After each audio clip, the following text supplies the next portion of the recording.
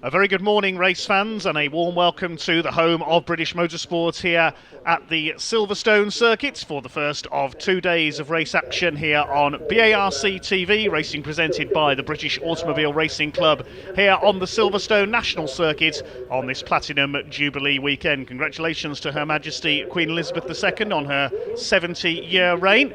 She has visited Silverstone many years ago for one of the first World Championship British Grand Prix back in the 1950s. I wonder what you'd make of modern motorsport. Dave Goddard here to take you through the action. Then we're about to get underway with our first of 5 races on this Saturday, which is for the Lancaster Insurance MG Owners Club Championship. They're about to head round on their green flag lap.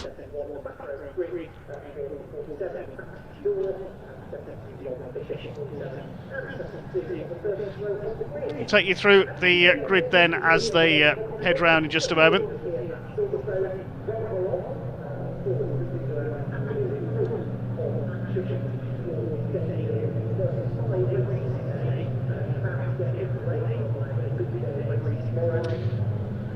The grid reads as follows. Number 24 of Jack Woodcock is on pole alongside the championship leader and reigning champion number 1 Steve McDermott. On the second row is number 3 Adrian Olsen and number 5 Stuart Plotnick in the first of the MGFs.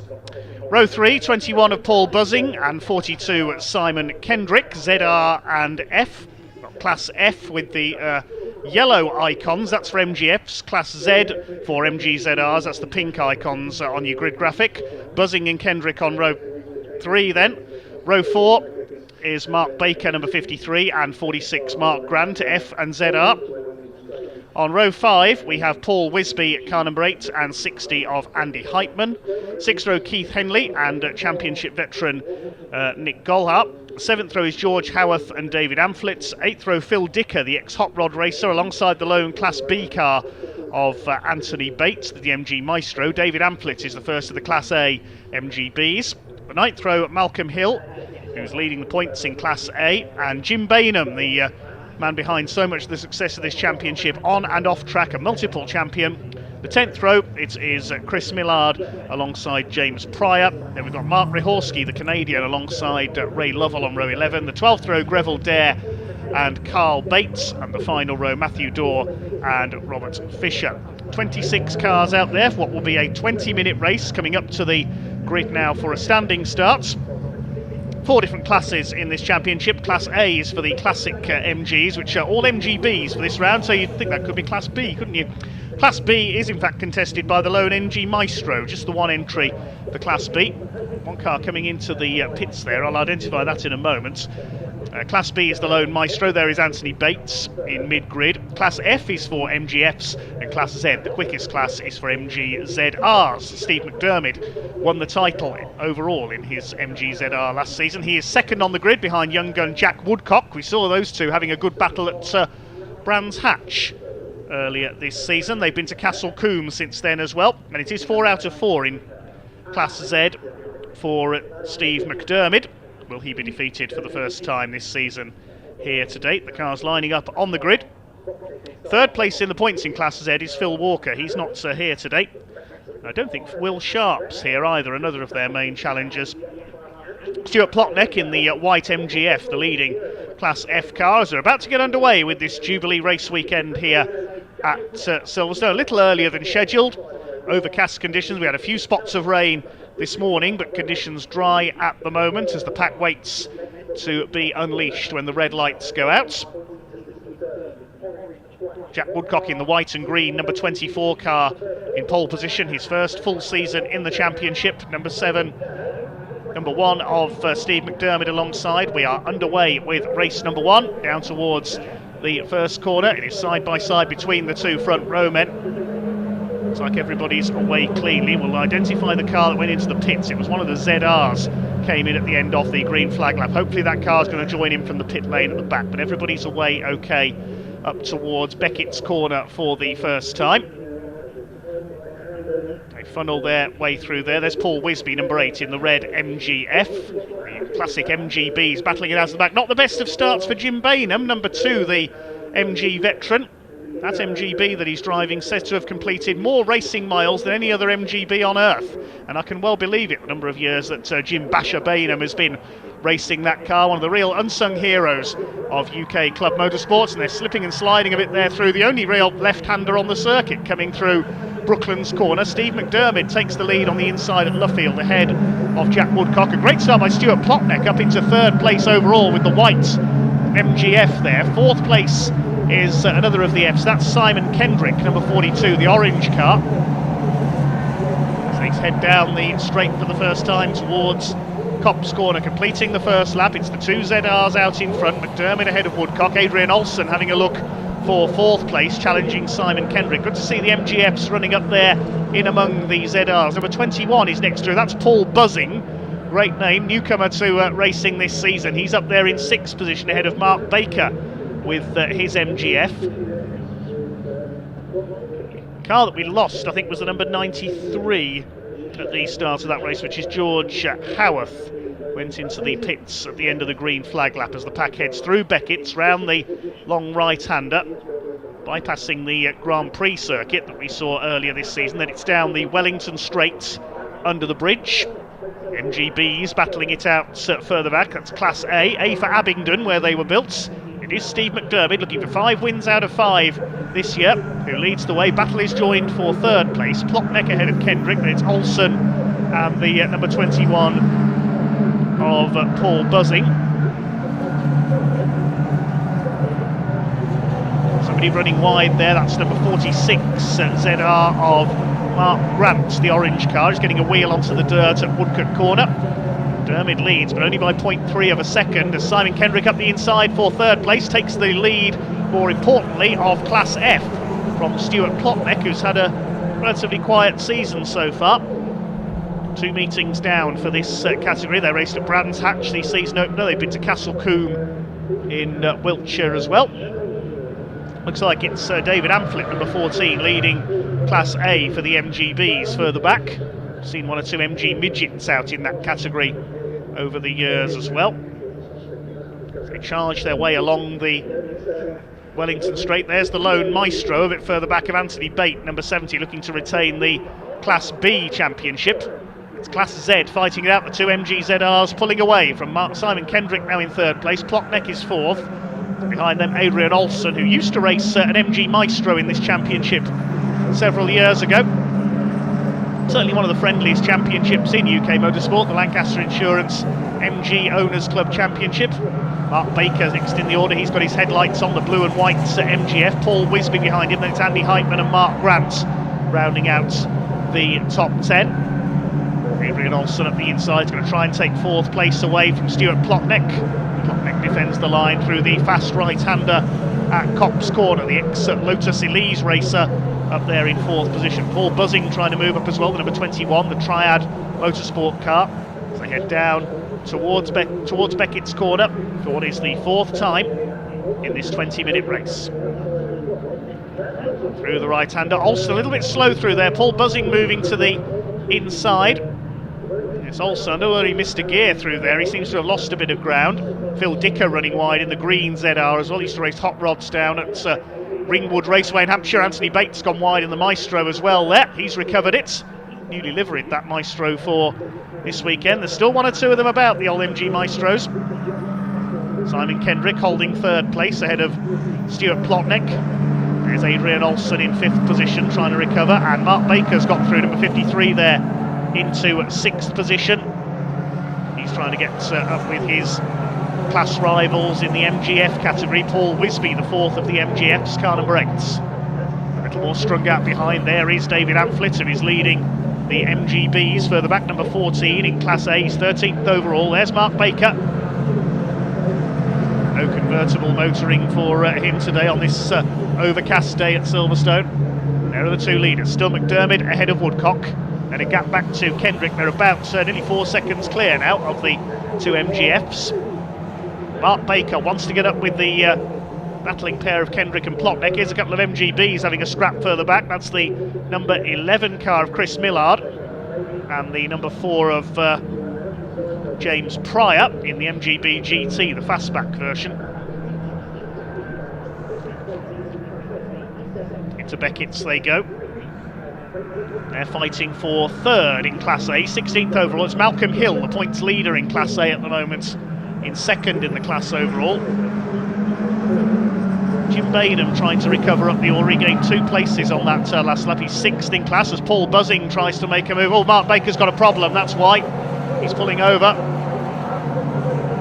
Is he pulling? Now you think he'd have pulled the other way into the pit lane entrance, wouldn't you? I'm not sure what happened to Mark Baker there, whether he just had an off or whether he's pulled over onto the side of the road. We'll see if he keeps going. 2 leaders heading up towards the right-hander at Beckett's, through the left at Maggots first of all. Steve Mcdermott, the championship leader, the reigning champion in number 1, getting no rest at all here. There's the number 7, that is Malcolm Hill, the Class A points leader. There's Jim Bainham in the background, closing up on the battling pair of Millard and Pryor ahead of him. Then more MGBs come through behind. That's the 63 of Greville Dare. 97 is Ray Lovell, and number 86 behind him is Mark Ryhorski, based in London, born in Canada. First season of MG racing for him. He's got one of the ZRs in behind him, one of our newcomers. I think that's the number 20 of Keith Henley from Stenning in Sussex. It's good scraps down the order everywhere you look in this field. Running wide there, Ray Lovell, the number 97. The gap still less than a second between the two ZRs, but they're some 7 seconds clear of the rest of the field now. Here's the fight for third place. Kendrick, Plotnick and Adrian Olsen has another go up the inside into Copse Corner. Again, Stuart Plotnick gets the better exit now. Paul Buzzing trying to go round the outside in the 21 car. Paul Wisby keeping a watching brief in the MGF behind them. Then we've got Andy Heitman, number 60, with the grey and yellow ZR. Mark Baker's got going again, so I don't know what the momentary problem was for him. Here's the back of the field coming through out of Woodcock Corner, past the pit lane entrance. 12 minutes of the race still to go.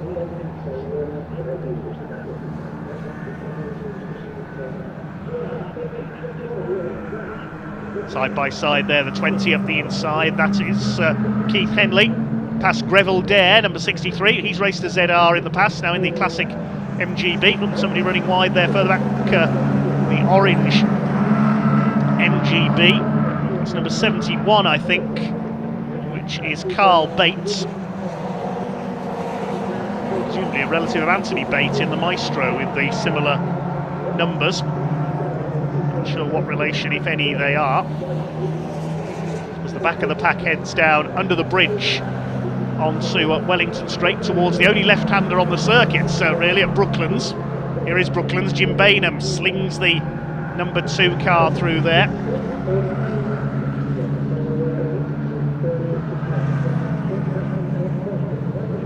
Greville Dare coming under fire from Mark Ryhorski. Ray Lovell back behind them now. This is a fight for the minor placings. Just the one retirement so far. Well, it was a non-start really. George Howarth in the red ZR pulled in at the end of the green flag lap and never really got going. Mark Baker's now back into 10th overall after his problem a couple of laps ago. As we come up towards half distance, the closest battle at the moment is really between these MGBs further back, because Simon Kendrick has now pulled away from Stuart Plotnick into third place, and there's now 1 second between Plotnick and Olsen for fourth position further ahead. There's Carl Bate, number 71. They head up towards Beckett's once again. Behind Carl Bate, the number 72 of Rob Fisher. Oh, problems there, the 86 goes off. That is Mark Ryhorski. And Ray Lovell's gone off as well, so problems for two of the MGBs coming through the exit of Beckett's. A double spin. They get it going again at the back of the field. Is that the leader coming through to lap them? Yes, it is. So the leader's going to have to deal with some traffic recovering its momentum here. Steve Mcdermott and Jack Woodcock. And McDermott's got through no problem as they head down the Wellington Straight there. Oh, and another car going off. There must be some rain coming down because that's Greville Dare that's lost it coming through Luffield. Now, has he gone into the gravel? Take a look. Yes, he has. Now, if he can't get out of there, that may well be a safety car. You can see the wipers going. There's rain coming down. Yeah, it's starting to pelt down here at Silverstone now. That's why everybody's slipping, sliding, skidding and spinning. 3 MGBs going off towards the back of the field. You can see Greville Dare's car in the background there trying to get out of the Luffield gravel. Hopefully he can get going again and the race can continue. It's pouring down now here at Silverstone. Steve Mcdermott continues to lead the way, and we've still got 9 minutes of this race to go. They're going to have to be so careful out there. McDermott has done the fastest lap of the race, a 1 minute 10.709 on this fairly short national circuit here at Silverstone.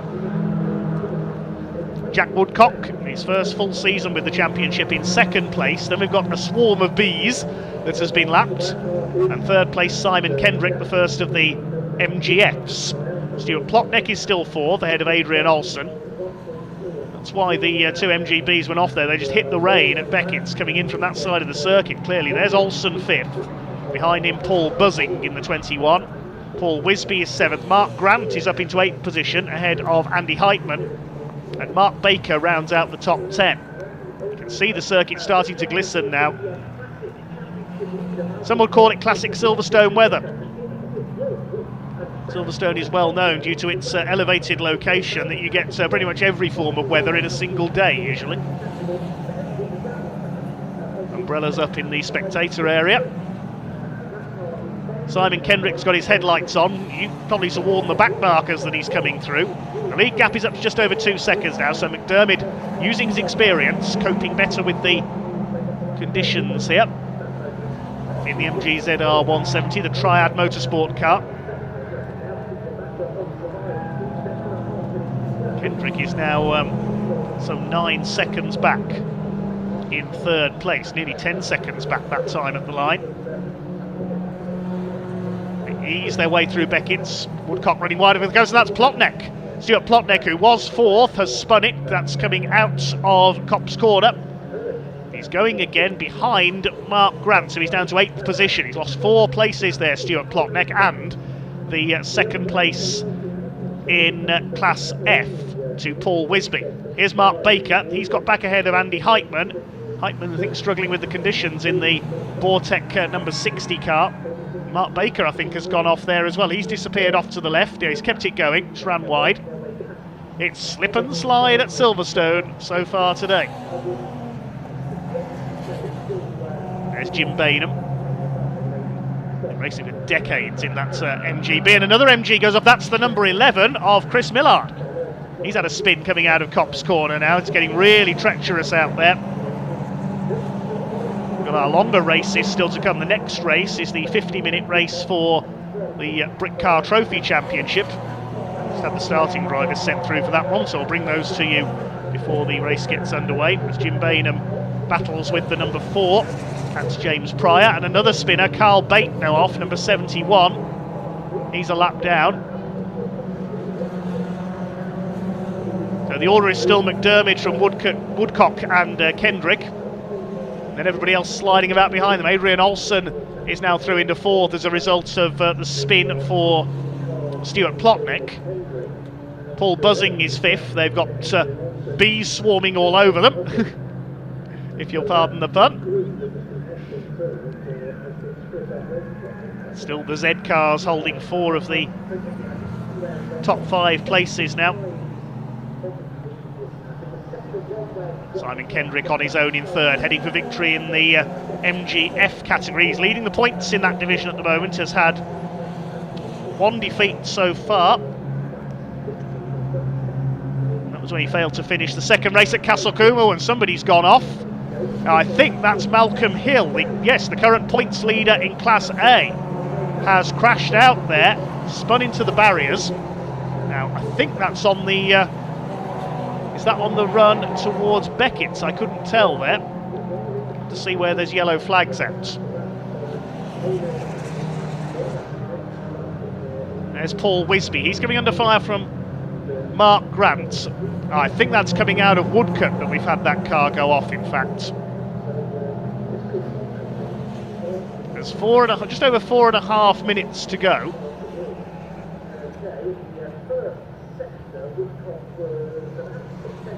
Mark Grant closing up on Paul Wisby. That's for 6th overall. Stuart Plotnick's still going in 8th place. There's Mark Baker. He's 9th. Andy Heitman down to 10th. I think the rain possibly starting to ease off again. It's tricky to tell at Silverstone because it changes every lap.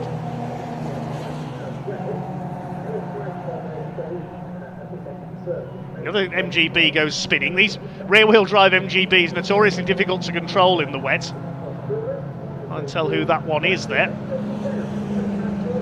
Well, Steve McDermott doesn't seem bothered with his ZR. He's now 1 3/4 seconds clear of Jack Woodcock in 2nd place.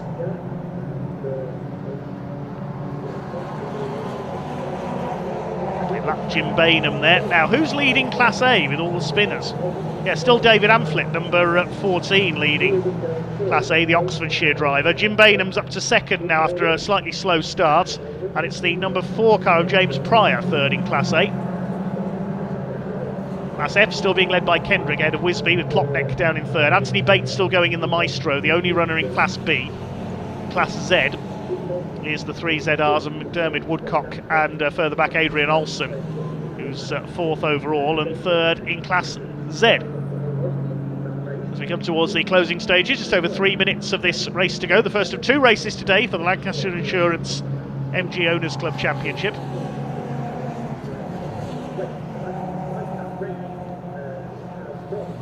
There's Adrian Olsen. No, in fact, that's not Adrian Olsen, sorry, that's the number 20 of Keith Henley, who's a lap down. Great to see several newcomers to the championship in both classes A and Z. This championship open to all MGs from A to ZR, as it advertises itself. A great fun championship to compete in as well. Jack Woodcock still looking for his first win. I don't think it's going to come here. I don't think he's going to catch Steve McDermott. It's going to be 5 out of 5 for the number 1 car. Mark Grant determined to get past Paul Wisby. It won't bother Paul too much if Mark gets through because they are in different classes. Look who's coming up behind them. Stuart Plotnick on the recovery drive after spinning earlier on. Wheel of tyres in the background. Somebody else has had a moment. It's the number 47 car, which is Matthew Dorr in his MGB. Plotnick trying to go round the outside of Mark Grant. I think things could change at the top of the points in Class A here, because there's only 2 points between Malcolm Hill and David Amphlett in the point standings, and Malcolm Hill, as we know, is out of the race. So David Ampflett's going to take the lead of the points here with a class win. Paul Buzzing keeping it going, chasing Adrian Olsen for 4th. He's 4th in class and 5th overall. There's Anthony Bates still leading Class B, closing upon Greville Dare.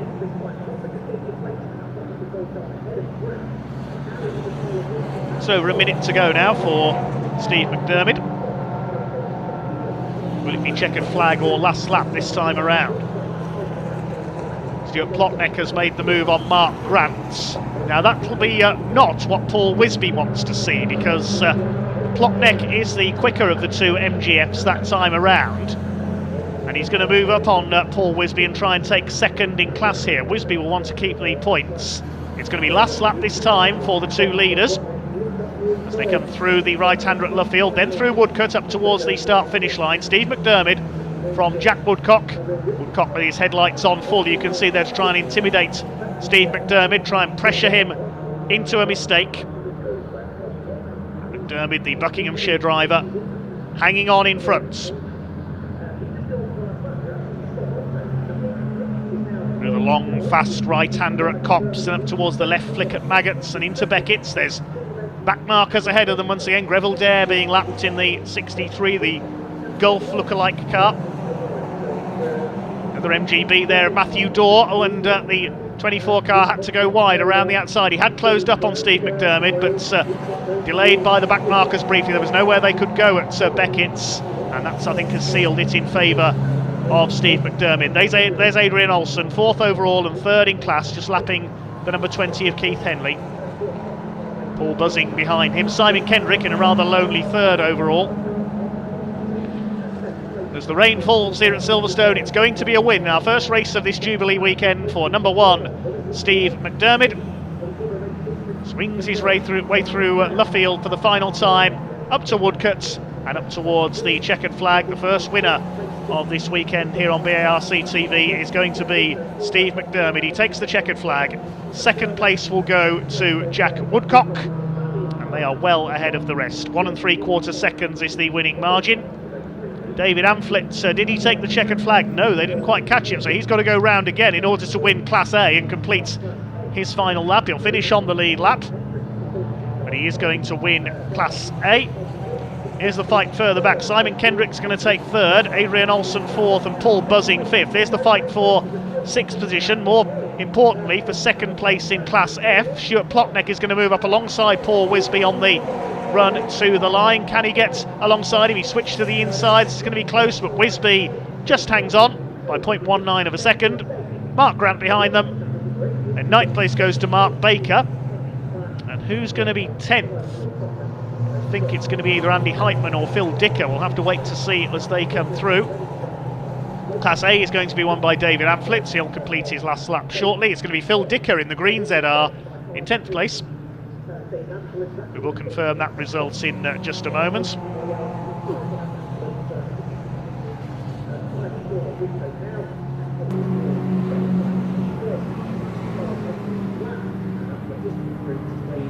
And the cars will head into Parc Fermé, and hopefully our interviewer Ewan Dunlop will be down there to have a talk to our race winner.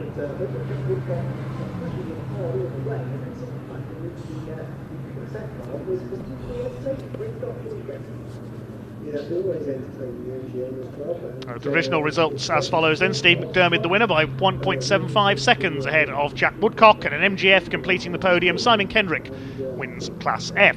Adrian Olsen 4th ahead of Paul Buzzing. Good run by Paul there, one of the newcomers this season, for 5th overall. Paul Wisby just beats Stuart Plotneck, recovering from his spin, to the line for 6th and for 2nd in Class F. Mark Grant was 8th ahead of Mark Baker. Phil Dicker completing the top 10 ahead of Andy Heitman and Mick Golhar.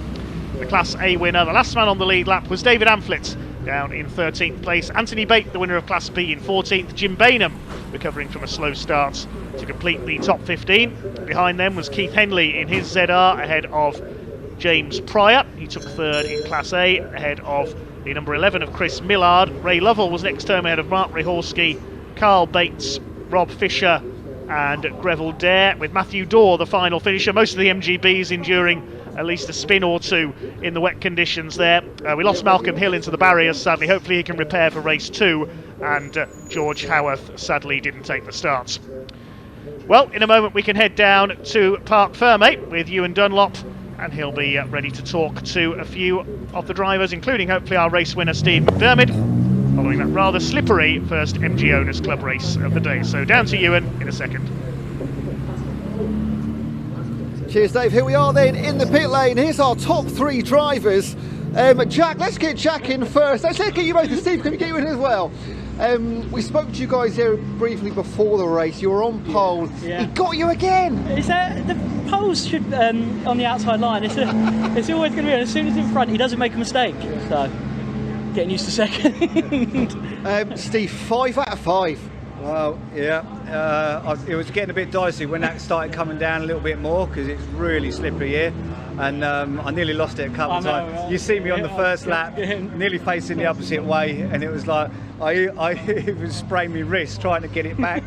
But yeah, it was good. I mean, the rain never stopped falling. Did it make it hard, or did you find a dry line out there? No, it was one lap you come around and one corner was wet, it'd be dry the next corner, so you never really knew what you're going into. I was just playing the brave card, and hopefully I hope you're playing cautious and I might catch up. But but once you got out in front, you two were so far out in front, by 16 seconds or so, but he kept you very honest behind. That's it, yeah. I mean, every time I sort of backed off for a second, he was gaining. So then I had to push a little bit harder, but then it was like, how hard do you push? Because you're going to go off because it's slippery. But yeah, luckily he held hold of it. Now, he's on pole for the second race. You can do the same, Yeah, I'm reverse just going to do what he did. But the nice thing was, as soon as you got out of the car there, you embraced straight away. You're really enjoying this rivalry, aren't you? Yeah, definitely. Yeah, we're all triads. So yeah, whoever wins, it's all good. Guys, can't wait to race 2. Congrats. Nice one, thank you. Cheers. Right, and let's move over to car number 42. The best of the rest, 3rd position for the Tiger. Yeah, I lost sight of the other two in front of me. I thought, blimey, they're really going for it. But to be honest, when it started to rain, I really sort of kept my head and just thought, you know what, I'm going to finish this. I'm going to finish it as well as I can. And it was very, very slippery. I had a bit of a moment up at Cops, and I thought, okay, look, now's the time to keep it on the black stuff. I mean, a lot of the A classes were spinning off there. Yeah, I think rear-wheel drive, I think is a little bit more difficult in the wet because, you know, as soon as you touch that loud pedal, if the car is not ready for it, it will start to go round on you, and you have to be ready for it. So yeah, it is a little bit more challenging, but you know what, that's half the fun, right? Now, although these two guys got 16 seconds ahead, you kept everybody else behind you. Yeah, I could see I'd gapped a little bit. Once I'd got past Stuart and Adrian Olsen and established that, and then it started to rain, I saw them be a little bit more cautious than I was in the first lap after it started raining, and I managed to gap them a little bit and then hold on to that, and that was really the strategy. But starting on 6th, finishing on the podium, great start to your weekend here at Silverstone. Hey, it doesn't get better. I'm really happy with that. Congratulations. Thank you. Cheers. Thank you. Right, now we're going on to our first Britcar Trophy race of the day, so back to your commentator, Dave Goddard.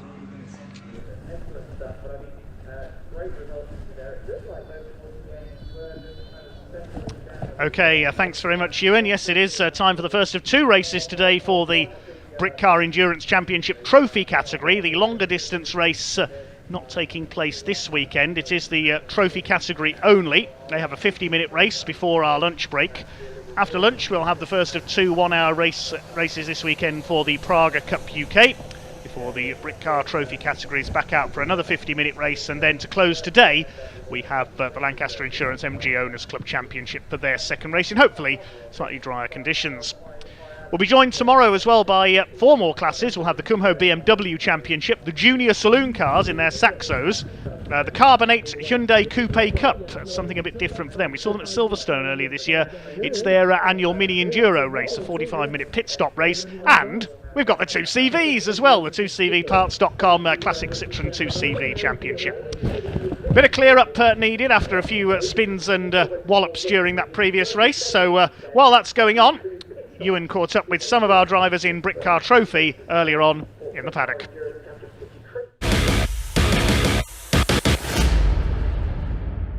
Here we are then, head of our Britcar Trophy races today. Got our championship leader and Clio leader, of course, Charlie Hand in the car 555. Charlie, first of all, Snetterton 2 weeks ago. Good performances, but it wasn't perfect, was it? No, in the first race we did have a breakdown in the pit lane.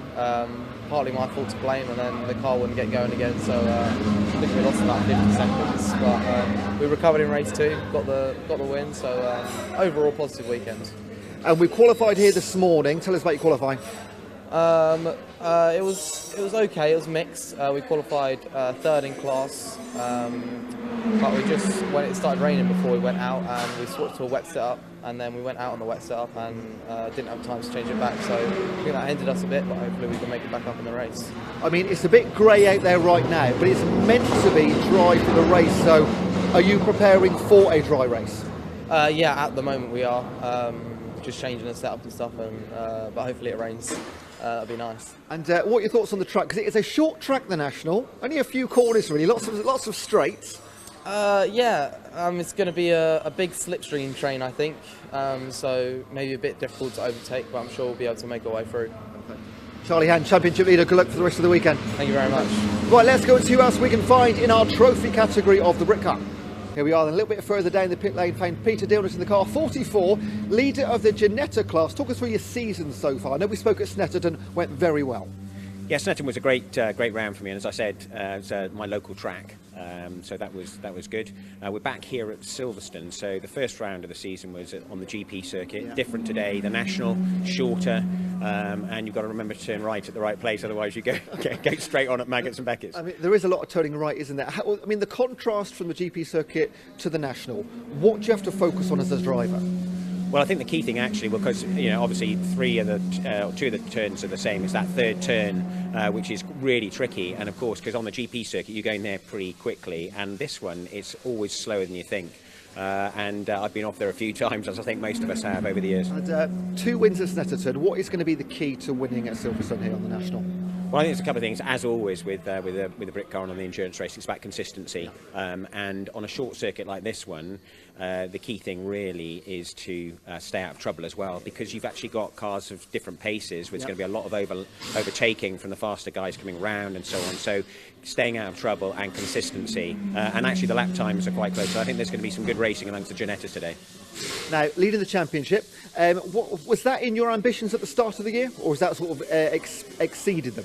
I definitely exceeded, no question. Now, I'm always in the racing just for the fun, and it's great to be competitive, but the key thing we enjoy with the Britcar, actually, it's a great grid, is some good banter and camaraderie, so we'll see how it goes, but actually it's the racing that's the fun, and it's obviously nice to be doing well, but one step at a time. And you've got a great team in garage here. Tell us about a little bit about the team. Well, so the Ginettas are mostly run, in fact I think pretty much exclusively run by SVG, and we were running Ginettas previously, a number of them on the Ginetta circuit, and they no longer supported the G40, so the G40s en masse came across to the Britcar, and it's worked out as a really good format, so absolutely the same cars, fully regulated, so it's just down to how we keep it on the track or not. Bit damp in qualifying, supposed to be dry for the race. How are you setting things up? Setting up for dry, and it was a bit, actually a number of us were saying how slidey it was just off the racing line, so I think we'll see how it goes. The good news is because we're on the same in the same team effectively, unless you're a bit unlucky with a tyre changed and so on, we run the same tyres anyway, so but I think it might, if a bit of rain always spices things up, as we know, and are quite slippery here. Yeah, I mean, can't deny it, for viewers, a little bit of rain always quite exciting, but for a driver? Actually, it's halfway house. It's difficult. So if it's pouring with rain, actually you put your wets on, drive on the wet line, and you're fine. But when it's sort of a bit mixed, and yes, of course, it's exciting if you're watching to see things slide off. A little bit less so when you're behind the wheel and you've got other things coming at you. But we'll see. Peter, best of luck both races today. Thanks very much indeed. Thank you. Right, let's go and see if we can find our pole sitters before our first race today of the Britcar Trophy. Okay, here we are then with our pole sitters in the car number 98, Lee Frost and Lucky Carer. Let's start with your pole lap. It's just right at the end, just kept pushing for about 5 laps and obviously got it all right on the last one. So, yeah. Now, you guys aren't entering every race this year, so when you turn up and get a pole, it must feel pretty fantastic. Yeah, no, it's obviously pole's pole, isn't it? And yeah. And Lucky, obviously your brother-in-law Jazz is doing very well in the championship. It must feel great to be in front of him on the grid. Yeah, it's great to be in front of everyone on the grid, really. No matter if they're related or not. And conditions today, a little bit greasy at the moment, but meant to be nice later. We've asked everybody, how are you setting the car up? It'll stay in the dry setting, definitely. Now, obviously, if you're only entering a few races, you can't win the championship. So, is this just a bit of fun? Yeah, it is. We love Britcar, and yeah, it's Silverstone, and Jazz is here, and Kevin Clark, people we like racing with. So. Guys, best of luck for the race today. Thank you.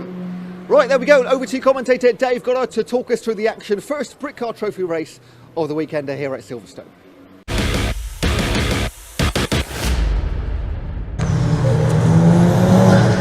Okay, thanks Ewan. The cars on their way up to the grid then. They'll line up behind the pace car for a rolling start. Let's have a look at the grid then. It's the two drivers you just heard from. The Race Lab BMW, number 98 in pole position. We started by Lee Frost. Lucky Carer will take over at the mandatory pit stop. They've already won this season on the Silverstone Grand Prix circuit in their Lamborghini in the endurance category. Alongside them, another BMW 177, the Intersport car, started by Kevin Clark. We've seen him in the endurance category as well, sharing with Aldo Riti. Second row, good effort by Team Brits, the first of the Class 2 cars in their BMW M240. Chris Overend will start, sharing with James Whitley. And another BMW, the car we saw take a couple of wins at Snetterton last time out, Jasvir Sapra's car. He'll be driving second in this race. Brian Branson will be starting. Row 3, number 74, the first of the Ginettas, the SVG Motorsport car. Mark Lee starts, Owen Hizzy will take over. And alongside them is their teammate, the 24 car of Neil Wallace and Ian Astley. Neil Wallace going first. Row 4, another Ginetta, Datum Motorsports Axel van Nederveen, the Dutchman driving solo. And Mac G Racing alongside in their Mazda RX-8. Team boss Johnny McGregor is going first, sharing with Josh Tomlinson. First of the Class 3 cars are next, a pair of VW Golfs. The first of them is number 7, which is Anthony Rogers, sharing with Finn Jones. Anthony going first. And Chandler Motorsports number 35 Golf, started by Harry Yardley Rose, sharing with Reese Hurd. 55 is the Saxon Team Golf, James Alford, he's a soloist. And the first of the Clios is next, the Motus One car, number 28, started by Matt Cherrington, sharing with Brad Thurston. Row 7 is the number 4 Motus One Clio, Scott Simons, he drives alone. And alongside him is the number 77, the other TSR Golf, that's Rob Taylor, sharing with Mark Jones.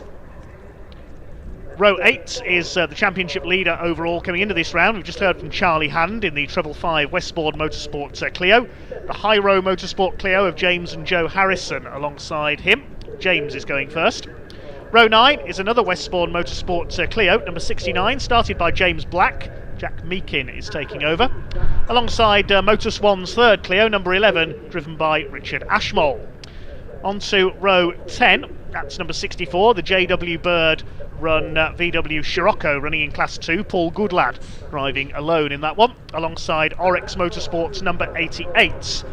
I think that is a VW Golf. It was originally listed as a Seat Cupra, but I think they're in a Golf for this round. It's Harry Rice starting, Dave Beecroft takes over. And another Motus One run Clio is next. Darren Gerhardt starts, Steve O'Brien will be sharing. Then we've got the Ginettas. First of them is the man we've just heard from, Peter Dillnott, number 44. All run by SVG Motorsport. Number 91 is next, that's Julian Daniel. Alongside them, the number 62 car, Alex Turnbull starts. Graham Bishop will take over. 54 is next, Andy Ball and John Wood. It's John Wood going first. Andy Ball was due to race another car solo. He's suffered engine problems, so moving into the 54 car. Car 31 is driven by Tony Whitney. He goes solo. 71 Team Brit is next. That's their VW Scirocco, driven by Paul Fullick and Tyron Matherin. I'm not sure if that car's starting, though. I think they had some problems in qualifying. And number 59 completes the grid, or should have done. But as we mentioned, Andy Ball's car not starting. He's moved into car 54. That's your grid then for this first of two 50-minute races today. Just have a look towards the back. No, the Scirocco is not there for Team Brit, so just their BMW out in this race. They're second in the overall championship with Chris Overend and James Whitley, the British Paralympic skier James Whitley. Team Brit, of course, the organisation which helps those with physical and mental handicaps to overcome their problems by going racing, and they've helped so many in such a wonderful way over the years. But it is Lee Frost in pole position with the Racelab BMW number 98 for this 50-minute race with a mandatory pit stop.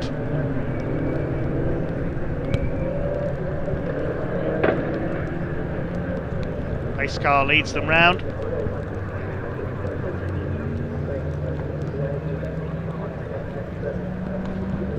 BMWs, four together on the front of the grid, then a trio of Ginettas.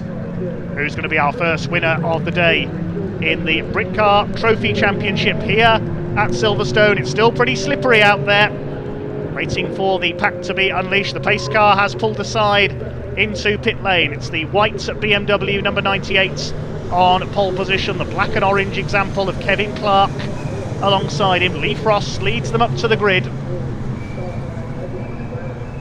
waiting for the red lights to go out, and we're about to get underway with Britcar Trophy race number 1.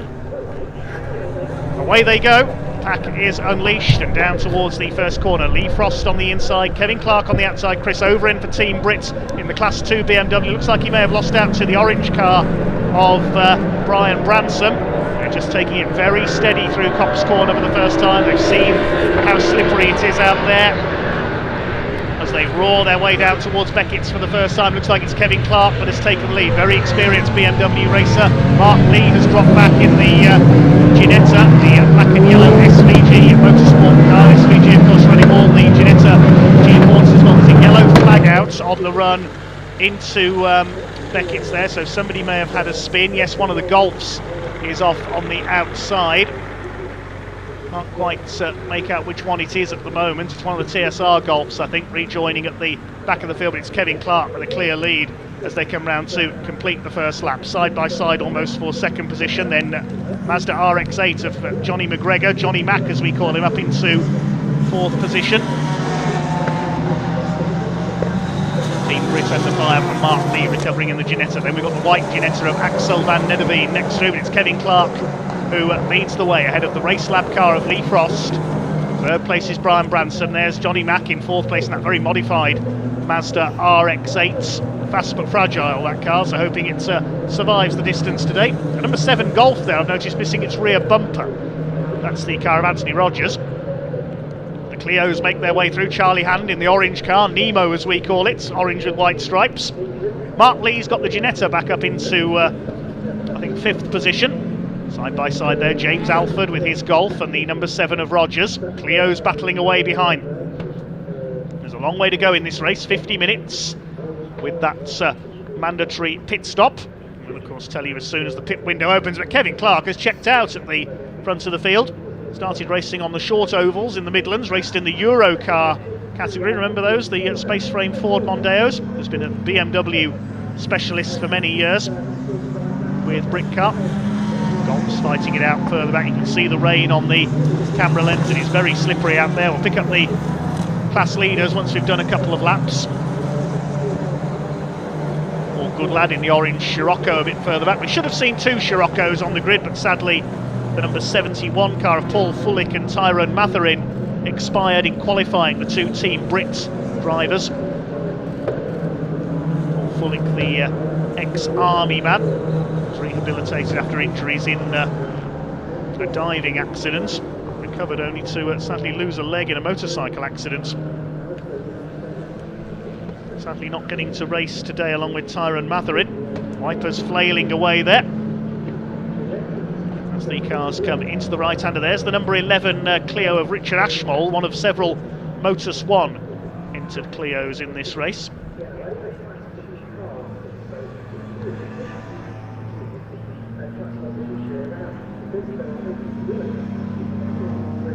Two BMWs fighting it out for second place, Lee Frost and Brian Branson. You can see them twitching there, coming out of Luffield, struggling a bit to get that power down. Mazda RX-8 up there, the rotary engine car in fourth place, Johnny McGregor. See him out in the endurance category in his Tyrannus as well, sharing with Josh Tomlinson. Then we've got Mark Lee in the Ginetta, Chris Overend in the Team Brit BMW. Golf's battling it out behind. This is for the lead in Class 3. Harry Yardley Rose in the number 35, the Chandler Motorsport car up the inside, battling with James Alford. That in fact is for that's for second in Class 3. Now, that's a change to my entry list. The 98 car of the Race Lab BMW is being listed as being in Class 3. That was entered originally as a Class 1 car. There goes the 64 car of Paul Goodlad, chasing one or two of the Clios.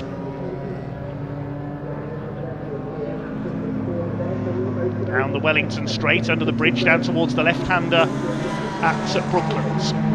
James Alford fighting it out with Chandler Motorsports Golf of Harry Yardley Rose. Alford's got the 55 Saxon car ahead there. Now, I thought that was for the lead in Class 3, but the white BMW is being listed as a Class 3 car.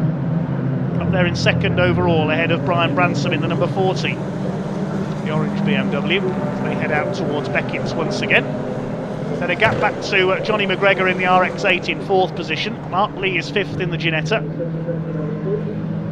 Number 24 Ginetta hasn't come through, I'm not quite sure. That's quite a way down the order, I think. The SVG Motorsport run car of Neil Wallace. Yes, he's dropped back. Ian Astley, the quicker of that duo, so we'll see that car improve when it gets to the pit stop, I think, with no disrespect meant to Neil Wallace, of course, but Ian Astley is the faster of the pairing. Clio's fighting it out further back. Ashmole coming under fire for number 89. That's James Harrison. It'll be Joe Harrison who takes over that car at the pit stop. They're chasing Paul Goodland's VW Scirocco, and a busy battle here. The Clio at the inside of one of the Golfs. Charlie Hand is on the move. He's leading the Clio class, chased by one of the Motus 1 cars. That's the number 4 car of Scott Simons giving chase. He's got the Novice Cross on the back of his car there, a newcomer this season. The third of the Clios is the number 69, driven by James Black. That's the blue, yellow and pink car. Here's the fight for 4th place. Johnny Mack being reeled in by Mark Lee in his Ginetta, shared with Owen Hizzy. Bit of a lock-up there into Beckett's on the damp surface. He's got Team Brits with Chris Overend behind him. And Axel van Nedderveen in the whites, number 111. Ginetta is in there as well. 4 cars fighting it out for 4th position. Mark Lee and Owen Hizzy, we saw them go flying off while fighting for the lead in the previous round at Silverstone, at Snetterton I should say, from what we now know was brake failure. SVG Motorsports have repaired the car. It's plucked out of the farmer's field on the outside of the first corner at Snetterton. Chris Overend in that very purple Team Brits BMW up behind them. Shares the car with James Whitley, the British Paralympic skier.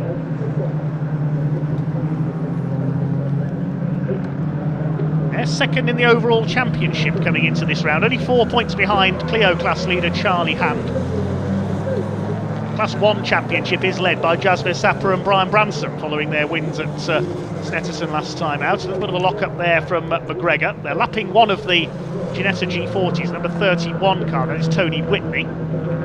Their championship is being led by Peter Dillnott. And problems there for one of the Clios. That's coming through Luffield. The 89 of James Harrison has had a moment.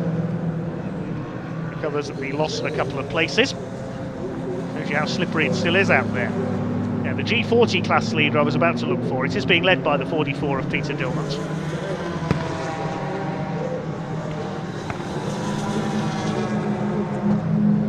The rain, I think, is starting to worsen again now.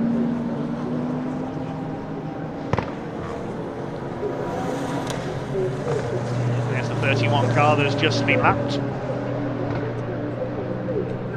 I think we had a couple of the Ginetta G40s that didn't take the start in this one. See again here the Clios. Oh, there was a bit of contact there. The 89 of James Harrison turned around after a bit of a push from the number 11 of Ashmole. He's recovered it, that's the main thing, and got going again. Oh, and another spinner, that's the 54 Ginetta we saw take a spin there, John Wood, sharing with Andy Ball.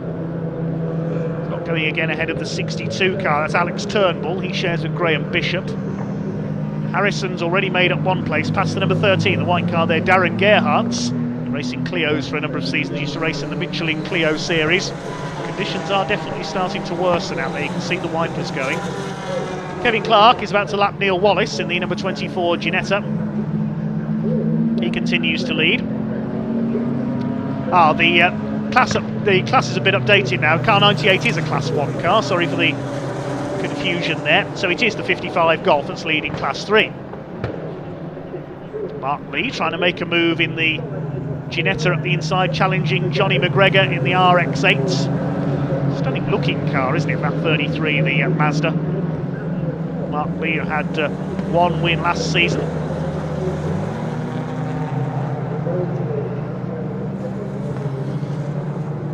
Seemed to be Mr. Second place behind Simon Baker's BMW that won the title last year. Not seen the number 10 BMW out yet this year though. Up alongside McGregor on the exit of Beckett's there is the 74 of Mark Lee, being chased by Team Brit and by Dayton Motorsport with Axel van Nedderveen, the Dutchman. Kevin Clark continues to lead, side by side through Brooklands corner. This is good stuff. McGregor defending, Mark Lee trying everything to get around him in that Ginetta. Chris Overend is next. See McGregor defending there. He's very much the cork in the bottle here. Once one of those cars is through, I'm sure the other two will be trying to follow. Try again into Kopp's corner this time. Has he got the overlap? Not quite, very close there through the right hand. The lead gap is 2.5 seconds for the Intersport BMW of Kevin Clark, ahead of the 98 Racelab BMW of Lee Frost. Simon Green Motorsport BMW driven by Brian Bransom up there in third place. He'll hand over to Jasmine Sapra. The inside again, coming out of Beckett's is the Ginetta. Chris Overin just looking on from behind them in the number 70 BMW here. This group some 14 seconds behind the top three. Here's a scrap further back. Paul Goodlad in the Volkswagen Scirocco, under fire from the number 28 Renault Clio. Matt Cherrington. Now Mark Lee trying to go around the outside at Luffield. That's a rarely seen move. He got up the inside coming through Brooklands, and he's done it. Good driving by Mark Lee in the Ginetta. Now he's going to set off after the BMWs at the front of the field.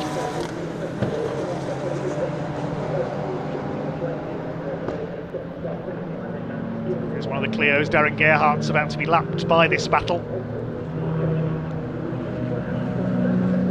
Mark Lee, the transport company boss from Yorkshire, been learning his craft with Britcar over the last couple of years in that Ginetta G56. So look up the inside to take the Clio, gets through nicely at Beckett's. It's almost triangular national circuit here at Silverstone, just the Brooklands Luffield complex interrupting the triangle. Chandler Motorsport Golf of Harry Yardley Rose having a go at the number 4 Clio of Scott Simons. Simons still second in the Clio class behind Charlie Hamm. There's Charlie, the orange car. And number 7 coming through as well, Anthony Rogers sharing with Finn Jones in that number 7 Golf. It's got ahead of Harry Yardley Rose there. The 77 Golf, Rogers' teammate in behind them there. It's driven by Rob Taylor. A scrap further back in the order for 11th and 12th position.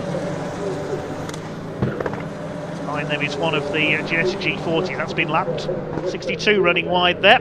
That's Alex Turnbull. Charlie Hamm running a bit deep into the turn there. He's sideways, almost rallycross style, and Scott Simons as well. They've hit the rain coming through Brooklands.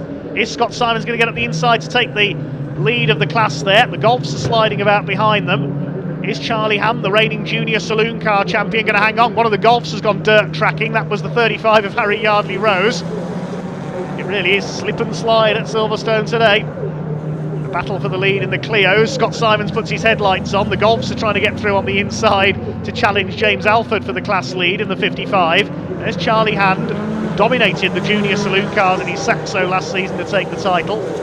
Same way that Harry Hickton is dominating them this year. We'll see him out in action tomorrow. Up towards Beckett's once again. This is going to be interesting on the brakes. They've all made it round. They're all being a little bit more careful after that dicey moment at the end of the lap. Scott Simons is determined to try and catch Charlie Hamm for the lead of the Clio class here.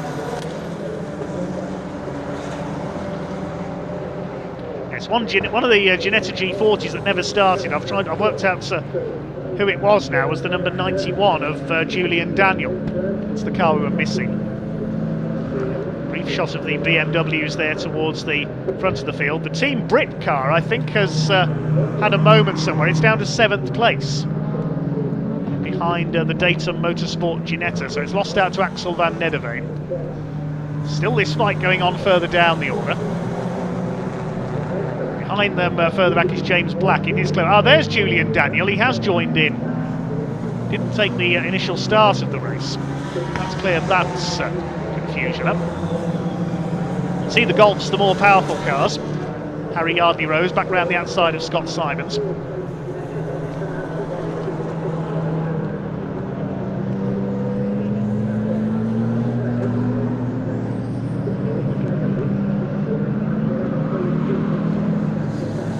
Over 35 minutes of this race to go. Still Kevin Clark leads by nearly 3 seconds ahead of the number 98 BMW of Racelab, driven by Lee Frost. Third place, the number 40 of Brian Branson. And the gap back to Mark Lee's Ginetta for SVG Motorsport in fourth. Fifth is the McG Racing Mazda RX-8, driven by Johnny McGregor. Axel van Nederveen is sixth, still on the tail of the Mazda. Team Brit have dropped back a little now with Chris Overin. There he is. Looks like he may be delayed in back marker traffic here, coming up on Neil Wallace in the Ginetta. Class 3 leader, Team Saxon, is 8th. That is James Alford. Then we've got Harry Yardley-Rose in 9th. Here they are, along with the Clio class leader, Charlie Hand, in 10th overall. Then side by side for 11th overall, we've got these two. 77 of Rob Taylor in the black Golf has got ahead of his TSR teammate Anthony Rogers, now challenging Scott Simons. They're trying to go either side of him on the run-up into Beckett's here. The Golf should pull ahead on power alone, but Simons has got the line for the right-hander, and here come our leaders. Clark from the Race Lab BMW. Lee Frost has got the fastest lap of the race, 1 minute 3.489. Got the gap down to 2.6 seconds now, the two leaders.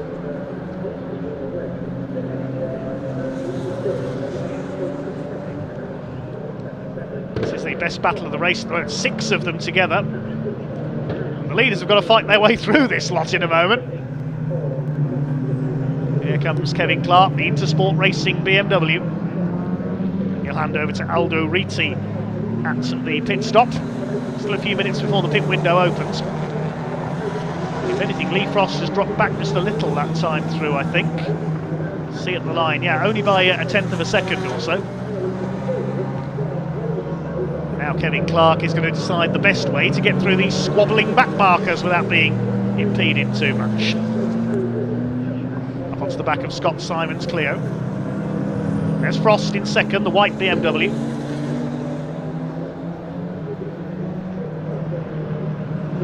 Clark is past one back marker at least. Now past 2, he's past the number 7 Golf.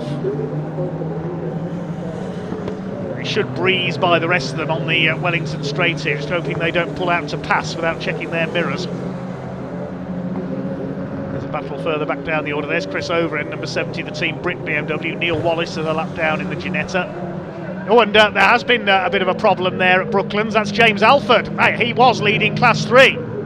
He's lost the lead of the class there. He lost it going into Brooklands. Was there contact there? I'm not sure. We'll have to wait and see on that. As Kevin Clark has now got through. It took him exactly a lap pretty much to get through the back markers, and Brian Ransom nearly loses it there in third place, coming out of Luffield, sliding sideways. Well, James Alford's lost the lead of Class 3. That is now with the Chandler Motorsport Golf of Harry Yardley-Rose, number 35, in 8th overall. There he is.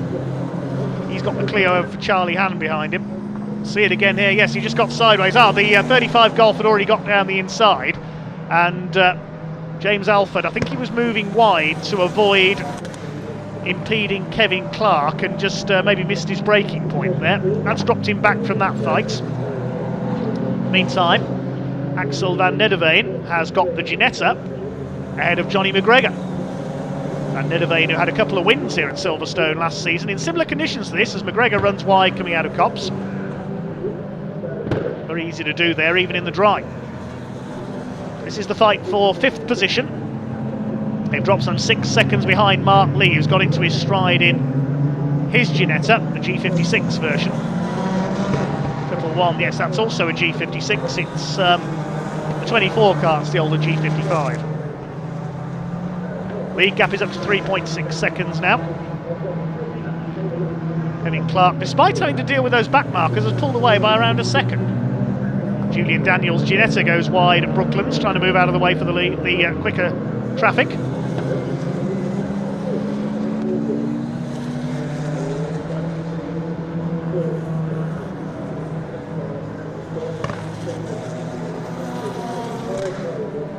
There's Mark Lee, number 74, is now pulled away into 4th position. Now, how far behind the BMWs is he? Just over 17 seconds. I don't think he's going to catch our top 3 here. Of course, the top 3 finishers in each class get additional seconds added to their pit stops as a success penalty for race 2. It's 15 seconds if you win your class, 10 seconds if you finish second, and 5 seconds for finishing third. Pit window not yet open here. Here's this battle further down the top 10 again. Harry Yardley-Rose has now got the 2 TSR Golfs up behind him, and Charlie Hand in his Clio. I can run with the Class 3 cars, he says. They've got Brian Branson lapping them as well. James Alford trying to recover in his Golf. 4 VW Golfs fighting it out for the lead of Class 3. There's Branson. Not using Jasvis Sapra's grey BMW this time. That stable have got a variety of BMWs that they use. Ryan Branson trying to pull his way through this group of Golf, so he had to go onto the grass there to avoid them. They're trying to find room to have their own battle and move out of the way for the leaders. It's not easy here at Silverstone, and Brian Branson was up on the grass there coming through Maggots. We'll try and get them on the Wellington straight this time. The pit window has just opened. Who's going to be the first to make their stop? Well, Team Brit have come in. I can tell you, Chris Overend is in to hand over to James Whitley. Being a skier, he should be pretty adept in these slippy conditions, shouldn't he? There's the battle for the Class 3 lead. It's still the Chandler Motorsport Golf ahead of the two TSR cars, white, grey and black. Grey car is number 7, that's Anthony Rogers. Rob Taylor, number 77 in there as well. First pit caller is Team Brit. They were in 7th place. They were leading Class 2. That's exactly where they need to be to try and challenge Charlie Hamm for the overall championship lead. He's still leading the Clio class, as we can see. Saxon Golf has come in as well as 55 James Alford, making an early stop.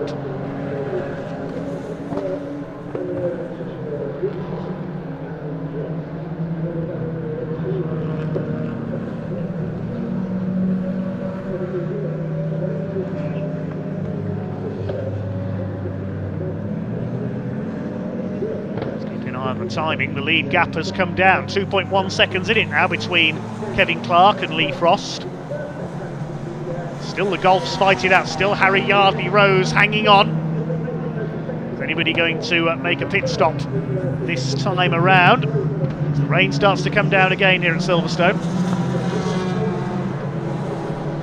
Some weekends at Silverstone you're lucky if you get the same conditions 2 laps in a row. Brian Branson, he'll hand over, and the second place, I interrupt myself there, the second place car has come in. So Lee Frost coming in to hand over to Lucky Kera. It was on this very circuit that Lucky made his racing debut in a BMW back in 2017. In the Kumho BMW Championship, he's raced just about everything since then. He's done the Britcar Endurance Series in his Lamborghini and in a McLaren. As the Golfs continue to fight it out here. Lucky Kera has been the Ferrari Challenge champion as well. He'll be one driver to watch when he gets into that number 98 BMW in just a moment. It's still the Intersport car that leads. Here's Paul Goodlad. He's now in the lead of Class 2 with Team Brit in the pits. That car yet to re-emerge after its stop. The Saxon Golf likewise also in. We've got the 28 Clio, the Motus 1 car. Matt Cherrington handing over to Brad Thurston. The 24 SVG Motorsport Ginetta is in as well. Neil Wallace handing over to Ian Astley, and Harry Yardley Rose dives for the pits out of the lead of Class 3. One of the Clios coming in there as well. I think that's Darren Gerhardt. He'll hand over to Steve O'Brien. The 35 Golf will be taken over by Reese Hurd. Starting to pour in. And the leaders come in as well. The 177 BMW is in. Kevin Clark will hand over to Aldo Riti. So on track now, the leader is Brian Branson in the number 40, the orange BMW. Of course, we've got to wait for everybody to cycle through their pit stops. No pit penalties in this race, of course.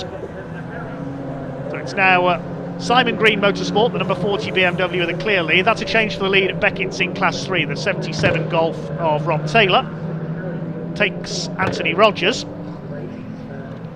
So a change around for the 2 VW Golfs of TSR.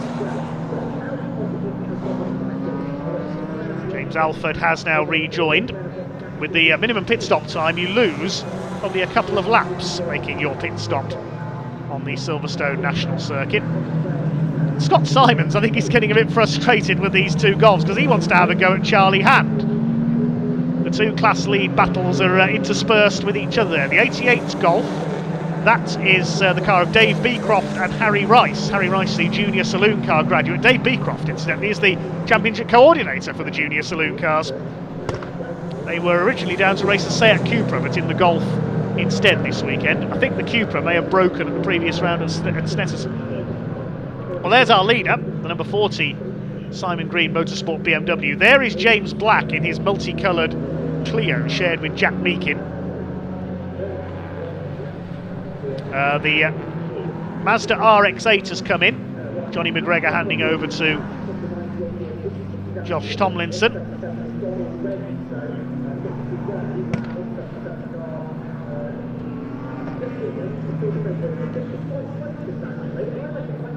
Well, the Clio's going into the pits there. Thanks to Jamie Peters-Ennis, who clears up the issue of the number 7 Golf. It didn't lose its bumper, it was cut to accommodate the central exit exhaust on that car. Thanks, Jamie. Battle of the Clios and Golfs further back is between the 88 of Harry Rice and James Harrison's Clio as well, the 89 car. It's still James in that car, it hasn't come in yet. The 11 Clio has come in, that's Richard Ashmole. And the 64, the Scirocco, is in as well, of Paul Goodlad.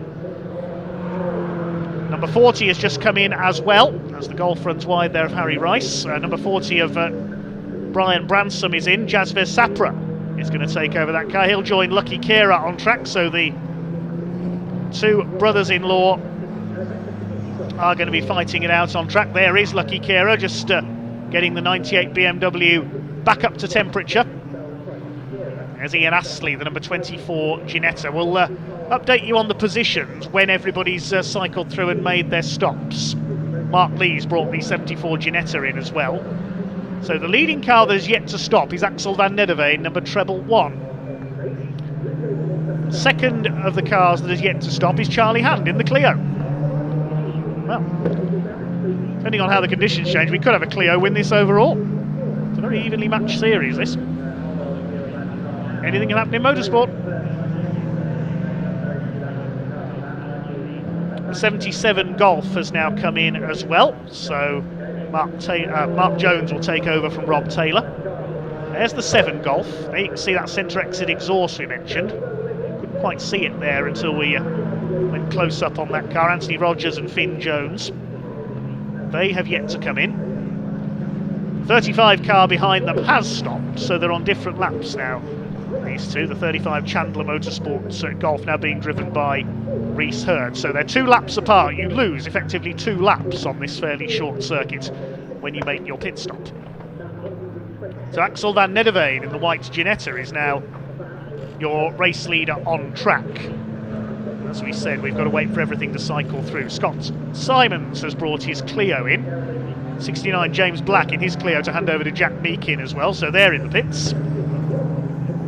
Along with the 77 Golf, the 74 Ginetta. Several of the Ginetta G40s further back as well, we mustn't forget them. Leading their class was the 54 car of John Wood and Andy Ball. Andy about to take over that car.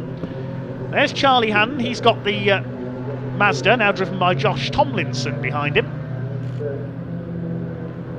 And then this pair of Golfs.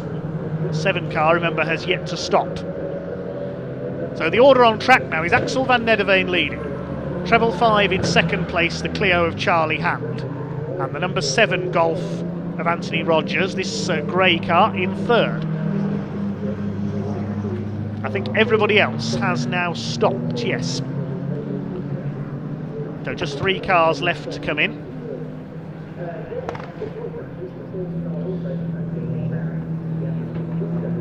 Car 24, that's the Wallace Astley Ginetta, has been given a 6-second stop-go penalty for a short pit stop. So a short pit stop, the reason for the penalty. Pit stop was too short by 6 seconds, so they'll have to serve a penalty as we watch our leader, Axel van Nederveen. And I believe in a moment we can go down to Ewan Dunlop down in the pits.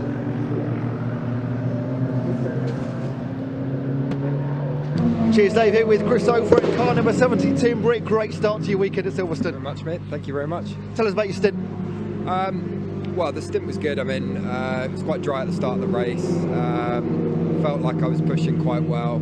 Started to precipitate a little bit. It's put the fear of God in me a little bit. But it was great fighting with the Mark Lee and the Ginetta and the RX-7, which is lap after lap after lap. I could see the RX-7 was locking up fairly often, so I was thinking he was going to have probably a moment at some point. And there was a couple of times when I was like, oh, am I close enough? And then I think those two were fighting as we were coming down the Brooklyn straight, and I was already on the inside, and I was like, I'm going to leave myself nice and loads of space. And I've braked and I've braked and I've braked, and of course a little bit more rain coming down, and I've gone into the side of the RX-7 a little bit just as he was coming in, so I'm really sorry for that. I mean, Jazz is just a few garages along. I'm sure you're going to see him. I'm definitely going to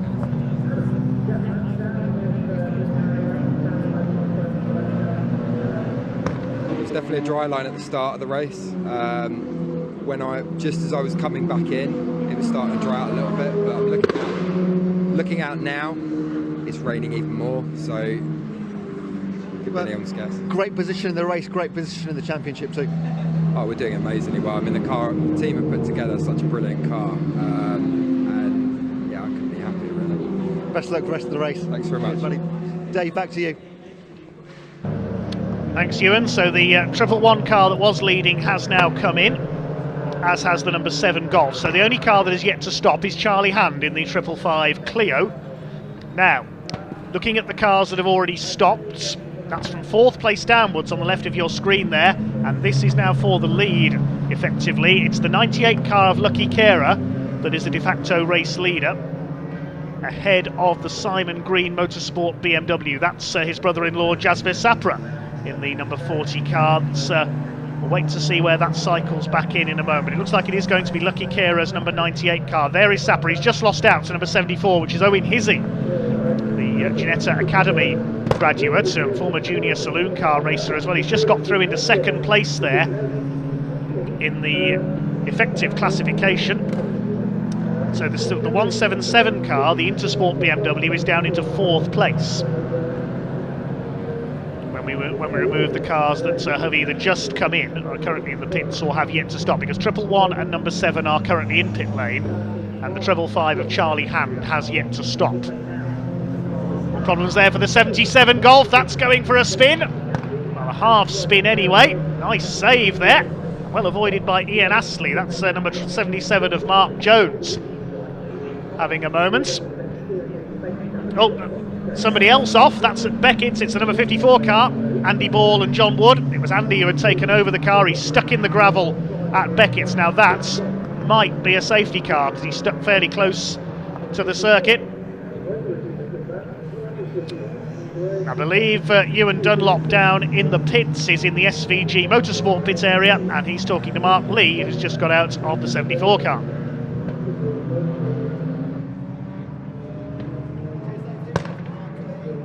A great first start to your race. Yeah, I think so, yeah. I mean, you just said it's a little bit sketchy out there. Yeah, it's difficult today, yeah. But you handed over to Owen. You had a great time, you two, at Snetterton. Yep. Looking to repeat that today at the National. Yes, yeah, hopefully, yeah. Fantastic. Yep. And full confidence in Owen? Pressure. Did you give him any advice? What was the feeling out there on the track? I just said don't get on the power too early, okay, because that's obviously just spin up and just nice and gradual, yeah. Perfect. I'll let you go and relax and watch him. Yeah, all right, thanks. Cheers, Mark. Dave, back to you. Quick insight there from Mark Lee. There's yellow flags out on the run into Beckett's. That's because of the spun car of Andy Ball, the number 54 car. Ginetta in the gravel. Hopefully the marshals can remove that under yellow flags. They're going to try to. If not, then we may have a safety car. They're covering it with yellow flags at Beckett, so no overtaking on that part of the circuit at the moment. Does look rather stuck there, the SVG Motorsport Ginetta G40. Of course, the G40 is running in their own class this year, and we are going safety car. Now, there's only one car that hasn't yet pitted. There is the Kia safety car waiting to leave the pit lane. And the last car has just pitted. Charlie Hand, who was in the overall lead of the race, has just come into the pits. But everybody else had made their stop. We shall wait to see how things pan out here. That's going to be frustrating for Charlie Hand, but he will be able to save a bit of time with the pack behind the safety car. Everybody else has now cycled through, so it is the 98 car of Lucky Kera, started by Lee Frost, who has got the lead of the race. Second place is the number 74 Ginetta. We just heard from Mark Lee. He's handed over to Owen Hizzy. He's effectively the pro driver in that duo. Third place is the number 40 Simon Green Motorsport BMW. Jazz Sapra now at the wheel. Before the safety car came out, the 98 car had a lead of 18.7 seconds over Mark Lee, so it's all worked out very nicely, thank you for them.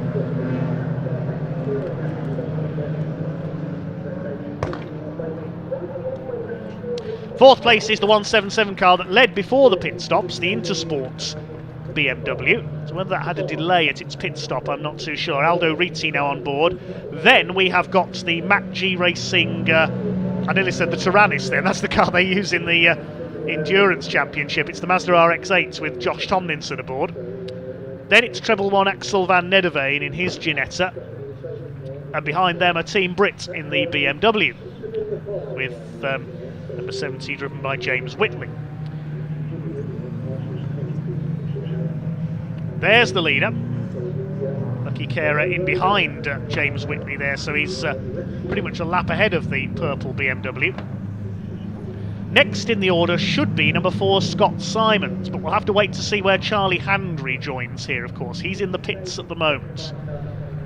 It's the only car not to pit before the safety car period. Safety car has got the Golfs behind it there. 55, the Saxon Golf. That, incidentally, is now back in the lead of Class 3, so pitting early has worked out well for James Alford.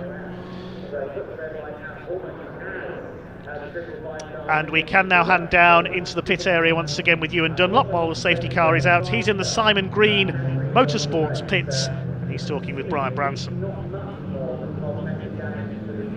Cheers, Dave. Now, you might have recognised the car number 40 is usually the grey car used by Jazz Sapra and Brian Branson. But, Brian, the car broke down yesterday, you said? Yeah, yesterday in testing we had some issues with the clutch exploded and went through the gearbox, and then got it all back together last night with a new gearbox, clutch, etc. Ran it up, and it's actually done something internally to number 1 cylinder, a lot of valve bent or something, so there's no compression on number 1. So using your car today? Yeah, we're using my car today, which was only supposed to be for Kumo tomorrow, but we've had to chuck some stickers on that. You're doing a good job with it. Yeah, it's going well. To be fair, that's the first year it's been out, and we're sort of still dialing it in and going through all the sort of teething problems, so I'm quite surprised it's still out there. Had a bit of a touch with Chris Ofro. We had a chat with him previously. Yeah, Chris. To be fair, it was hard. It was a hard call because I had nowhere to go in front of me because everyone sort of anchored on really early going on to the back straight, and I anchored on, and I almost braced myself before it happened because I knew it was going to happen because I had nowhere to go. He obviously had nowhere to go, so it was just one of them, really. I kind of knew it wasn't his fault, you know. It didn't miff me at all. And then I had a little bit of a come together with a Golf as well on the same corner. I don't think he saw me on the apex, and sort of I had to go on the grass to avoid that. But Jazz in the car now, full confidence, yeah?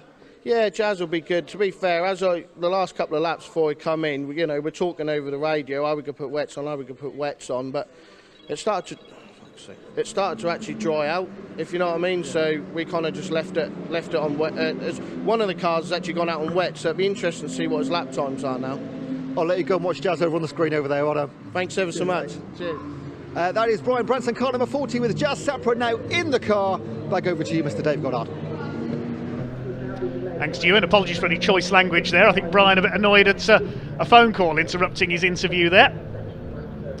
Well, there is the 98 car leading this race at the moment. The gap with the safety car coming out has come down to about 5 seconds. They're separated, of course, by traffic in the Crocodile. The leader just being brought into place there, you can see behind the safety car. There's a few back markers, and there is the 74 car, which is in second place. That is Owen Hizzy in the Ginetta, but he's got the 40 car driven by Jazz Sapra, the orange BMW, right behind him. So we're going to see a battle on our hands for second place.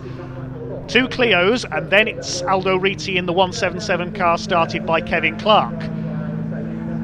Now, is Beckett's clear? It looks like it's. We'll wait. When the cars come into Brooklands, we should hopefully see if the lights have gone out on top of the safety car.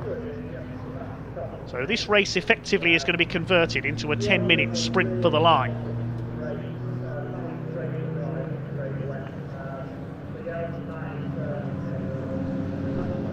It's for all your comments on YouTube. We haven't had time to read any of them out so far. The lights are still on at the moment, so I think we might be going to do one more lap behind our safety car.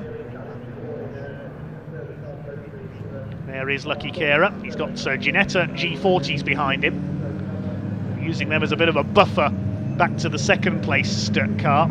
There is Mark Lee. There's Jazz Sapra. Yeah, another lap behind the safety car then. I thought we might be going green this time, but clear up still going on. Probably some gravel still being swept up by our excellent volunteer marshals. Thanks as always to the Orange family. We could not go racing without their help, and indeed everybody else here at Silverstone today. This is the last race before the lunch break, so there'll be a pause until around 2:25 p.m. It's the scheduled start of our end of our lunch break, when we'll have the Praga Cup on track for an hour race. There'll be a short break after that while there's a qualifying session taking place as well, and then 2 more races this afternoon. Safety car will be coming in this lap, we've just been told by race control, so we're going back to racing this time around. While we have this moment behind the safety car, just an update on, for those of you who are watching our stream from Alton Park last week, we saw an accident in the Pre-66 touring car race involving Roger Stanford in his Lotus Cortina. Pleased to report that he suffered nothing more than broken ribs and is now on the mend, so good to hear that Roger's not too badly hurt after that incident. Get well soon, Roger Stanford. Bit of damage there, I noticed, on the side of the 35 car, the Chandler Motorsport Golf with Reese Hurd on board. He's had a bit of rubbing somewhere. The rest of the pack is catching up. The lights are out on top of the safety car. Lucky Carer's doing a bit of a Sebastian Vettel here. Look, he's backing the field up, ready for the restarts. Julian Daniel, several laps down in his Ginetta, is up alongside him there. So we're going to have a sprint to the finish of about 7.5 minutes it's going to be after that extra lap under safety car conditions, but we're about to go to green. Lucky Carer, despite the slippy conditions, trying to anticipate the restart here. Here they come down towards the main straights, and we're back to green. Away goes the number 98 BMW of Lucky Carer then. It's up to the rest of the pack to fight their way through these back markers. Owen Hizzy in the Ginetta in second place. Jasvir Sapra in Brian Bransom's backup car in third place. We heard there in the interview with Brian that Jasvir's car broke down in testing yesterday. He's up there in third place, but he's got a solid wall of Clios, Golfs, Ginettas and Scirocco's ahead of him there. And he's now got Aldo Riti right on his tail in the 177 car there, Jasvir Sapra. Double winners at Snetterton. In fact, it was a hat-trick at Snetterton last time out, because Jasvir Sapra won the Snetterton Saloons race as well. There's Josh Tomlinson, the RX-8 running well in 5th position overall. And Charlie Hand, after pitting under safety car, it did save him some time. He's 6th overall in his Clio. There's Owen Hizzy. He's got clear of the traffic now into second place, and through into third indeed is Aldo Riti. Got third down the Wellington straight there. Jasvir Sapra seems to be struggling to deal with the back markers. Nearly a collision there. One of the Ginetta G40s gets leaned wide by Aldo Riti. The lead gap is just over 5.5 seconds with 6 minutes to go. See what the representative lap times are next time through. Riti in third in the 177 car. He's got through the traffic much better than the 40 car. Charlie Hand is up to 5th, I can tell you. He's got ahead of the RX-8 now. There's Charlie Hand in the Clio. There's the RX-8. Charlie Hand having a phenomenal overall race after 1 or 2 problems in the first race at Snetterton, where he stalled at his pit stop and lost the class win. He's used a pit stop to gain some ground here, because he was the only man to pit under the safety car. Lost less time at his pit stop. He's now clear at the front of the Clios, because second place man Scott Simons in that class is down in 9th overall. The RX-8 is 6th overall. 7th and leading Class 2 is the Team Brit BMW. It's the Dayton Motorsport Ginetta of Axel van Nederveen, 8th overall. Rounding out the top 10 behind Scott Simons is the 69 Clio driven by Jack Meakin.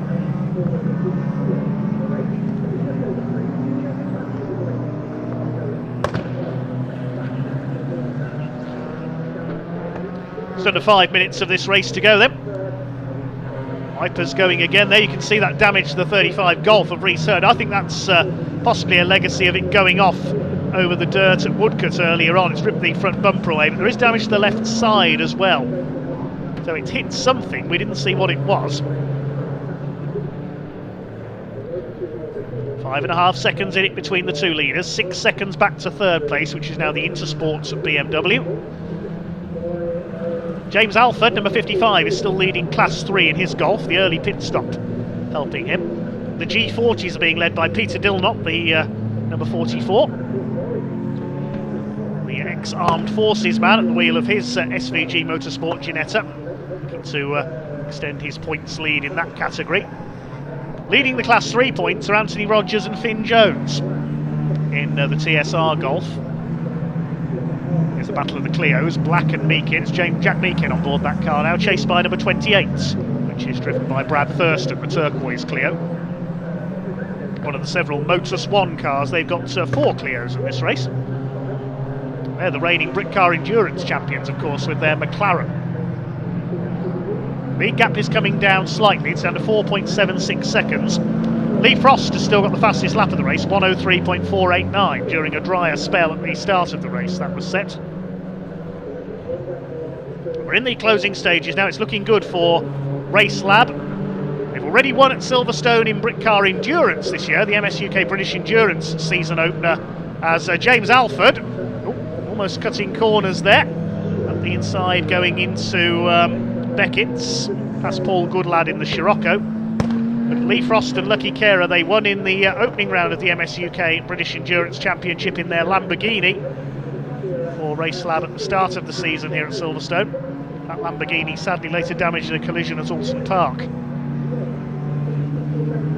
There's Ian Astley. Where's he got the 24 Ginetta up to? 15th, after a bit of a delay early on for Neil Wallace. Charlie Hand still going great guns in the Clio, up in 5th overall. He'll keep his overall championship lead with the class victory. So overall victory in this one is looking good for the number 98 car.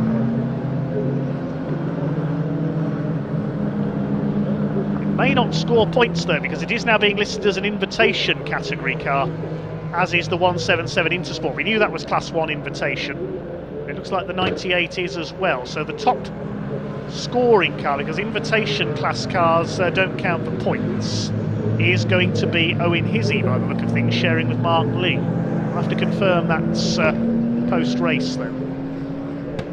They are all being listed as class 1 on the timing screen, so we'll have to wait and confirm that.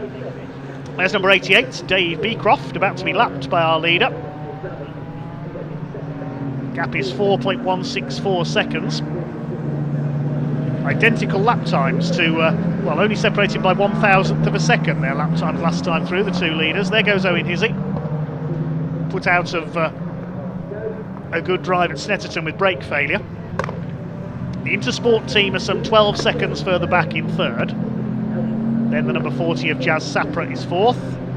And that flying Clio of Charlie Hand, there he is, in 5th position, looking to keep his overall championship lead. His first season of senior racing. He was junior saloon car champion last year. 1 minute left on the clock then. So it's going to be last lap this time for the Race Lab BMW. There's that battered Golf of number 35 Rhys Hurd. That car is currently running 4th in class 3, down in 21st place. That car has made a second pit stop. We didn't have notification through of any penalties, but it could have been for a stop-go penalty. The only car we know served a penalty is the number 24 Ginetta. But I note that treble 1 Axel van Nederveen made a second stop as well and is now down to 8th place.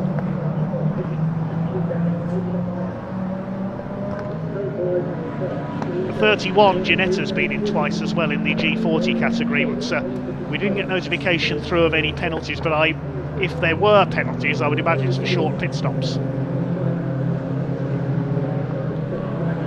Yeah, scoop coming off the roof of Charlie Hand's car now. That's how quick that Clio's going. But this BMW is certainly going quick, and it's coming in for victory. Lee Frost started it.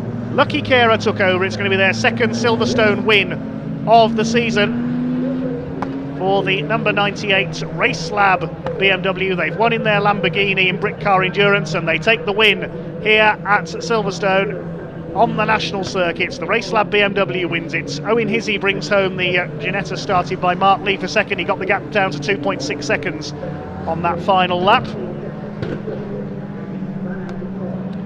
Third place, it is going to be the Intersport BMW of Kevin Clark and Aldo Riti. Here it comes. Riti will take third. Fourth is going to go to the Simon Green Motorsport BMW of Jasvir Sapra and Brian Bransom. And Charlie Hand, an excellent fifth overall to win the Clio category and extend his overall championship lead. Almost caught there by Josh Tomlinson in the Mazda RX-8 on the line, just 0.3 of a second between them. Class 2 is won by Team Brits in the BMW in 8th overall. They lost out on the last lap there to Axel van Nederveen. There is the Team Brit BMW of James Whitley, started by Chris Overend. They win Class 2, so they keep up their pursuit of Charlie Hand at the top of the overall championship. And completing the top 10, Scott Simon's Clio and the Westbourne Motorsport Clio of James Black and Jack Meakin. 3 Clios in the top 10, the rain proving a great leveller here at Silverstone today.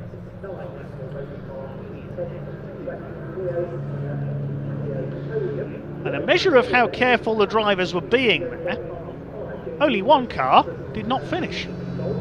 There's your provisional results then. The win going to the Race Lab BMW by 2.6 seconds ahead of the SVG Motorsport Ginetta. Owen Hizzy closing in on Lucky Kera there towards the end of the race. Third going to the Intersport BMW, some 18 seconds further back. Fourth place for the Simon Green Motorsport BMW of Bransom and Sapra. Charlie Hand in the Westbourne Clio, a brilliant fifth overall to win the class. Sixth going to the Mazda RX-8, good result for them.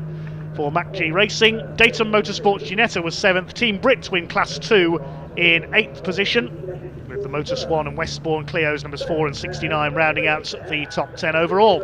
Another Motor Swan Clio, the number 28 in 11th, and Class 3 is won by James Alford in the Saxon Motorsport Golf in 12th overall. The 11 Clio of Richard Ashmole 13th, ahead of the first of the TSR Golfs, and it was the number 24 Ginetta of Astley and Wallace completing the top 15. Behind them was the VW Scirocco of Paul Goodlad 16th.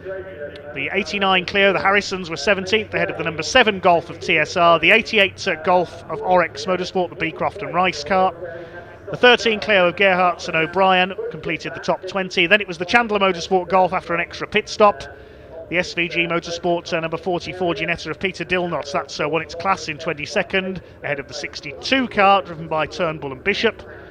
The 31 was next of Tony Whitney, and then the 91 of Julian Daniel. The only car we lost in that race was the 54 of John Wood and Andy Ball, that ended up in the gravel Beckett's.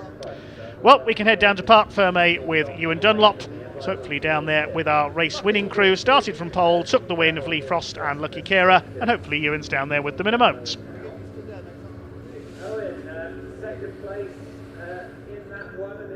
Cheers, Dave. Here at a very blustery Parc Fermé, we have our winner here. Lucky, congratulations. Another win, mate. Yep, happy with that. How were the conditions out there? It just got worse and worse, didn't it? Oh, it was tricky jumping in the car after not being in it when the conditions started. It was just really tricky. But you were set up well by this man here? Oh yeah, he got getting a good gap, and I just had to manage that then, didn't I? Set him up well? Yeah, no, it was tricky that was, but yeah, good fun. And what do you guys know between, you got a lunch break now, another race later on today, any changes to the car? I mean, I don't think the weather conditions are going to change too much. In that case, no. Just going to enjoy some lunch, yeah? Yeah, it is what it is. Yep, no, it's good fun. Well done, guys. One race, one win at Silverstone. Congrats. Cheers, thank you. Right, I'm going to try and find Owen Hizzy. He's behind us. Owen, come over here. Let's get your car over here as well.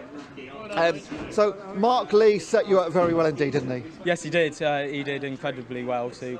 Well, it just started, the rain just started to come down right when they were going out, and he did a great job of keeping it on the circuit. And then he set some good lap times, and then when I got in the car was nice and warmed up, tyres were nice, and then went out and tried to do the best job that I could do. And then the safety car came out, and then when I saw the safety car waving through the back markers, I was like, wave some more through, because they waved some between where Lucky was, and then at the front, but nothing in behind Lucky and me.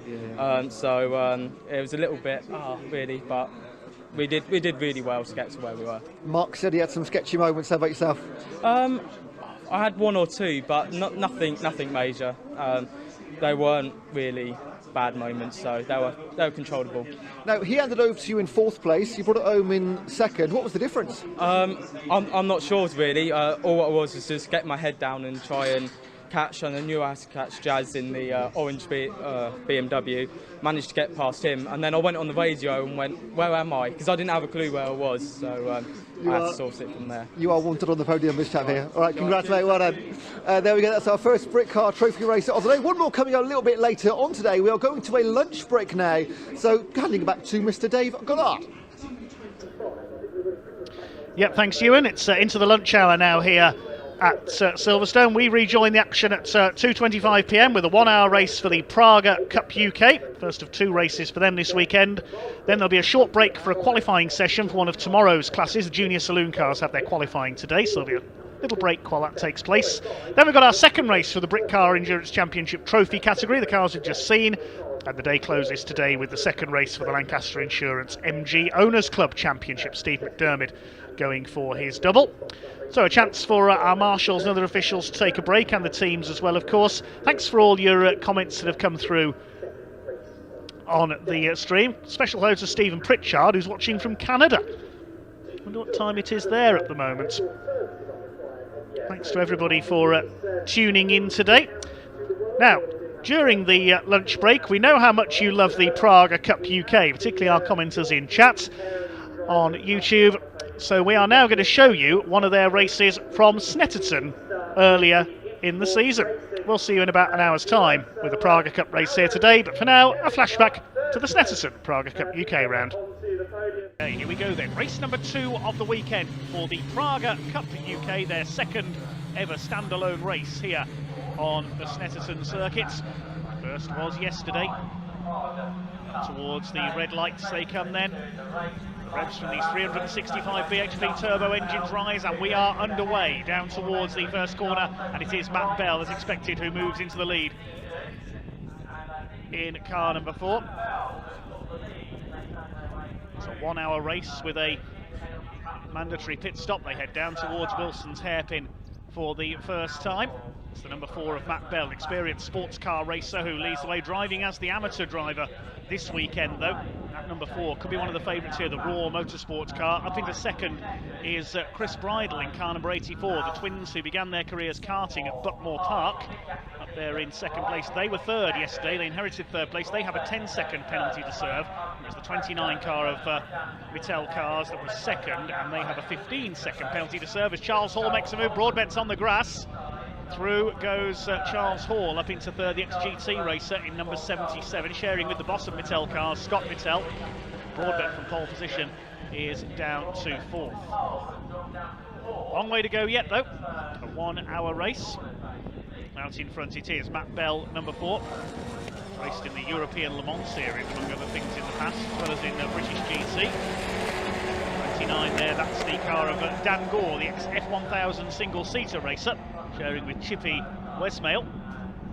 Now in the clear, the Raw Motorsport car. Stunning looking machines, these Pragas, sort of midway between a sports prototype and a single-seater. These two cars, you could say. Unique cars, built in the Czech Republic by Praga, who have over 100 years of history making not just cars, but various other machinery as well. They compete in the Dakar Rally in the truck class. Motorcycles, military vehicles, even aircraft in the Czech Republic. Very active in the world of karting as well, as Charles Hall in the car that won yesterday, the number 77 black and green Mittel Cars machine, trying to make a move on Chris Bridle to go through for second place, and he's done so.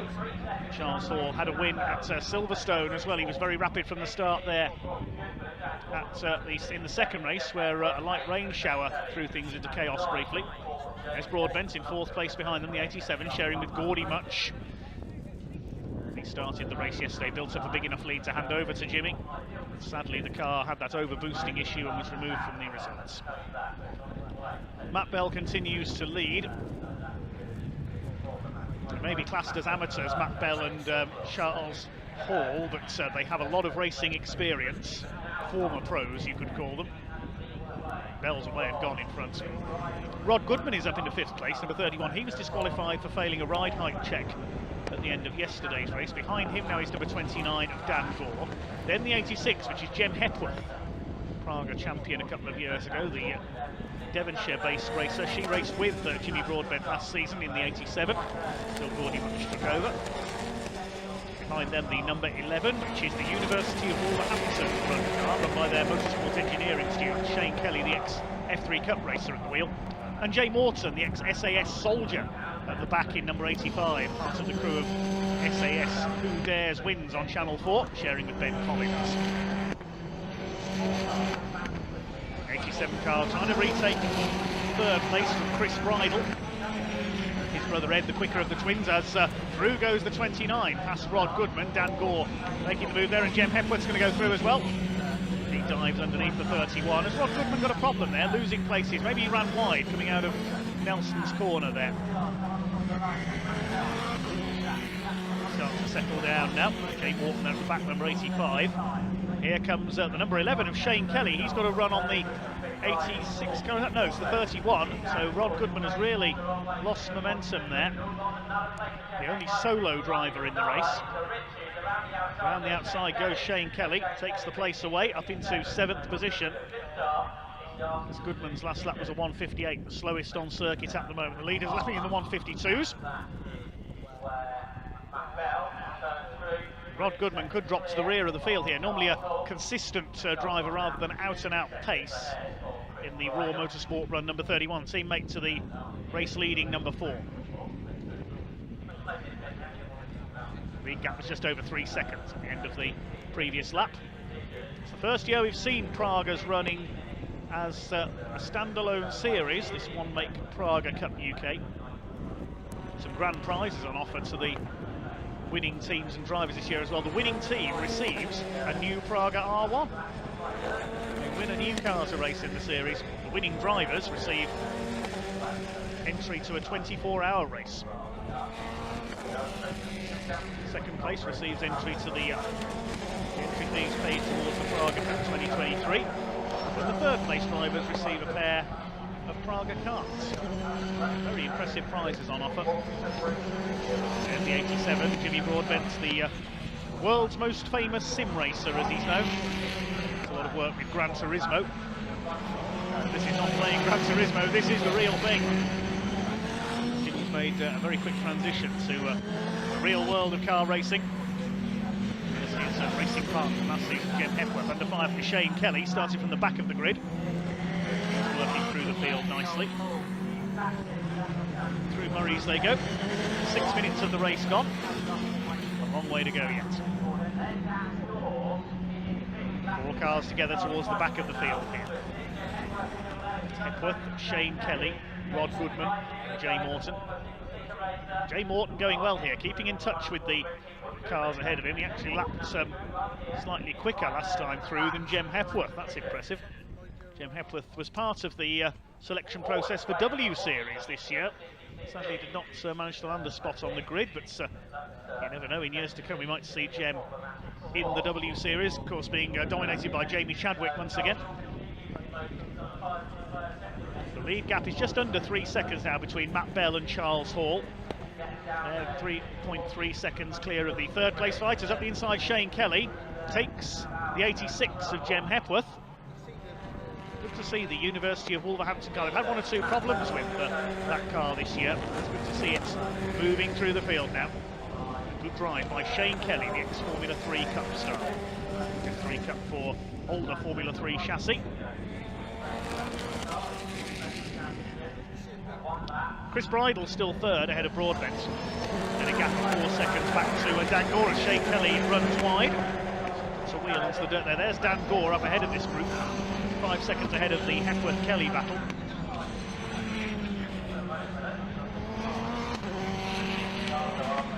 Spectacular cars, the Praga R1s. Certainly something very different indeed. The Praga brand, only recently launched in the UK. A number of brand ambassadors taking part, and no less a person than the former Formula 1 driver Romain Grosjean is an ambassador for Praga. Running wide there, Shane Kelly. Bit of a lock-up into Murray's. Grosjean competes in sim racing alongside Gordy Much, who will take over Jimmy Broadbent's car. Side by side up over the line, trying to go around the outside is Jem Hepworth. Trying to take the 11 of Shane Kelly following that mistake at the last corner, but he holds on. Kelly in 6th position. Over the line they go. The fastest lap of the race has been done by Charles Hall, 1:50.880. Lap speed's getting quicker and quicker as the race goes on, as you might expect. 4 laps completed now by leader Matt Bell. Charles Hall is starting to hunt him down. Just over 2¼ seconds down. We concentrate on this close battle towards the rear of the field at the moment, headed by Shane Kelly in the University of Wolverhampton car, producing a new generation of motorsport engineers through its courses. Pretty good at producing motorsport commentators, that university as well. Rod Goodman in behind them, the 31. Jay Morton at the back in the pit. There's our leader. Now he's Charles Hall catching him, only slightly. Matt Bell leads. There is Hall. He'll hand over to Scott Vittel at the pit stop. But of course, that car, the winner yesterday, has a 20-second penalty to serve at its pit stop. This car has a 15-second penalty to serve. Dan Gore and Chippy Westmail, they were second yesterday. It's the Bridles who were third. They have a 10-second penalty, additional time to serve their pit stop. Dave Kelly pulling away from Jem Hepworth. It's a good drive by the Irish-born racer. Field starting to space out slightly now. Rod Goodman recovering after a bit of a slow start in the 31.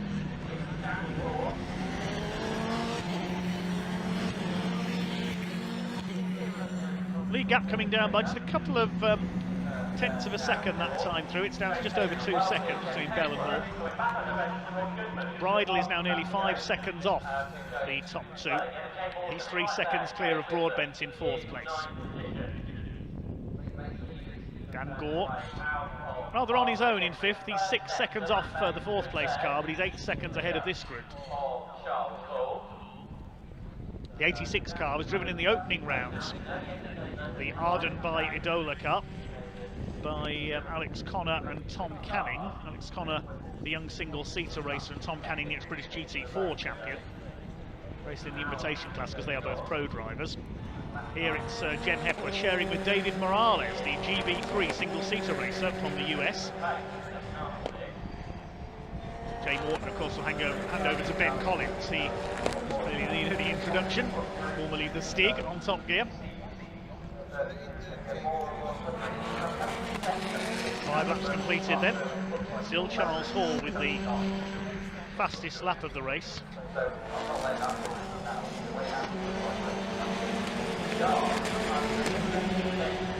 Bit of support for Shane Kelly in our YouTube chat. He is running well up there in 6th position.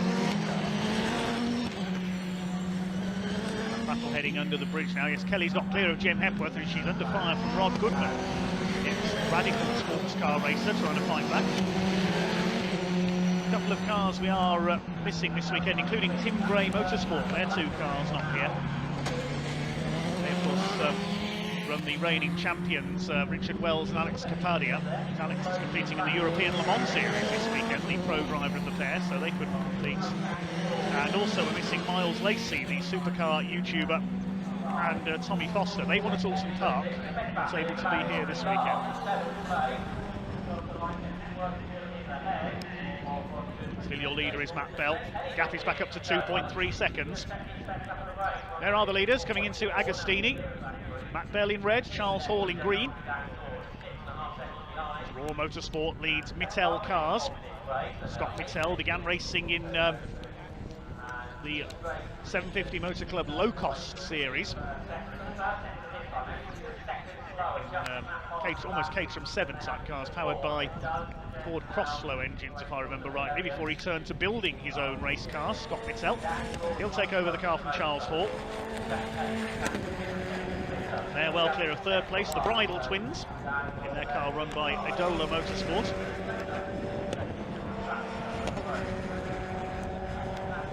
They're nearly 6 seconds back now on the two leaders. Jimmy Broadbent 3 seconds further back, in Goldie as his cars know. Down through the bomb hole. See how stable these cars are at high speed. They just stick to the road, so much downforce. This unique shape. Beautiful to look at as well, the Praga R1. I was at their headquarters up in Cheshire a short while ago. Great to have a close-up look at a few of these cars and of their some of their karts as well, the Praga karts. Very enjoyable way to go endurance racing. The 85 of Jay Morton catching up to the back of Jem Hepworth, as Rod Goodman has already gone through up into 7th position. Jem Hepworth does seem to be struggling a little here, it has to be said. There goes Matt Bennett. So Charles Hall ran wide there on the hairpin. We'll see what the gap is next time through. It had come down to 1.5 seconds last time through. Yes, Hall's dropped away again. I think he just overshot the hairpin a little. Trying to close in. Further back there with the headlights ablaze is Chris Bridle.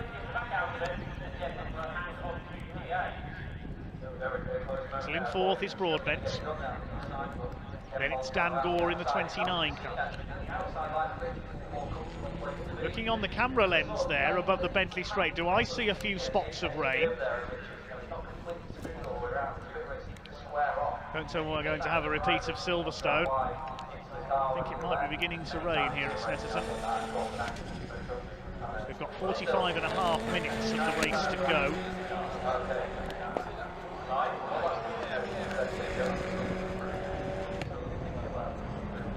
Two leaders well clear. Matt Bell continues to set the pace. Wait to see if the track surface does begin to change here. No umbrellas up in the grandstand there at the bomb hole. Matt Bell continues to set a relentless pace up front. His last lap there was a 1:55, so the lap time from slow lift, his best lap a 1:51. There's Chris Bridle pushing on in 3rd in the grey car. 4th behind them is Broadbent, then in the 87.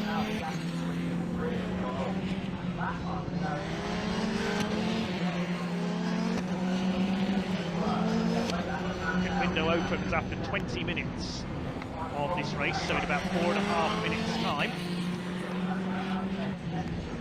3.2 seconds is now the gap, so Matt Bell has pulled away. And the lap times are dropping off. Yes, the last lap was a 1:58 for the race leader. The last lap for Charles Hall was 2 minutes. So yes, conditions I would say are beginning to deteriorate slightly.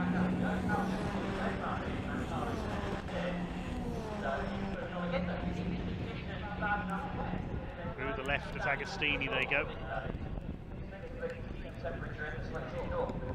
Let's hope we don't have a full-scale cloudburst here. The lap times are certainly starting to rise here.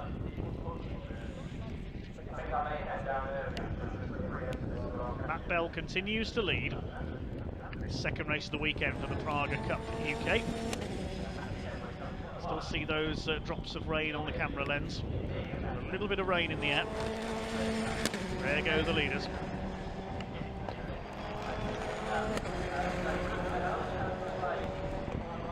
Through Brundle, then up to the right-hander at Nelson. Are they just starting to take it easy here? They're all out on slicks, I think. Leaders certainly are. Last thing they want is for the weather to get any worse here. Here's the back between Hepworth and Jay Morton. So 8th place.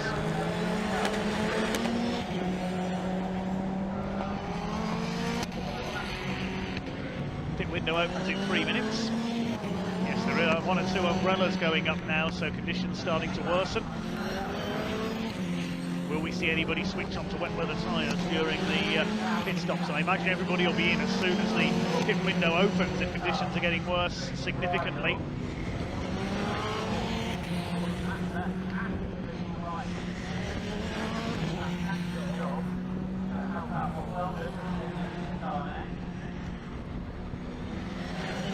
leads by 7 seconds now, ahead of Charles Hall. Chris Bridle still third.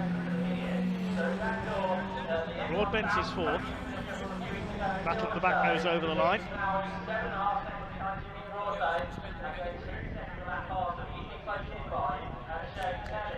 You can see the drops of rain on our camera lens at Ridges now as Jay Morton trying to make a move here to relegate the former champion Jem Hepworth to the tail of the field. Further ahead of them, this is 5th and 6th, Dan Gore, 4.5 seconds clear of Shane Kelly. His progress up the order has been checked somewhat, remains in 6th place. Then we'll have Rod Goodman.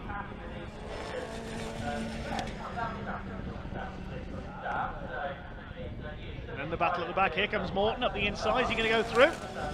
Side by side into Agostini. And Morton goes through. Jem Hepworth seems to be struggling here in the 86. The window not yet open. We're on lap 10 of this 1 hour Praga Cup UK race. 7 seconds in it for the lead. Matt Bell pulling away in car number 4 at the head of the pack. Further 6 seconds back in third is Chris Bryde. Jimmy Broadbent is just over 4 seconds behind him. And then 7.5 seconds back is Dan Gore in the number 29 Mittel Cars machine in 5th place. We can head down to the pit area with Ewan, and he's talking to the second driver of the 87 car. Jimmy Broadbent will soon be handing over to the Scotsman Gordy Much. He's with Ewan.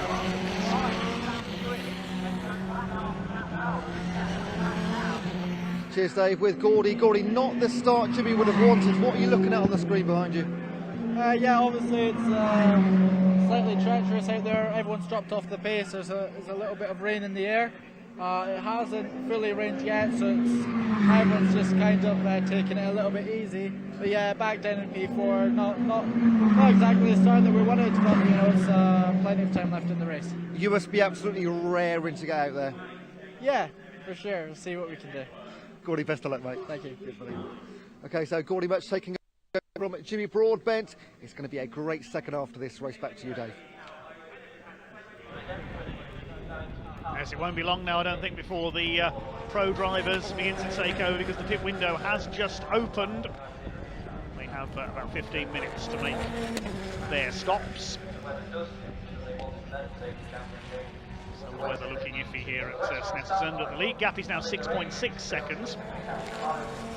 Gap closed by half a second on that last lap between Bell and Hall at the front of the field. Hall Motorsport car has set the pace throughout ahead of the Mittel Cars machine.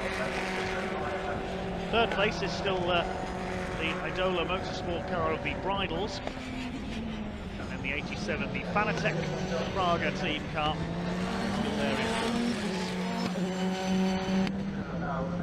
Mittel Cars in 5th, the number 29. 6th is the number 11, the University of Wolverhampton team. Who's going to be the first car to come into the pits? It's not Matt Bell. He's one of the quicker AM drivers, so he'll keep going a bit longer, I think. Charles Hall, likewise, there he goes.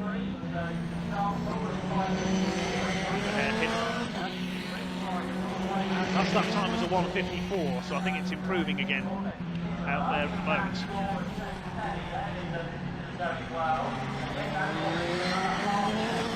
No pit callers so far on this lap. They'll probably just be getting the notification the pit window is open, so they'll go round again, and then the first will start to come in.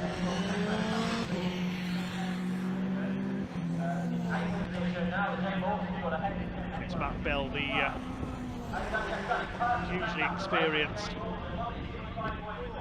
sports car racer. You can stop with the bomb hole jokes in the YouTube chat, thank you very much. I do the innuendos. Through Williams goes the leader.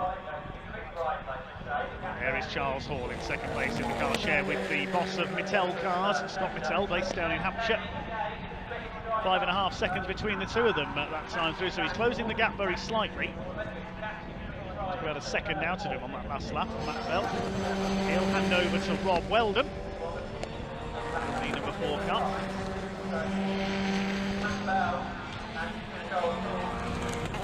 bridles, of course, it'll be bridle to bridle because Chris will hand over to his brother Ed.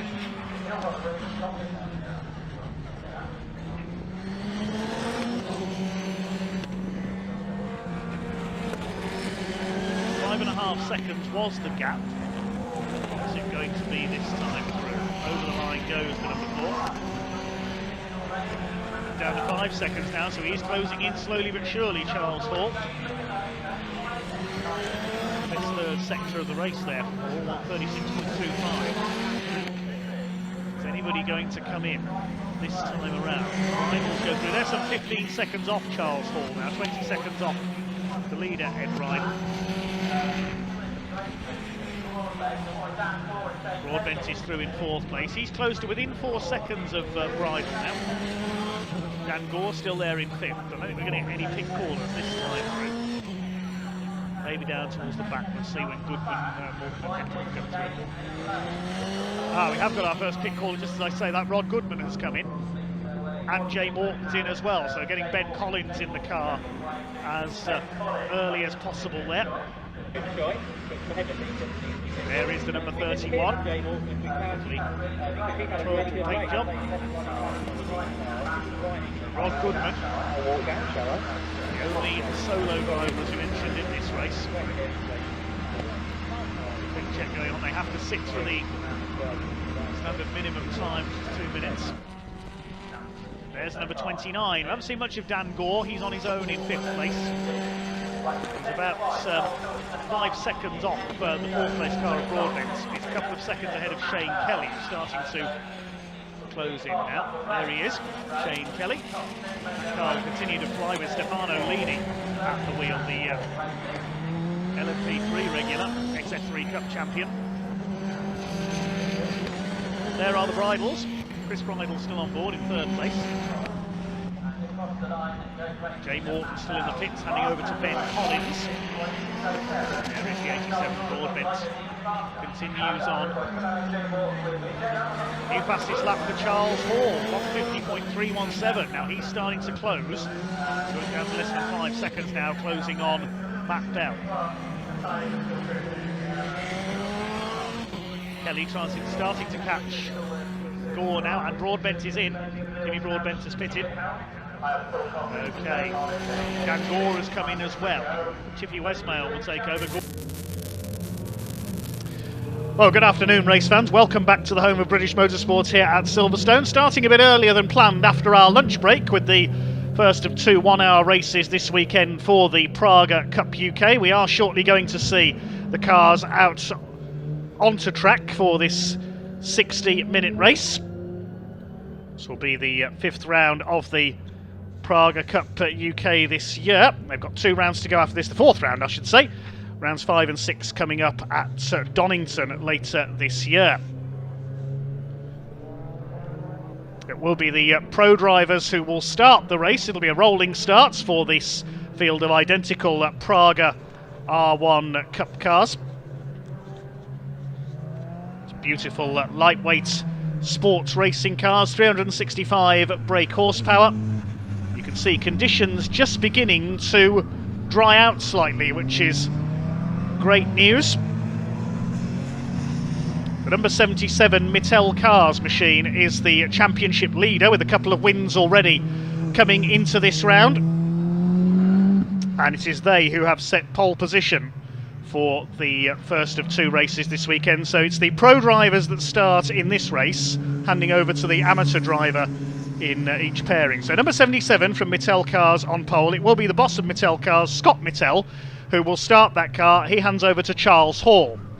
Alongside them is the number 11 University of Wolverhampton racing car, started by Stefano Lini. Shane Kelly, the Irishman, will take over.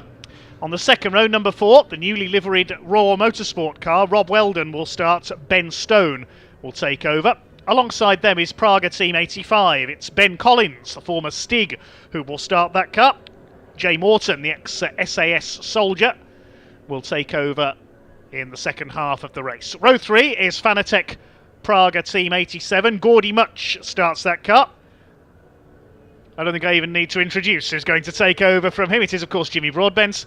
84, the Idola Motorsport car is alongside them. That's the Bridle twins. It will be Ed Bridle who starts. Chris, his twin brother, will take over.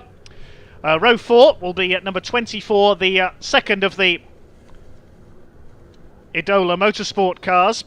That's the X53 car, the ex-Tommy Foster Miles Lacey car. This weekend being started in this race by Alex Fors, British Formula 3, or GB3 as it's now known, race winner over the last couple of seasons. And Jem Hepworth, the former champion, will take over from him. Alongside them will be the number 29, which is Chippy Westmail in the second Mittel Cars machine, sharing with Dan Gore. So it's the pros who will be starting this race. Tomorrow it'll swap over with the amateur drivers starting. A couple of cars have moved on to slick tyres at the last minute. As you can see, it's drying out there slightly. The Bridles, we can tell you, have moved on to slick tyres.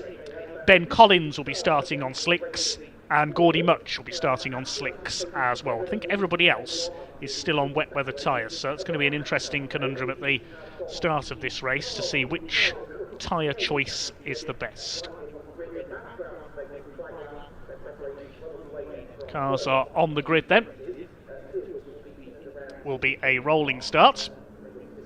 It is the black and green number 77 of Mittel Cars. Scott Mittel, a builder of racing cars in various prototype series, who is in pole position alongside the University of Wolverhampton entry, driven by former F3 Cup teammates and rivals Stefano Lini and Shane Kelly. Stefano Lini will take the start. One or two cars had a couple of issues during qualifying. The 29 car of Chippy Westmail stopped in qualifying. That's starting at the back. The 24 car cut out during qualifying as well, and we're told they've changed everything on the car between then and now. It will be Alex Fors on his Praga debut who starts that car, the single-seater star. He's been vice-champion in the Monoposto Championship in their Formula 3 category. Has won the F3 Cup as well. And shares with Jem Hepworth, of course, the former champion of 2 years ago, sharing with Danny Harrison. This will be a 60-minute race. There's a 15-minute pit window in the middle. Minimum pit stop time of 2 minutes. Hand over to the amateur drivers who will take over in the second half of this race. The Praga Cup UK, an emerging series around the UK. They opened their season on the Silverstone Grand Prix circuit back in March, and the weather was just as changeable as it is today. 24 car, I can tell you, is back in the pit lane, so it looks like an issue for the 24, sadly. Hopefully they'll be able to start from pit lane. But if you are new to the Praga R1 Cup, it's identical Praga R1 single-seat sports cars.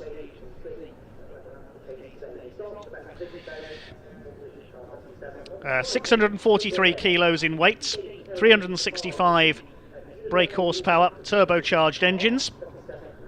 Can generate up to 3G of lateral force in corners. They really are purebred race cars, these machines. The 2022 Praga Cup includes 11 races across 6 rounds. This is the 4th meeting of the season, the 2nd at Silverstone. And the winning team in the Praga Cup UK wins an R1 race car. Remarkable prize indeed. The winning drivers receive paid arrive and drive entry into a 24-hour race. Second overall receive their entry fee paid to race in next year's Praga Cup. And third place receives a pair of Praga karts, because it's not just these cars that Praga, the Czech Republic-based company, builds. They've been active for over 100 years. They build racing karts, trucks, karts. They compete in the Dakar Rally with their trucks, planes as well, motorcycles, and so much more they've been involved in over the years. Some of the first products they made over 100 years ago were food processors, would you believe, the Praga company in the Czech Republic.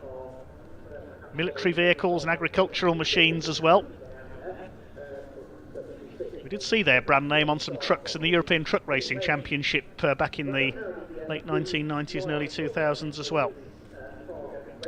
We can now hand down to Ewan Dunlop in the pit lane, who's caught up with one of our amateur drivers prior to the pro drivers getting underway. He's down in pit lane. So before the start of our first Praga race of the weekend, I found Jimmy Broadbent in the pits here. Now Jimmy, Snetterton, can I call it a roller coaster of emotions?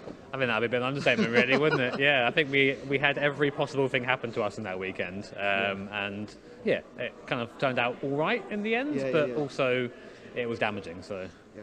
Now, you did say, I remember it very clearly, you thought you were out of the championship. Do you still think that way? Or have you had time to reflect on what happened? Yeah, I was throwing a bit of a paddy, I think. I was a bit upset that things happened. So in the moment, yeah, you get a bit caught up in those things. But I do think that, you know, we're still very much in it. This race is going to be pretty intense, I think, because we're sort of right in between slicks and wets. So everyone's gone for the slicks, which means everyone's up for a bit of spice, which is good. And yeah, I mean, if we can, you know, get a good points haul here over Mattel, you know, still very much on. And just to say that, the sun comes out for the first time today, so that's nice. Now, about 60 seconds before Gordy went out, it was slicks on. Yeah, I mean, I ran up to Cops basically, came back and said like slicks, put them on, and then I think everyone sort of followed suit. So I think every car behind you then went right, slicks. Yeah. So either we've the ultimate troll and people are going to get it and everyone's going to go off at T1, or it's you know, a genius call. So if it's genius, I want credit. If it's not, don't talk to me afterwards. Now, you both drove fantastically well, but Gordy in the second race at Snetterton, he drove like an absolute madman. Your words?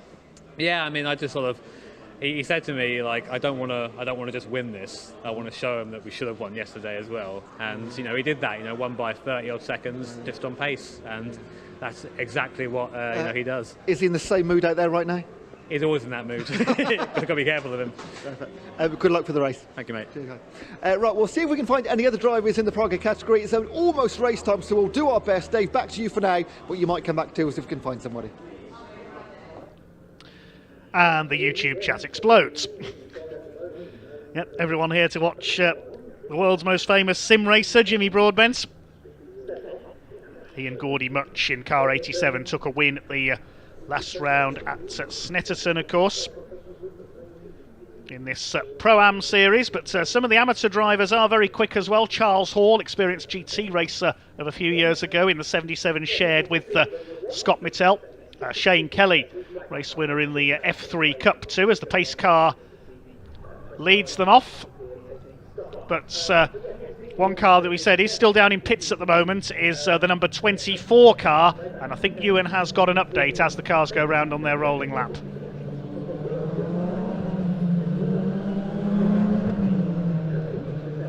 And I found Jem Hetworth. Jem, great to see you back again. Yep. Just quickly, tell us about the car, because everybody else is on track, yours is right there. Yeah, so we were going to make a gamble and go out on inters, but we could literally see the track drying by the seconds, so Alex decided to come in and change into slicks like everyone else. But it doesn't really make a difference because we had a bad quali, so we'll be starting from the pit lane, but we'll be in the same position. Now, you told me a moment ago in qualifying the car cut out twice, and you've changed everything on it to get it working. Is it out there now? Obviously, it made it rain its out lap at least.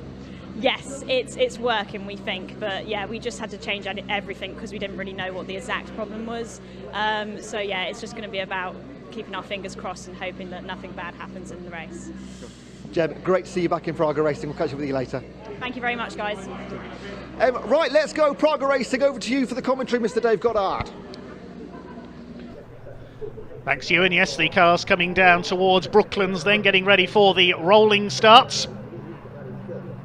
24 car hopefully will join in from the pit lane. The 29 car had a bit of a problem in qualifying, is out there. Chippy Westmail at the wheel, sharing with Dan Gore. 1 hour of racing to come then from the Praga Cup UK on the Silverstone National Circuit. It's Scott Mittel in the green and black car in pole position, run by Mittel Cars. The University of Wolverhampton car, driven by Stefano Lini, is alongside the newly reliveried number 4 car of Raw Motorsport, driven by Rob Weldon on row number 2.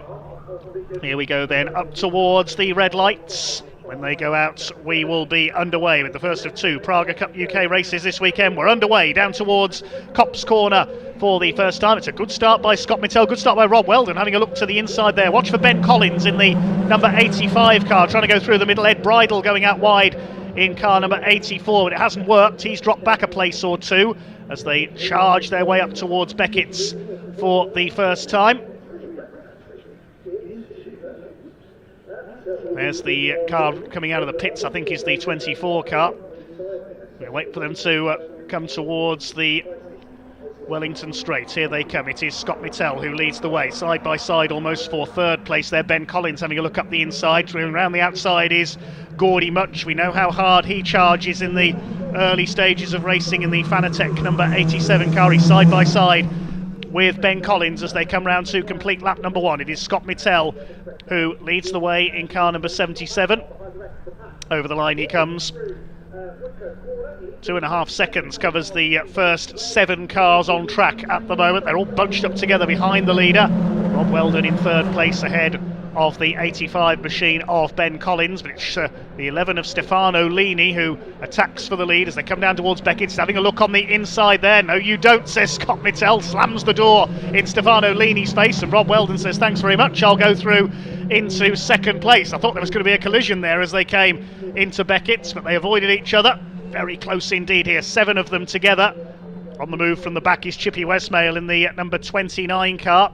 There's Stefano Lini in the number 11, side by side for fourth. Ben Collins and the 87 of Gordy Much. There's Westmail behind them, the 29 car. Going for the inside now is Gordy Much. We said he'd charge up the other end onto the dirt there. That was Stefano Lini, the number 11 car. The number 24 car, I can tell you, has joined in a bit further back, having started from the pit lane. As going for the lead on the inside is Rob Weldon down into Copse Corner. He goes through. The number 4 car started out its season in a plain black livery, but now re-liveried with the design by Frank Stevenson. Leads the way in the hands of Rob Weldon. Running wide there, Scott Mittel. He's down to 4th place because both Gordy Much and Ben Collins have come through on the run through maggots. Has Scott Mittel got a problem there? He seems to be slowing. That's a shame for the pole sitter, and it'll be significant as well if he has got an issue there, because that's the championship leader, the number 77 car. Gordy Much up into 2nd place. Didn't have the best run in qualifying. Chippy Westmail gets ahead of Stefano Lini. Well, this is a 1-hour race. They're treating it like a 10-minute sprint. This is great stuff so far. Coming through to complete their 3rd lap, and not surprisingly, Gordy Much, number 87, has done the fastest lap of the race. He's half a second behind the number 4 car of Rob Weldon. Yep, the 77 has disappeared, unfortunately, so Scott Mittel in trouble. That's a great shame. This could open up the championship again as well. Stefano Lini trying to attack back again. There's Ed Bridle towards the back of the field. The 24 car, that is, back in pit lane with Alex Fors on board, the GB3 race winner, sharing with Jem Hepworth. There go the leaders, 4 and the 87. Nose to tail towards the right-hander at Luffield. There's the 29 of Chippy Westmail, now up into 4th position. That's the other Mittel car's entry. Up behind Ben Collins in the 85, sharing with Jay Morton. 24 car still in pit lane at the moment. Hopefully they'll get that up and running again. A long way to go in this race, so they could rejoin. There you can see the incredible design of the Praga R1. Headlights go out, so maybe they're doing a reset on that car. Ben Collins is closing on our 2 leaders. There's Westmail 4th. 5th place is the 11 of Stefano Lini. Then a gap back to the 84 car in 6th position of Ed Bridle. Scott Mittel has pulled off somewhere out on circuit. I'm not sure where. We saw him slow up coming out of Beckett's. So Charles Hall looks like won't get to drive in this race. 87 of Gordy Much on the tail of Rob Weldon. Weldon gets a little bit wide there, dropped a wheel over the curb. Coming out of Luffield into Woodcuts. This could be Gordy Much's opportunities. Having a look as they go down towards Copse Corner. He's in the slipstream, doesn't quite manage it. They charge their way up towards Maggots and Beckett's once again, but all the time Ben Collins is there behind. Now is Collins closing in? What's his last lap time? About the same as the 2 ahead of him. Fastest lap at the moment held by the number 4 of Rob Weldon for Raw Motorsport, 53.843 seconds. See how much it's dried up out here at Silverstone. Thanks to Mark Waller, who's based south of Silverstone, for updates on the weather. The weather approaching from the south, and a bit of a lock-up there for Rob Weldon into Brooklands. Gordy Much, the former junior saloon car racer, he's come through Ginetta Racing as well, shadowing Rob Weldon as they come out of Luffield. Again, Weldon drops a wheel wide onto the curb. Collins in third place. Chippy Westmail from the back of the grid is in fourth in the 29 for Mittel cars. Then it's the Uni of Wolverhampton car, number 11, driven by Stefano Lini. Seen Stefano in F3 Cup. He's raced Radicals very successfully in GT and prototype racing too, and in more powerful machinery such as the LMP3 Cup. He's further back in the number 11. The 84 Idola Motorsports car of Ed Bridle is next through. Ed and Chris Bridle, the twins, they started off their racing in karting, including at the Buckmore Park circuit in Kent. The gap remains the same. Gordy Much unable to do anything about Rob Weldon ahead of him.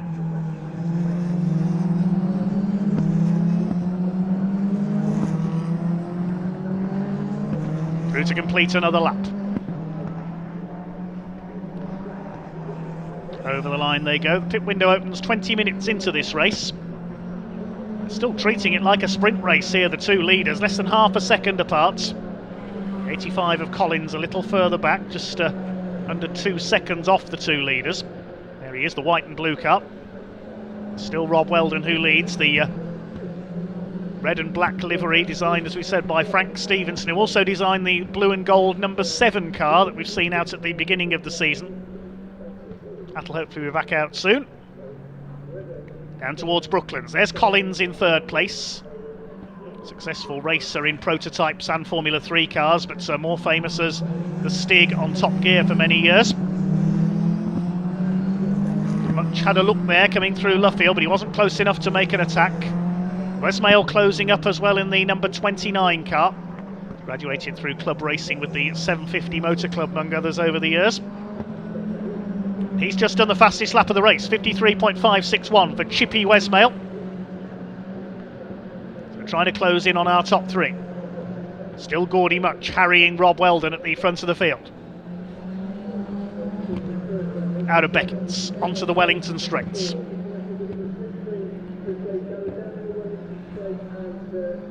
Collins holds that third place. Are we going to see a move here going into Brooklands? And Gordy Much thinking about it. He's right, almost under the rear wing of Rob Weldon. Was there contact there? I think they just touched each other coming through Brooklands there. Doesn't look as if there's any damage as a result of that. There was definitely a bit of slight contact, I would say, there going through Brooklands. But Rob Weldon has held his lead. Over the line they go. Up towards Copse once again. They're charging their way around the Silverstone National Circuit. Collins third, Westmail fourth, then it's Leaney. The 84 car of Ed Bridle a bit further back. Down towards the right-hander at Beckett's once again. All eyes on this lead battle. Gordy Much in the 87. Goldie version 2 as it's known. Not as much gold in the livery this year, but he's trying to pull alongside Rob Weldon a bit earlier this time down the Wellington Straight. He doesn't manage to do so. Weldon covers the line, and the number 4 is a little further clear this time into Brooklands. Seems like the 4 car has got the straight line speed, and now Much is going to try up the inside into the right-hander at Luffield. He won't get through there. Out towards Woodcote. He's going to try and get in the slipstream down the pit straights. Collins trying to close as well. Of course, the harder they fight each other at the front of the field, the more Collins is going to close in. He's only closed up by a couple of tenths though. Bit of a slower lap that time for the 29. He's done a 56.9. Almost 10 minutes of the race gone as they head through Beckett's once again. The sun now starting to burn through the cloud. As the 87 car starts to close up. Rob Weldon, he'll hand over to Ben Stone, who missed the last round. I think it was Matt Bell who shared with Rob on that occasion. 87, of course, will be handed over to Jimmy Broadbent. We heard from him earlier. It'll be Jay Morton of SAS Who Dares Wins fame, ex-SAS soldier, who will take over the 85 car. Ben Collins is definitely closing in now on the two leaders. Let's see what the gap is this time. It was 1.4 seconds. It's down to 1 second now. So the harder the leaders battle, the more time they are indeed losing. Only a slight bit of time on each lap, a few tenths, but it's enough for Collins to close in. Fourth place car is back up to the 53s again. It's now 5 seconds down the 29 Mittel Cars entry of Chippy Westmail. Can he catch these three? University of Wolverhampton car is a further 3 seconds off that, with Stefano Lini at the wheel. And then the 84 of the Bridles nearly 8 seconds back in 6th position. Much closes right up again. Weldon a little bit wide there through Brooklands, but the next corner's a right-hander, so he's able to defend the line. Much cuts back to the inside, coming out of Luffield towards Woodcote. Now he's got to run, coming down the pit straight here. He could get past here with a bit of luck into Copse if he can keep that inside line, but has Weldon still got the straight line speed advantage? They're side by side into the right-hander, and the 87 car goes through. Gordy Much into the lead, and now he'll try and get his head down and his foot down and try to pull away. Look at Collins closing up as well. So the 87 of Gordy Much into the lead, looking for the second win of the season for that car. He's gone a little bit wide there onto the curb, coming out of Beckett's. That's where the Grand Prix circuit heads off into the distance. They've already raced on the Silverstone GP circuit this season, of course, the Praga Cup UK at the beginning of the year in March. And now here comes Ben Collins. He'll want to build up as much of a lead as he can to hand over to Jay Morton. Gentleman racer Ben Stone will take over from Rob Weldon. They're all trying to build up as big a lead as they can, these pro drivers, to hand over to the amateur drivers later on. New fastest lap of the race for the number 29, back in 4th place, of Chippy Westmail, 53.355 seconds. He'll hand over to Dan Gore, the ex-F1000 single-seater racer. Here comes Ben Collins having a go at Weldon. They're coming up to past the 24 car of Alex Fors, which has now joined in from the pits after those early issues. Good to see it out there. Alex Fors just getting up to speed, the GB3 race winner. Looks like they've got past him okay there on the Wellington Straight. There's the 24, the silver car. Through Luffield go the leaders. You can see that the 87 is now pulling away of Gordy Much. The 24 slowing again. Still problems for that team, sadly. Looks like it's possibly down on one corner. Has he got a puncture, I wonder? We'll have to wait and see on that. And not surprisingly, Gordy Much has just done the fastest lap, 53.16 seconds. Let's hope that 24, the Idola Motorsport team, iron out whatever the gremlins are, and we get to see that car up to speed. All running wide there, Rob Weldon over the curb, coming out of Beckett's. This could be Ben Collins' opportunity to close in and try and take that second place as we approach 1/4 distance, with Gordy Much in the lead in car number 87. Down towards the right-hander, the left-hander at Brooklands. Rob Weldon still holding that second place. Now, has Westmail closed in? He was 3.5 seconds down on the last lap. There he is, the red, white and green car in the background. See as they cross the line. Lead gap is up to just over 2 seconds. See if Mittel has the Mittel car's entry is closed in. 3.2 seconds the gap back to the 4th placeman. Only half a second between 2nd and 3rd. Identical lap times virtually that time through.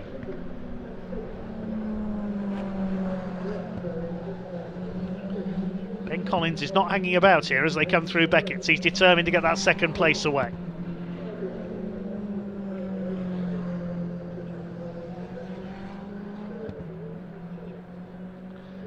Into Brooklands. Much going clear. Weldon still under fire from Ben Collins. He goes a little bit wide there on the run into Luffield. Under pressure here from Ben Collins. They're all determined to get as big a lead over everybody else as they can to hand to their amateur racers. Of course, the amateurs go first, as we mentioned, in tomorrow's race. Slowly but surely, that 29 car of Chippy Westmail is closing in on them. Gap is down to 2.9 seconds now, so he's taken 3/10 out of them on that last lap. Collins has a look on the inside again. Weldon goes wide. Looks like Collins has got the better handling Praga out of these two fighting for second place. There is the 84 car with Ed Bridle on board. Run by Idola Motorsport, down in 6th position. He's got nobody to race with, sadly, at the moment. These two certainly have. out of Luffield. Up over the line. There'll be nose to tail down towards Copse Corner, but it's Gordy Much out front. Leads by just over 4 seconds now. Another fastest lap of the race. 53.071 for the 87 car. I expect to see him stay out fairly well into the pit window here, because he'll try and build up as big a lead as he can. Fight for second continues, but I think Ewan Dunlop has got an update for us down in the pit lane.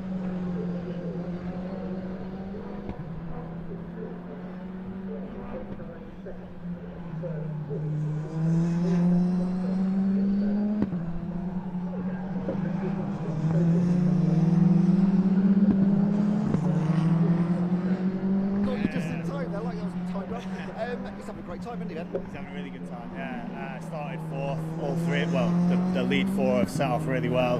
And yeah, Ben's managed to gain some positions and he's putting some pressure on the rest of the pack. Now, we spoke to Jem earlier about sort of changing to slicks. You were the first team to change to slicks. Great decision? Yeah, second team actually. It was, I can't take it off the other Idola boys. Yeah, really good decision. I mean, the weather doesn't feel like it's changing. It feels quite stable. The track's dry, it's quite warm. So yeah, I think it was a good decision. After your success at Snetterton a couple of weekends ago, hoping for good things here today as well? Yeah, definitely. I feel strong in the car and just getting better and better, so fingers crossed. We look forward to watching you out there, Jay. Cheers, thanks. Cheers, there we go. So back up to you, Dave. That is Jay Morton handing over from Ben Collins very shortly in third position. Yes, the pit window opens in around 3 minutes' time. Thanks, Ewan. 19 laps completed. Another fastest lap of the race recorded by Gordy Much, 53.041 for the flying 87 car. The Fanatec Praga Team 87 machine pulling away. 5.7 seconds up on the second place fight now. They're still separated by only half a second. Raw Motorsports with Rob Weldon on board. Praga Team 85 of Ben Collins. The Mittel Cars entry of Chippy Westmail, the only surviving Mittel Cars entry, of course, with Scott Mittel and Charles Hall sadly out of the race, is in fourth and closing up to within 2.4 seconds now. University of Wolverhampton have dropped back a bit into fifth position with Stefano Lini. Here's the second place fights. Flings it through Brooklands, then into Luffield. Of course, all the time they're concentrating on each other. They may not have noticed Chippy Westmail is slowly chipping away at their advantage. They come through the heat haze. See, the track temperature is rising here with the heat coming off the tarmac there. There is Chippy Westmail. He's within less than 2 seconds now of the 85 of Ben Collins. Collins is really pushing on here. Weldon a bit wide into Beckett. He always does there. Collins does seem to have the handling advantage. You can see Weldon just a little bit out of shape there coming through Beckett's. Up the Wellington straight under the bridge. Down towards Brooklands. Is Collins going to make a move here? He's having a look on the inside. Weldon moves to cover. Oh, he's locked up very slightly there. Just locked up the left rear wheel. Collins all over him here. The pit window not yet open, so we won't see anybody diving into the pit lane just yet. It's an absorbing fight for second place, and Chippy Westmail keeping his foot in, as is Gordy Much. He's just done a 52.887, the first car to lap under 53 seconds. He's reeling off the fastest laps here. Gordy Much leads by 7.6 seconds now. And here comes Westmail. He's going to get involved in this fight as well for second place. Through Beckett's. Weldon still there in second in the red and black liveried number 4. Of course, Mittel Cars will still be in position for points in the team championship with their 29 car up there. Idola Motorsport in 6th position, the 84. We saw their invitation class team handled by pro pairing Tom Canning and Alex Connor take a win at Silverstone in the opening round of the season, as again Rob Weldon puts his wheel onto the grass there, coming out towards Woodcote. This is going to give Ben Collins the opportunity to attack surely here into Copse Corner. He's going for the inside. He's finally got the move done. He's through into second place. Into second place goes the 85 Praga team car. The pit window, meanwhile, is open. So we'll wait to see if anybody comes in next time around. And now Westmail is right with them, coming into Beckett's. This is Chippy Westmail's opportunity to move into the top 3 if he can get ahead of Rob Weldon in the number 4 car. Up the Wellington Straight they go, then down towards Brooklands past the British Racing Drivers Clubhouse. Westmail is not holding back here, he's lunging. You can see how hard Rob Weldon is pushing. He locks up again into Brooklands there. Superb fight. They're still treating this 1 hour race like a 10-15 minute sprint here, these 3. Meantime, Gordy Much now does a 52.884. He's gone quicker again. He's 10 seconds ahead now in the 87. Can Westmail get himself into the top 3 places? He'll hand over to Dan Gore, another graduate of single-seater racing, as are many of the racers on this grid.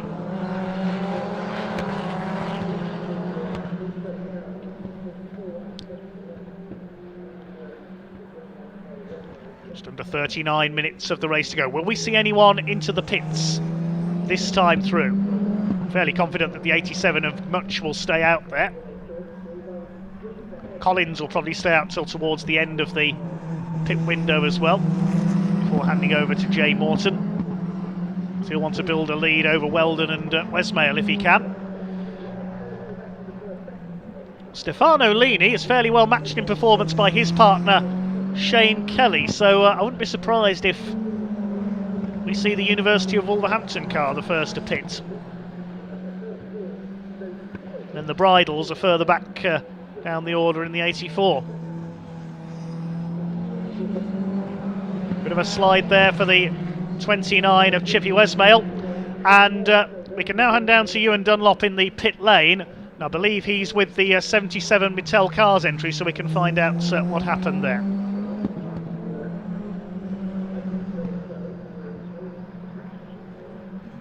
Cheers, Dave, here with Scott Mattel. Scott, unfortunately, car is behind us and you're out of the car. What happened? Just lost drive, basically. First 3 laps or so, it was all fine, and then it just started to feel a bit sort of down on power, but it turns out I think it was a rear brake just started to bind on. Then I got overtaken down here by Rob as it was losing power, and then on the exit by Gordy, I think, and then as we came out of the next corner, it just lost drive completely and just pulled up. So, terminal, out the car, all done, yeah? Yeah, it's all done for this race, yeah. It's going to need a new drive flange, I think. So. Is that something you can get ready for this race too? Oh, absolutely, yeah, we'll get it ready, yeah. I mean, in terms of viewers and watching the championship, it does make it very exciting considering what happened at Snetterton. I'm sure you don't see it from that point of view, but from a championship, it's fairly interesting. Yeah, absolutely, yeah. I'm sure it's obviously going to make it tight in the championship now. We obviously wanted to protect our lead, but this is motorsport at the end of the day, and we've got to keep going. Fingers crossed, see you in race number 2. Yeah, cheers, thank you. Cheers, Scott, thanks, mate. Scott Mattel, championship leaders out of the race here. Gordy Much handing over to Jimmy Broadbent very shortly. Can they take advantage? Back to you, Dave. Thanks, Ewan. Yes, a very philosophical Scott Mattel there. Getting the car ready for race 2. That's coming up tomorrow afternoon. They lead the championship, Scott Mattel and Charles Hall, on 121 points. Sorry, buddy. Best of luck. Gordy Much and Jimmy Broadbent are second on 98, and Rob Weldon and Ben Stone third on 89. So that's the championship points situation at the moment. Fourth in the championship, the Tim Gray Motorsport car of Alex Capadia and Richard Wells. That's not here this weekend. As we watch Chippy Westmail now having a go at Rob Weldon. Again, Weldon runs wide through Beckett's. This is where they can get past on the run up the Wellington Straight. He's weaving about there to try and keep Chippy Westmail behind him. Tries to move to the inside. He's done so. Westmail trying to be late on the brakes. Round the outside into Brooklands. That's a brave move. And he's done it. Excellent driving by Chippy Westmail up into third place. It's not often you see a pass made on the outside at Brooklands like that. He got it absolutely right there. He knew that Rob Weldon was going to move to the inside to defend the line. So he just sent it round the outside and up into third place. No pit callers as yet. I didn't expect anybody in right at the start of the pit window with the pros in the car at the moment. They're likely to stay out a bit longer before the amateur drivers take over. Of course, that's only the names given to the pro-am pairings. Some of the amateur drivers are very quick indeed. Now, is Gordy Much going to come in this time? Pit window's been open for about 5 minutes. No, he stays out. Leads now by 12 seconds, maybe even more than that. This time through, we'll see as the second place fight comes over the line. How far behind is Ben Collins in the 85 this time through? Could be even further than 12 seconds now, as Much continues to charge away at the front of the field. 12.1 seconds is still the gap. Personal best for Ben Collins that time through, though, 53.298. Much did a 53.1, so a few tenths off his personal best, which is 52.884, the quickest lap of the race overall. Mittel up into third place now and pulling away from Rob Weldon. And the University of Wolverhampton car of Stefano Lini is about 11 seconds back in fifth position. The Adola Motorsport number 84 of Ed Bridle is some 18 seconds off them, so they're a little further behind. As through goes Much to start what will be his 30th lap. It is only a short circuit here, the Silverstone National Circuit, about 1.6 miles. There's only really one left-hander on it. There's a slight left there at Maggots and the left at Brooklands. Everything else is a right-hander, basically a triangle. There's the number 84 of Ed Bridle. He's going to be lapped fairly shortly. Rob Weldon, I can tell you, has come into the pits to make his mandatory stop. He will hand over to Ben Stone. Missed the round at Snetterton with other commitments, with Matt Bell filling in for him. Now, is Gordy Much coming in this time? No, he's not. He's a little slower through Luffield that time through. I thought he was going to maybe pull into the pits, but keeps it going. So the number 4 is in. Chippy Westmail looks like he could be coming in. No, I thought he was moving to the inside there, but he keeps it going. He's on his own in third now, with number 4 Rob Weldon having pulled into the pits. The gap between second and third is just over 3 seconds now, because Ben Collins upping the pace. He's just on a 53.266, his best lap of the race. There's the 84 car into pit lane. That's the Bridle twins. Ed gets out. Some fuel will go in. Fire extinguisher standing by. Of course, they can't refuel the car with a driver in it. Ed Bridle had to get out first, then the fuel goes in. There you can see the incredible profile of these Praga R1 cars.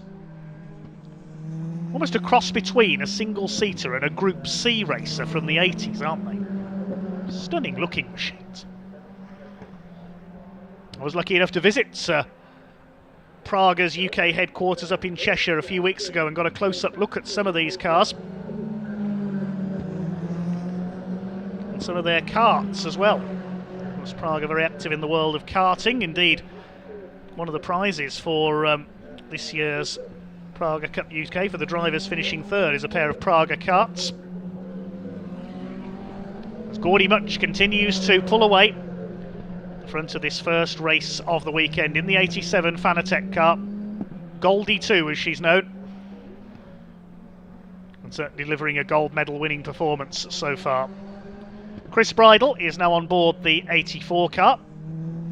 The Adola Motorsports team having to wait for number 4 to leave their Ben Stone before pushing him back.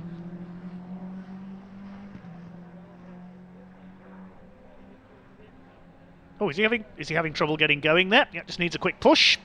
And away goes the 84.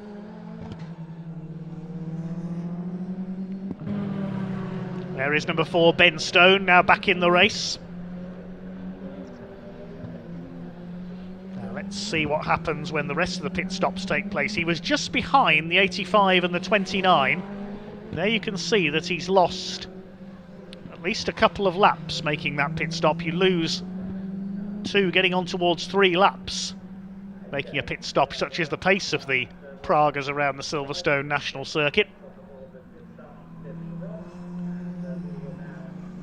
Wait to see if any of the top 3 are going to make their stops next time through. Well, there goes the 85. There's the 29. The gap between them was 3.4 seconds. We'll see what it is this time. It's still 3.4 seconds, near enough. That gap has stabilised them.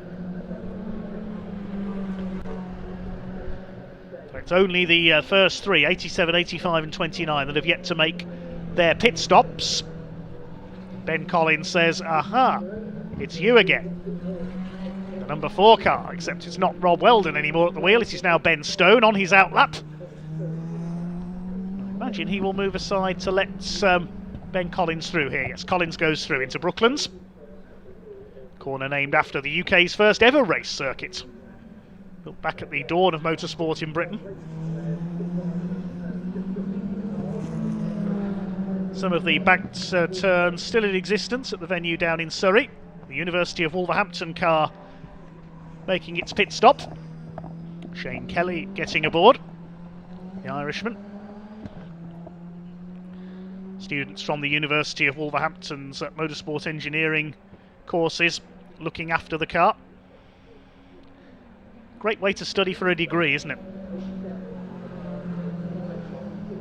I studied at University of Wolverhampton myself, but nothing to do with motorsport. I studied to be a journalist there. Meantime, there's Chippy Westmail making a move on the number 4, and looks like the doors come open on the number 4 car of Ben Stone there. We saw that at Snetterton as well, I believe. Shut that door, as Larry Grayson would have said.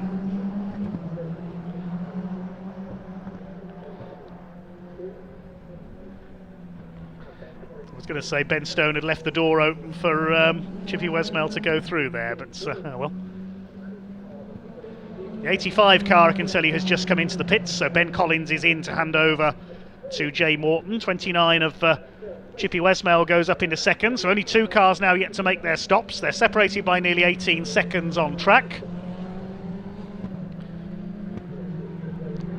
Now, if that door starts flapping seriously loose, I think he's closed it there. I was about to say, if it starts flapping seriously loose, he might be flagged into the pit lane to tape it shut. Let's hope that stays closed now for Ben Stone. There's our leader. Gordy Much has still yet to stop. See what his lead is this time through over Chippy Westmail, unless of course Chippy comes in this time. We're past halfway, 27.5 minutes to go. Still the top 2 have yet to pit, 18.75 seconds in it now, between the Fanatec car and the Mittel cars machine.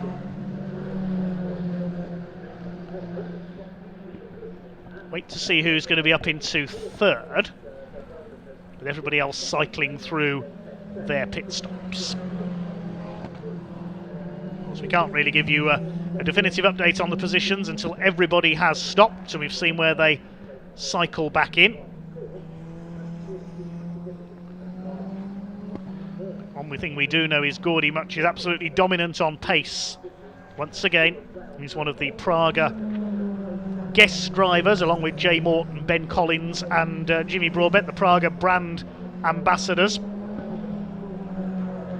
Another brand ambassador for them is current IndyCar driver, ex-Grand Prix driver Romain Grosjean, of course, who survived that dreadful accident at the end of 2020 in Bahrain. Has a long history with Praga, involved in the development and promotion of their brand. Praga has certainly expanded around the world in the last couple of years. You can buy a Praga R1 in Australia, New Zealand, the Netherlands, Belgium, Luxembourg, Poland, the United Arab Emirates and the USA and Ireland, as well as the UK. Wouldn't it be great to have a Praga R1 World Championship someday? It's called the Praga Cup in the UK. How about the Praga World Cup? There's something to consider for the future. Meantime, the leading cars have now come in. They've come in together, the 87 and the 29. I thought they might. Chippy Westmail will hand over to Dan Gore. And 87, of course, will be handed to Jimmy Broadbent. So while those two are making their pit stops, we can hand down to pit lane, hopefully get a look at what's going on. But first of all, Ewan Dunlop is down there, and he's talking to the man who's just got out of car 85, Ben Collins.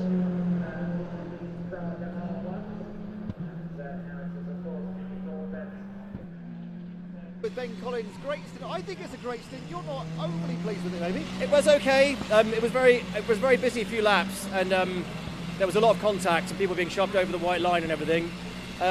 So, you know, I wanted to get the car to Jay, and so we did that in a good position. Just took longer than I expected, but it was very exciting. Car feels great. We made a few changes in case it was raining. It didn't really work, but the car's still fantastic fun. And Jay, he's been consistent all weekend, so hopefully he can run off a good load of good laps and keep us in it. Now, you changed to slicks right at the last minute. How are track conditions? But they were perfect. From pit lane, you can never, it's so hard to tell, and I fully resigned myself to wets. The Bridle boys were the first, the bravest to make that call, but you know, what I couldn't see, our number one looked over the pit wall and made absolutely the right judgment, so that was cool.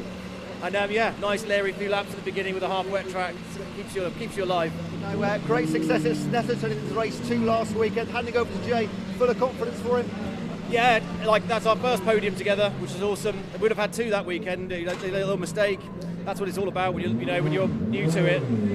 It's a lot of pressure, but he just keeps improving. So it's always positive, and it's a lot of fun too. So yeah. I'll let you get a drink and go and watch him. Thank you very much. Fingers crossed. Well done. Dave, back to you. That is Ben Collins handing over to Jay Morton. Yeah, great to hear from Ben, aka the Stig. Raced for the first time back in 1994 in Formula First single-seaters. Didn't race in karts, went straight into cars. Was raced in Formula 3 successfully, in Indy Lights, LMP1 prototypes as well for the Ascari team, among others, and was also the Ascar champion on the oval at Rockingham. Remember those? Days of Thunder, as it was known. Won the title there in 2003. Still holds the lap record for the Rockingham Oval, and probably will for all time, Ben Collins. He's been European Le Mans Series champion in the LMP2 category as well, but most of course know him as the Stig, and he's handed over to Jay Morton from the SAS. He's got Chris Bridle behind him there. They are a lap apart, these 2 cars, I think, at the moment. Now, we're going to wait to see where the 87 and the 29 slot back in. They left it right to the end of the pit window, which has now closed, to make their stops. It's Jimmy Broadbent now on board the 87. And 29 is now driven by Dan Gore, the ex-F1000 single-seater racer. F1000s are the little Jedi chassis-built and Honda motorcycle engined single-seaters. They rev to incredibly high rates, very fast little single-seaters. Good training ground for moving into a Praga I1, I would say. So we'll see how the 29 Mattel Cars entry gets on. Well, we can hand straight back down to pit lane with Ewan. He's in the 87 pits and he's talking to Gordy Much.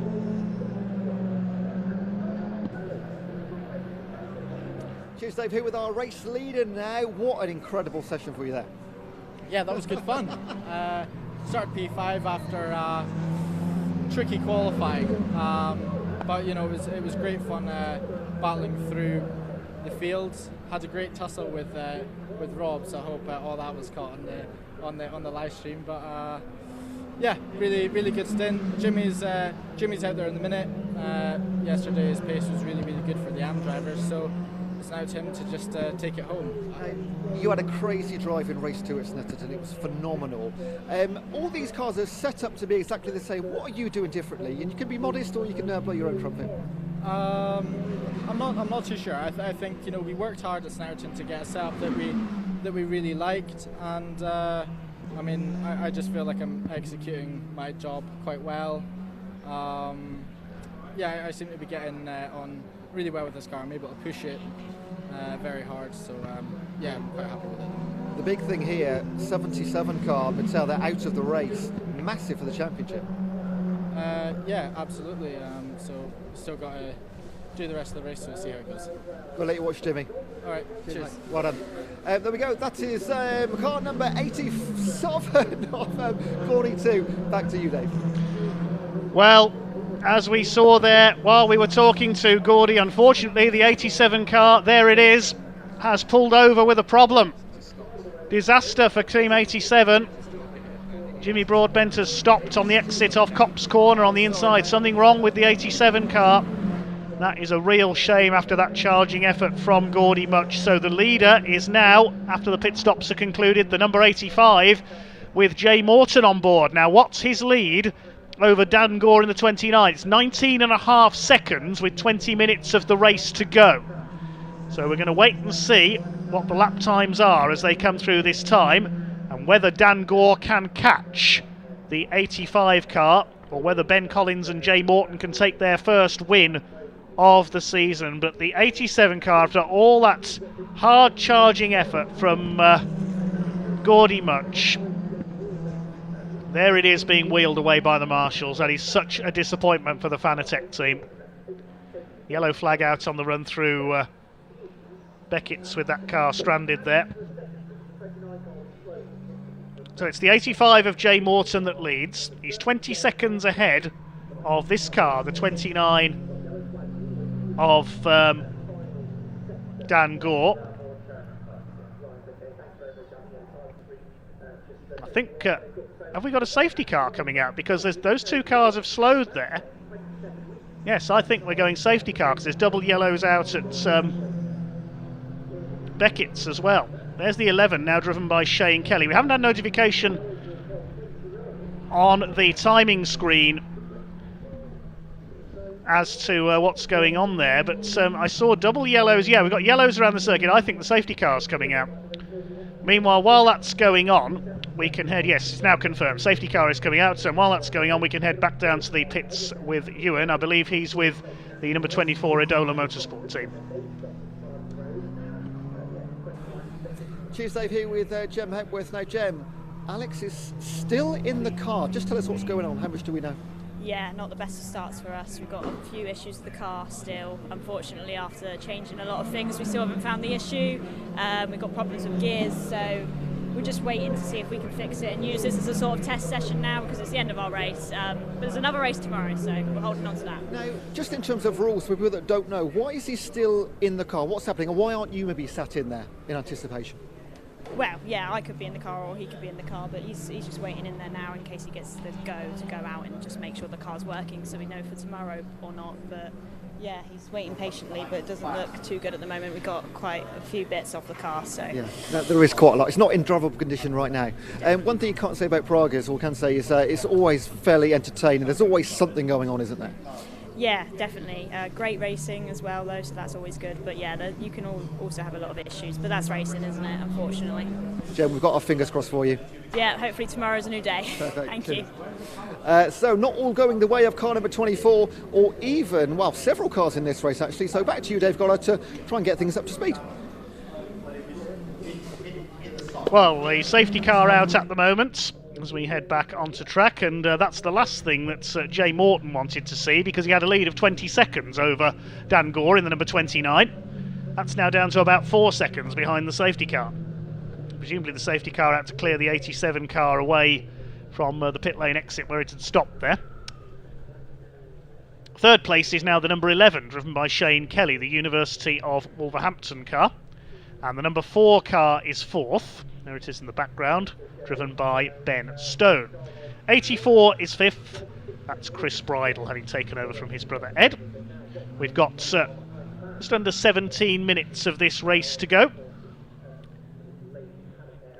And the car that started from the back of the grid, number 29, the Mattel Cars entry, could well be the favourite here. The lights are out atop the safety car, so we're going back to green flag racing this time.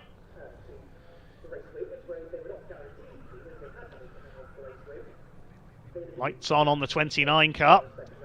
Perhaps to warn Chris Bridle that he's there. Bridle should move over, let him through, but they can't pass, of course, until they cross the timing line.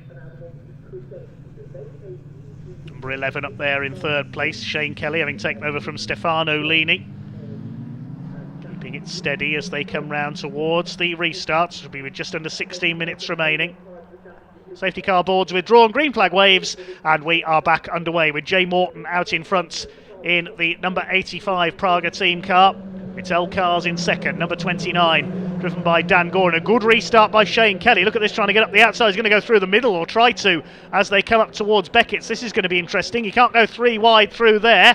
Kelly to the inside. No, he doesn't quite manage to get ahead of the 29 of Dan Gore.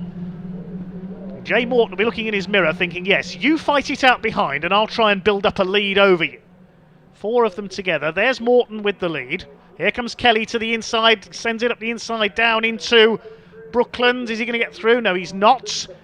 Dan Gore rides it out around the outside, holds that second place. Can he complete a last to first victory from the back of the grid? Chippy Westmail started that car after a problem in qualifying. Behind them, the number 4, driven now by Ben Stone.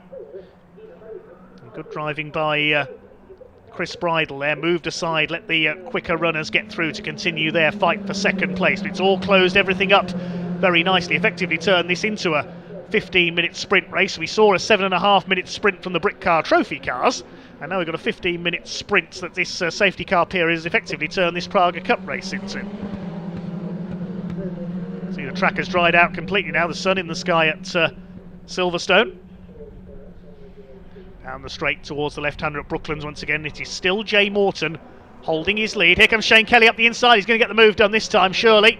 Nicely done by Shane Kelly. University of Wolverhampton car up into second place. Well, I was just saying the 29 car could be the favourites, but the University team trying to prove me wrong, perhaps. It's a good performance by Shane Kelly in the number 11 car. And now he's going after the 85 of Jay Morton. It's just done that car's best lap of the race, 53.880. I said Stefano Lini and Shane Kelly were pretty evenly matched drivers. Kelly has just done that car's personal best lap of 53.88, and he's not holding back. He's going for it here. Dan Gore in third in the 29. Onto the Wellington straight. There's Ben Stone in fourth place behind them, car number 4. They're all close bunched up now, although the number 84 car is a lap behind the rest of them, as Kelly now onto the tail of the race leader, Jay Morton. This is good driving by the ex-SAS man. Who dares wins, and he's certainly producing some daring driving here to keep Shane Kelly behind him. The University of Wolverhampton, number 11. It is their best run of the year so far, looking for their first win of 2022, and I think their first ever win in the Praga Cup. Oh, what's happened to Jay Morton? Has he headed into the pits there? Yes, he has. We couldn't quite see the pit lane entrance there. The 85 car's pulled into the pits. So now this fight, this three-way fight, is for the lead. It is Kelly that's got into the lead. Gore second. What has happened to the 85 car? Another favourite with problems. This race certainly not over yet. There he is. Has he got a penalty, I wonder? He's driving through. Yeah, that must have been a penalty. It didn't come up on the timing screen. But this one has. Car 29, 14-second time penalty for speeding in the pit lane. We know not the reason for the 85 car receiving a penalty there. That didn't come through to us. But the 29 car has got a 14-second time penalty for speeding in the pit lane. The 85 car must have committed an infringement during its pit stop as well. I didn't get notification of what the reason was for there for the 85 car, but it's done a drive-through penalty there. Well, you can't predict anything in this first Praga Cup UK race of the weekend. It's the number 11 University of Wolverhampton racing car that leads the way. The 29 car, is that going to be served as a stop-go penalty, or is it going to be added onto their race time at the end of the race? We don't know yet whether the 29 car is going to pull into the pits to serve that penalty. We'll see what Dan Gore does. Well, that will certainly give the number 4 car of Ben Stone and Rob Weldon second place, if so. If the penalty is going to be added on at the end of the race, what Dan Gore needs to do is get ahead of the number 11 and then get 14 seconds clear of it. And with only 11 minutes left on the clock, I really can't see that happening here, with all due respect to Dan Gore, because Shane Kelly in the number 11 is a very rapid racer. Ben Stone out of shape there in the number 4 through Beckett's. We've seen that car have 1 or 2 handling issues during this race, looking a little bit unstable, but they're trying their hardest. Great effort by the number 4 of Ben Stone and Rob Weldon.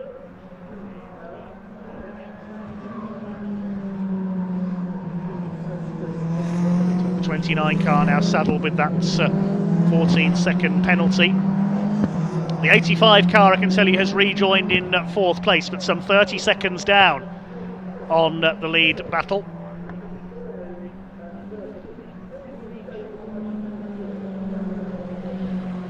We can now hand down to Ewan in the pits, who's with the leading University of Wolverhampton team.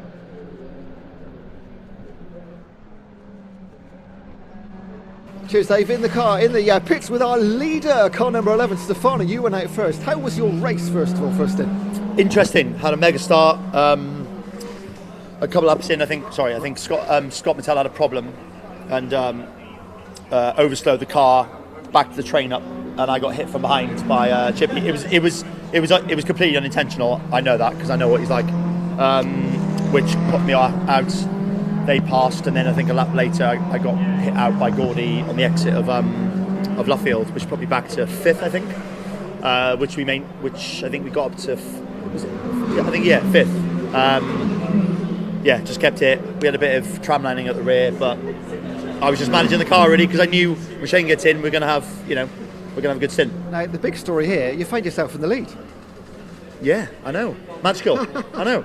Potentially the university's first podium, which would be great because the students have worked really hard on the car since the start of the season. What would it mean for these guys? Well, ask them. Guys, what is it going to mean? What's this going to mean, this win? What's the win going to mean? What's the win going to... Probably, anyway. Yeah, a lot. They're really going to work on the car. They're not good at speaking. So, it's going to mean a lot to the team. And Walto's helped the uni with the car. And, I think they just deserve it, really. So hopefully we can get another one tomorrow. I'll let you carry on watching. Best of luck. Thanks a lot. Cheers. We got University team in the lead here in the Praga. Got their first ever podium. Could even be a win, Dave. Well, the University of Wolverhampton students, I think, stunned into silence there with their car out in front here. 8.5 minutes that would have been really good. Of the race to go. Chased by the number 29. We know the 29 car has got a penalty for speeding in the pit lane. The drive-through penalty for the 85, we haven't had notification of why that was given as yet.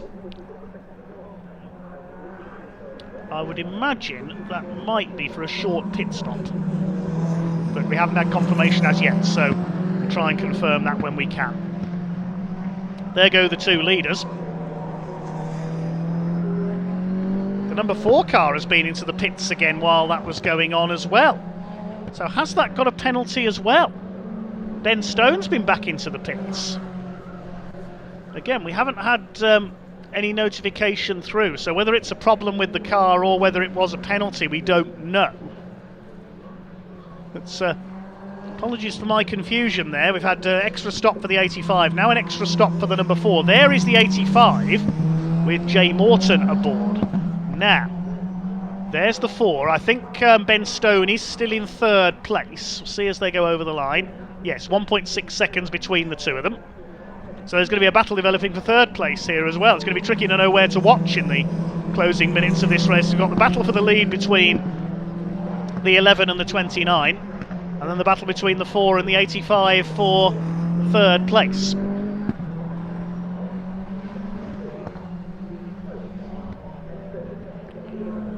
Onto the Wellington straight goes Ben Stone, ahead of Jay Morton. Now, lap times were pretty much identical last time through, as they were between the leaders as well. Though Shane Kelly did a personal best, 53.645. Dan Gore did a 53.756. And hopefully we can now hand down to Ewan in the pits, who's got an update on the 87 car for us.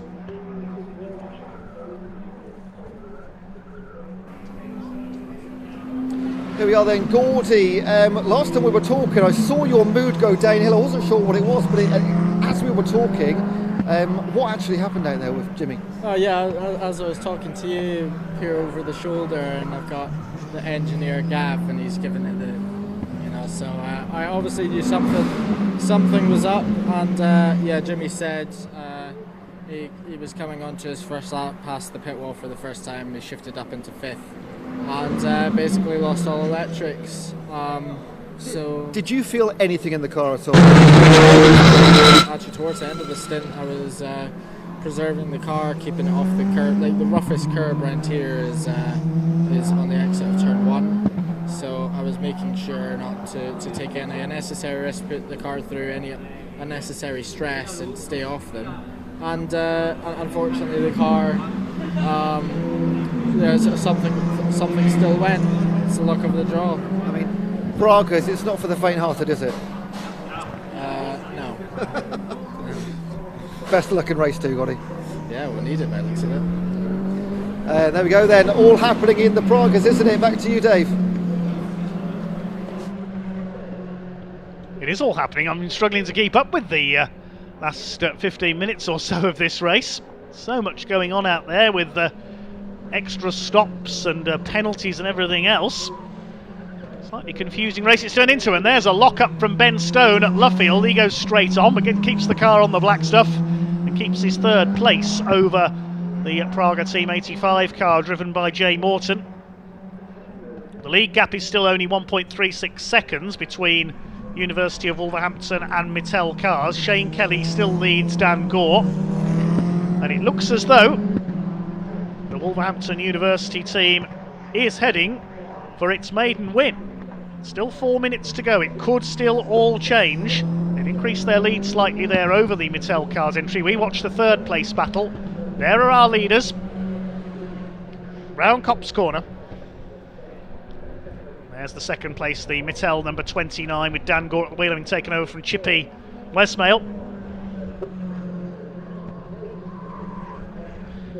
With extra pit stops for the 4 and the 85, at least giving us a good fight for third place between the two. They're separated by 2.3 seconds, with Ben Stone starting to pull away a little from Jay Morton now. Now we mustn't forget the Bridle twins as well. Chris Bridle still running in 5th position in the Idola Motorsports number 84 car. So maybe 3 or 4 more laps to go here in this first race of the weekend for the Praga Cup UK. Certainly has been an eventful race. 1.5 seconds in it for the lead. That's the 29 car. Didn't come in to serve any time penalty, so I imagine those 14 seconds are going to be added on at the end of the race. It's looking good here for the University of Wolverhampton. Stefano Lini and Shane Kelly. Stefano, of course, joining the team, replacing George Lyne over the last couple of rounds. It's working out beautifully for them here at Silverstone. There's the 85 in 4th place. Winning instinct, it says on the rear wing. Hopefully that first win of the season not far away for Jay Morton and Ben Collins. Ben Stone and Rob Weldon still ahead of them in 3rd place in the number 4. There is the newly liveried number 4 car. Looks fantastic, doesn't it? The red and black with the gold wheels.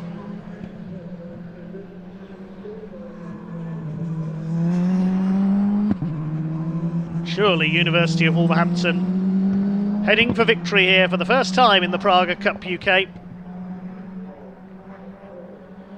Gordy Much will at least, I think, get the consolation prize of the fastest lap for Team 87, a 52.884. The only car to lap under 53 seconds in this race. University of Wolverhampton into their penultimate lap. 1.6 seconds up on Mittel cars. I think Mittel cars will at least keep their lead in the team standings.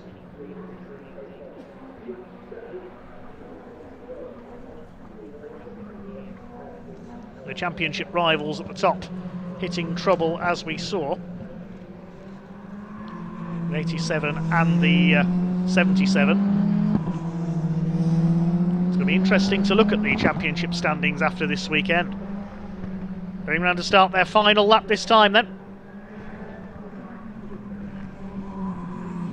Stefano Lini put in a good stint early on despite a little bit of contact, as we heard. Was able to move up the ranks, take the lead after the pit stops.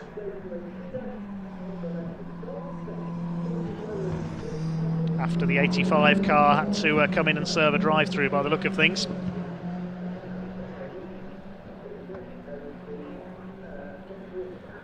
They come down towards Beckett's for the final time. Former F3 Cup star Shane Kelly has taken over from experienced single-seater and prototype racer Stefano Lini.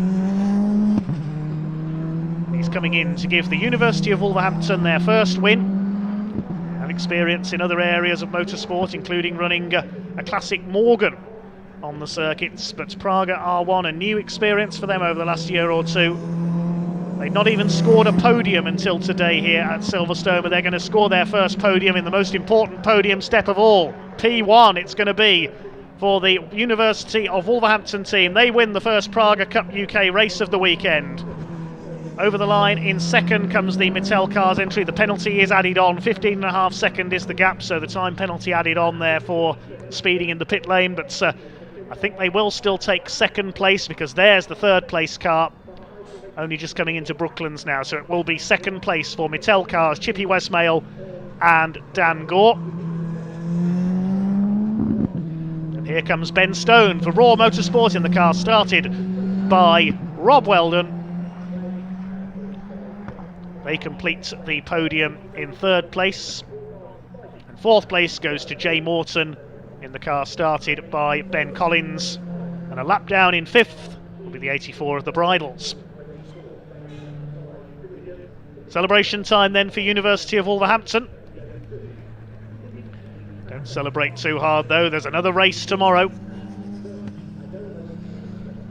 I'm sure there will be a big celebration in their garage. A proud moment for the students, their lecturers and the two drivers as they pick up their first ever Praga Cup UK victory. They were 1.5 seconds ahead on the road of the 29 and Mattel Cars, but that car had the penalty applied for speeding in the pit lane. And the battle for third won by Raw Motorsports, number 4 ahead of Praga Team 85 by some 4 seconds. The 84 car finished in 5th place, a lap down. The Adola Motorsport car at the Bridles. We sadly lost car 87, 24 and 77. The 87 car going out with electrical failure. 24 and 77 were early casualties, the Adola and Mattel cars. Well, hopefully all 8 of them will be back out for tomorrow's race, where it's all switched around and the amateur drivers will be running first. And shortly we'll be able to head down to Ewan Dunlop in Parc Ferme, hopefully to talk to a jubilant University of Wolverhampton team. There'll be a short break next up while the junior Saloon cars have their qualifying session ahead of their races tomorrow. We'll be back in a short while after that with our next race, which is the second race for the Britcar Endurance Championship Trophy category. And that's followed by our final race of the day, the Lancaster Insurance MG Owners Club Championship, with hopefully a slightly drier track for their second race of the day. We'll be down to Ewan in just a moment then, where Shane Kelly gets out of the University of Wolverhampton Praga. He's congratulated by Dan Gore, and we'll be able to talk to them very shortly.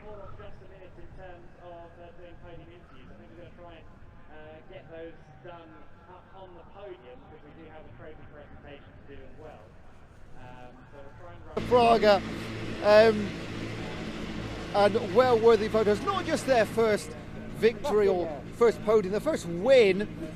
So I'll let Shane Kelly, headed off by Stefano in our first set of session. Wonderful scenes there. Get your helmet off, Shane, and we'll have a chat about that victory. And there's the team. Look at behind them, Danny. Have a little look over there. That is the University of Wolverhampton team.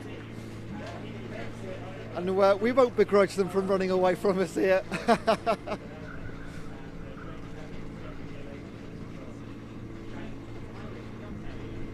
So again, Stefano leading things out. Shane Kelly bringing it home.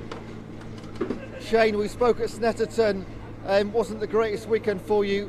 What a difference a couple of weeks, mate. Well, yeah. Yeah, night and day really. But we did say this from the start, we'd chip away and it'll come to us. Obviously, Steph coming on board has been amazing. And, well, I can't thank the guys. You know, the students have done an amazing job. Can you put into words, what does this mean for them? All the effort they've put in over so much time to get the win now at Silverstone, Platinum Jubilee weekend. Oh, I didn't think about that.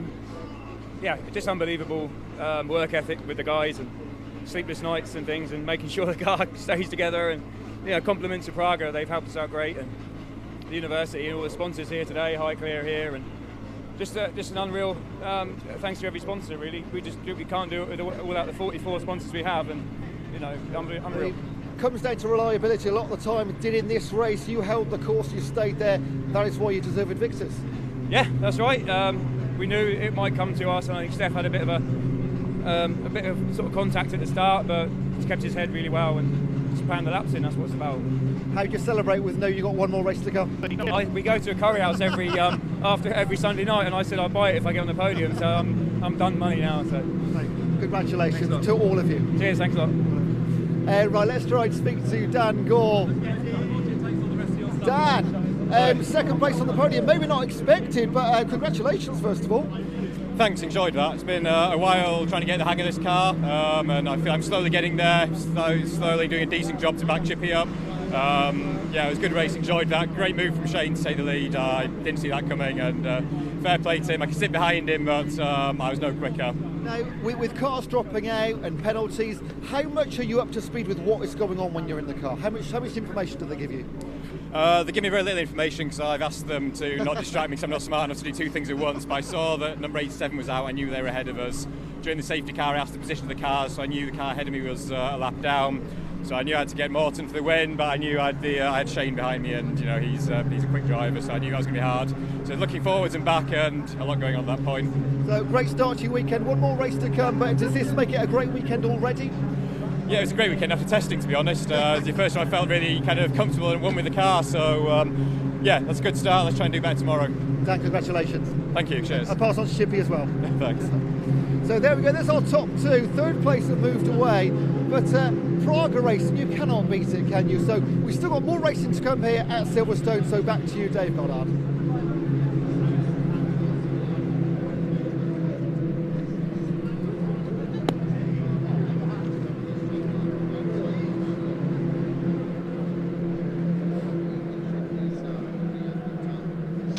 Okay, well done to our Praga Cup cars there. Qualifying now underway for the Junior Saloon Car Championship. Their races are coming up tomorrow. While this session is taking place, we can take a quick flashback to Snetterton Circuit a few weeks ago. The Junior Saloons were in action there, so we'll see how they got on in their previous round. 58 car and Connor Duncan, who's not out this weekend. The second race, Harry Hickton headed home Travis Chapman with Harvey Dent third. Dent had a bit of misfortune in the triple header at Cadwell Park, the second meeting of the year. Harry Hickton was beaten for the first time by the leading rookie in the points so far this year, Max Hall, who we just heard from in number 93. He took his first win. Adam Harding had a couple of podiums at Cadwell as well, with a third and a second. Max Hall had a second place, but he failed to finish race 3 at Cadwell Park. Adam Harding was second, and Jensen Bell got to the podium, as we heard, in third place there. Dara Flock was on the podium for the first time at Cadwell too. The Irishman, he's in the blue car with the darker orange bonnet flashes there. Back on the third row of the grid.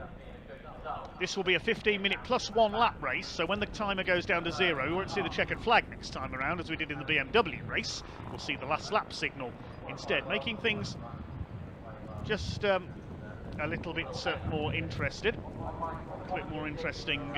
We have an extra lap to run. 1 or 2 cars with a bit of bodywork damage in yesterday's race. We only had one retirement though. Gabriel Parfait, number 280, dropped out. I think his steering broke.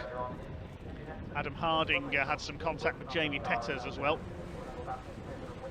Alex Mostav and Sandro Ballesteros at the back of the field. With a name like Ballesteros, surely he shouldn't be in a Saxo, he should be racing a Golf. You never know, he might do one day. These youngsters, as we heard, as young as 14 to 17 years of age, these drivers.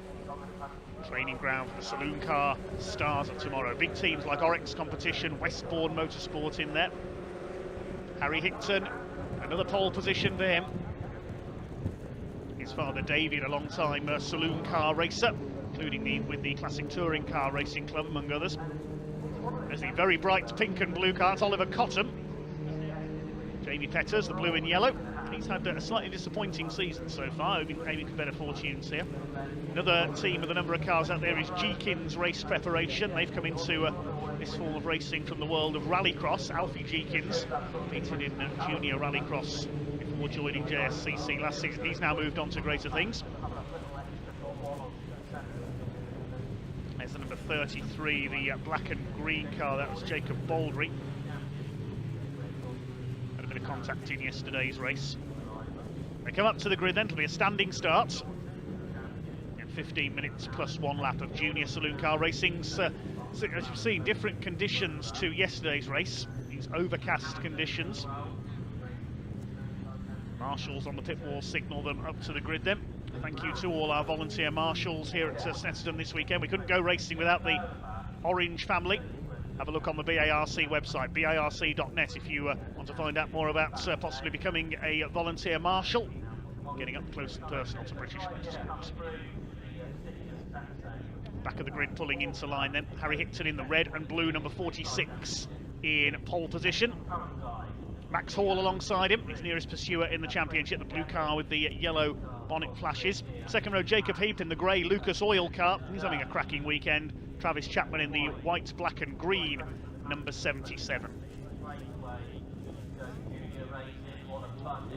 Dara Flock has had a lively season so far. His rookie campaign, the number 22. A lot of these cars you can see with novice crosses on the back. The black cross on the yellow background. Green flag is waved at the back of the grid then. The 5-second board is held aloft. 15 minutes on the clock. The red lights come on. The revs rise and away we go down towards Riches for the first time. Everybody is away cleanly. Could be 3 wide into the first corner. Travis Chapman's got away well on the outside in the number 77. He's going to go side by side with Harry Hicton into the first corner. Hicton's got the inside line. He takes the lead. Looks like it's Chapman up into second place. Side by side though, as they head out of Riches up towards Wilson's hairpin for the first time. They're still side by side. Jacob Heap is in third in the number 16. Hicton will have the inside line for the hairpin, and it's Harry Hicton who leads. Travis Chapman second, Jacob Heap. So there's a spinner in the pack. Charlie Constable in the number 6 has gone. Somebody else off as well. The number 12 of Jonathan Moore facing the wrong way. Riley Price, number 17, has lost his front bumper as a result of a bit of contact in there as well. We had a few bumpers go missing yesterday. Somebody ploughing off wide coming out of Palmer's there. Who was that? We'll try and pick that up as they come. I think it's Harry Smith, number 10, possibly. As Harry Hicton leads at the inside, Jacob Heap attacking Travis Chapman for second place. Typically busy starts for the JSCC. Right onto the grass. Oh, Jacob Heap's gone. Wallop straight into the barrier and straight back into the pack. Look out, goodness me, that was close. Let's hope everybody misses him. Yes, they've all seen him. They've all missed Jacob Heap. There must have been some contact in there in the fight for third. He was battling with Max Hall, I think, and Jacob Heap spun across into the barriers there. He's not going to repeat his second place from yesterday. A rather more fraught first lap then. That's allowed Harry Hicton to escape into the lead. We'll try and see what's happened there.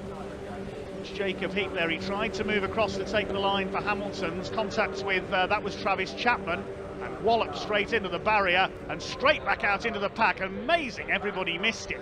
That could have been very nasty.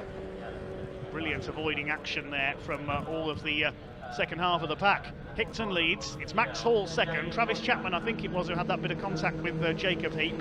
Jensen Bell up in fourth place in the very brightly coloured 871 car. As he told us in his interview, an oval racer since the age of 10. I could barely ride a bicycle when I was 10 years old, never mind race cars. Hicton leads the way. They come round to the conclusion of the opening lap.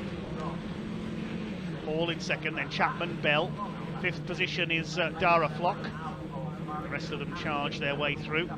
CJ Morgan in the purple number 59 car under fire from Oliver Cottam as the leader crosses the line to complete his opening lap. 1.25 seconds his advantage over Max Hall. Dara Flock attacking Jensen Bell for fourth place into the first corner at Riches. He goes through on the inside. Jensen Bell fights back. It's Ireland against Scotland for fourth place. It's Hicton who leads the way. And from Andover near the Thruxton circuit in Hampshire, and up the inside Dara Flock has taken fourth place. Oliver Cottam going well too, diving past CJ Morgan there into sixth position.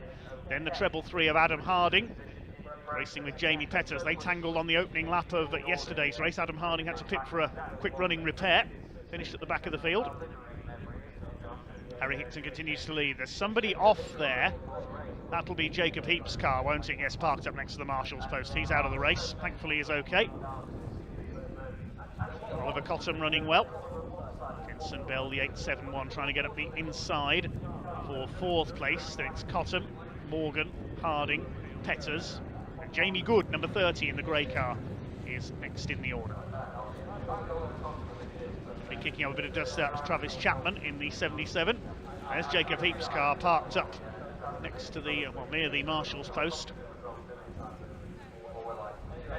Adam Harding puts a wheel onto the grass there, the Orex car chasing the 59 of CJ Morgan. Charge their way down the Bentley straight. It's still Harry Hickton who leads the way. Trying to close on Oliver Cottam here. This is the battle for 7th place. Harry Hickton from Maxwell, 3rd is Chapman, then 4th place it is now Dara Flock ahead of Jensen Bell. Swing their way through the bomb hole. You see the circuit drop down into that corner. It's named as the bomb hole by motorcycle racers, I believe, because of the way the circuit drops down. You feel it much more. You see it there, the dip they go into. Feel it much more on a motorcycle. Side by side there, the number 58, that's Harvey Dent. It must have been him who went off on the opening lap. He went wide, because he's dropped quite considerably down the order from his starting position. Number 11, Oscar Dix, racing with him in the Jeekins prepared car. Left-hander at Murray's. Hickton leads by 1.3 seconds over Max Hall in 2nd place. Travis Chapman 3rd, chased by Dara Flock, who wants a podium here. CJ Morgan under 5 from treble 3 of Adam Harding.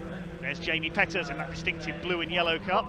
We saw his brother Dan Petters racing in the pickup truck racing championship over the last couple of years as Dara Flock goes through on the hairpin up into 3rd place. Takes Travis Chapman. It's the active welding car up into 3rd position. Are we going to see a podium for Dara Flock? Jensen Bell down to 5th. Out towards Agostini, once again the long looping left-hander named after Giacomo Agostini, one of the successful motorcycle racers of all time. Oliver Cottam's closing up on this group as well, in that pink and blue car. Side by side there, Jamie Good attacking Adam Parker, goes through, Gabriel Parfait behind them. Retired from yesterday's race, looking to make up for lost laps and points. Hickton with the fastest lap of the race, 2:25.609. It's the one retirement, I think. Yes, Jacob Heap out of the race. A shame after that brilliant 2nd place yesterday. He took the fight to Harry Hickton in the early stages. Swinging their way through the midfielders. There's Parfait under fire from the 92 of Adam Parker. Where's our scholarship winner, Jack James, number 53, the Londoner? He is back in 22nd place at the moment. Hasn't had the best of weekends, has to be said. Need to improve all the time. Dara Flock under fire from the 77. It's Travis Chapman in another of the Jeekins team cars. Jensen Bell in behind in the 871. Coming up towards halfway through the 15 minutes anyway, not half distance in the race, and of course we'll have an extra lap as well. Better run by Oliver Cottam here. He's had a fairly quiet season so far, quite a way down the points. Harry Hickton, who led the points coming into this weekend by a clear margin ahead of Max Hall. It's Oliver Cottam 6th in the points coming into this round. He was having higher aspirations ahead of his 3rd season in the series. There's Jack James, 53, the scholarship winner. Bell under fire from Cottam. 3rd place fight goes into the right-hander at Riches. Travis Chapman runs a bit wide there. Brings the car in. Round Wilson's hairpin. Originally Montreal, renamed in memory of Justin Wilson, the IndyCar racer. Sadly lost his life in the USA a few years ago. CJ Morgan battling with Adam Harding. We mentioned yesterday the most famous landmark here at Snetterton that used to overlook that hairpin, sadly not there anymore. The Scary Tree. Used to be a very imposing presence here at Snetterton, but sadly now gone. Running wide there, Oliver Cottam trying to get the cut back at Agostini as Jensen Bell chases Travis Chapman for 4th position. 2 leaders have got away. Dara Flock now established in 3rd place. Hickton and Hall still separated by just under 1.5 seconds. 2:25.123, the new fastest lap for Harry Higton. All running wide there, Travis Chapman gets onto the grass. This is going to allow Jensen Bell to come through out of Oggies into Williams. Through goes Jensen Bell, up into 4th position. Brightly liveried Oliver Cotton, number 98, on the attack as well. He tries to move towards the inside. Chapman's fighting back though, trying to slipstream Jensen Bell down the Bentley Straights, as we know as the Revit Straights. Jamie Petter's not far behind them, CJ Morgan and Adam Harding as well. Bell back at the inside, holds Cotton off. Travis Chapman having retaken the place down the straights. Here comes Oliver Cotton on the inside as they go towards the bomb hole. They drop through the right-hander. Cotton's on the inside here as they go towards Coram. Side by side of the run into the long right-hander. They're almost leaning on each other. Look at that, inches between the two of them. Jensen Bell will have the inside line for the left at Murray's though. Slightly later on the brakes as well, and holds the place. He runs a bit wide on the exit, but just about holds back Oliver Cotton. Great fight between these two for 5th position. Over 5 minutes to go. Harry Higton is still your leader. He's already gone through. He's 1.5 seconds up still. The gap stabilising along with Max Hall. There's a black and white flag out there. That's the driving standards flag. Now that might be awarded to somebody for exceeding track limits. We don't know who it is though. We couldn't see the number there. 2:24.9 now the fastest lap for Harry Higton. He continues to lead from Max Hall. They've stabilised in 1st and 2nd places up front. The only real battle is now for the final podium place. Zach Palmer 3:03 running a bit wide there through the hairpin. Some call it the Sear pin because that corner used to be known as Sears. And it used to turn right straight into the back straight before this new infield loop was built a few years ago here at Snetterton. This circuit improving hugely under the control of Motorsport Vision, headed by Dr. Jonathan Palmer, the ex-Formula 1 driver and Formula 1 commentator, alongside Murray Walker. Adam Harding at the inside, take 3, takes CJ Morgan. Fighting back is Harding. This is terrific, these two side by side out of Agostini up towards the left at Hamilton. No prizes for guessing who that corner's named after. Harding a bit wide onto the grass there. Terrific fight with CJ Morgan. Harding up the inside into the right at Oggies. Who's going to come out of this with the advantage? This is for 7th place. Harding's now got the inside for Williams' corner. And he goes through. This has allowed Jamie Peters to tow up onto the back of him. He's pulling about four other cars along with him.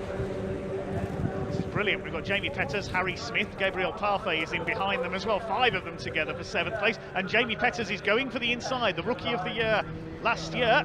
Here he comes. He's got both of them. Oh, brilliant. Jamie Peters. Now CJ Morgan back at the inside. This is terrific stuff. They swing their way through. Peters has made it stick. Adam Harding's lost 3 places in one corner. He's going to lose even more now because he's gone rally crossing on the outside coming out of Nelson Corner. Parfait behind him, then it's Palmer, Jamie Good, and the rest of them. Oh, superb. Less than 3 minutes to go. Almost wish this race could go on for half an hour, don't you? The Vinner Sport car there of Zach Palmer chasing CJ Morgan back at the inside, retakes Peters. This is all for the minor places as well. Higton's already gone through with the lead, still 1.3 seconds up on Max Hall. Dara Flock is in 3rd place, and Travis Chapman and Jensen Bell. Oliver Cotton in 6th. There's the fight for 4th. Everybody else is fighting to be 7th behind CJ Morgan.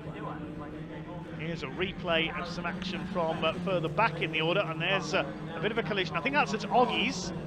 Who's that's gone around? Jacob Baldry is one of them. Can't quite see the number. Number 13, the other car, Luke Scrooby. They just missed the barrier there. So Jacob Baldry tangling with Luke Scrooby in unlucky 13. They've dropped to the back of the pack as a result. There go the leaders. Higton from Hall. Dara Flock in 3rd place. There's yellow flags out at Oggies because of that car that's gone off. Luke Scrooby's car, I think, is stranded there. And here comes this fight for 7th. Jamie Peters up the inside again. You can tell he's an ex-mini stocks racer from the short ovals, can't you? Not afraid to make a few full sends, as they call them these days, I believe. I don't know, I'm old-fashioned, I don't speak more. Side by side still as they come through Hamilton's there. Behind them, Zach Palmer, he's come through nicely. Harry Smith on the grass. in the number 10. There's yellow flags out there, so he'll have to back out of that move on Gabriel Parfait because Luke Scrooby's car is off there. No overtaking under yellow flags. CJ Morgan heads this battle. Zach Palmer up into 8th position. He's come through nicely. Then Petters, Parfait, Harry Smith in the number 10. Jamie Good in the number 30, the grey car. Adam Harding's dropped back in this group, you can see there as well. Adam Parker, the 92, and there's somebody else in there too. Can't see the number on that black car at the back. There's so many of them together. Sliding it there, CJ Morgan, bit of a lock-up through Brundles. Up on the curb goes Zach Palmer, he's up on 2 wheels. There's 2 cars over the grass, Jamie Good and Adam Harding. Contact on the run into Brundles there. They go across the grass, they managed to save it. This is fantastic, 30 seconds left on the clock then. We'll wait to see whether Harry Higton gets across the line to start his last lap, whether we get 2 more. This time I think he's already gone over the line. Yes, he has, with 18 seconds on the clock, so we'll get 2 more laps out of this. Superb midfield battling. Drivers are loving this.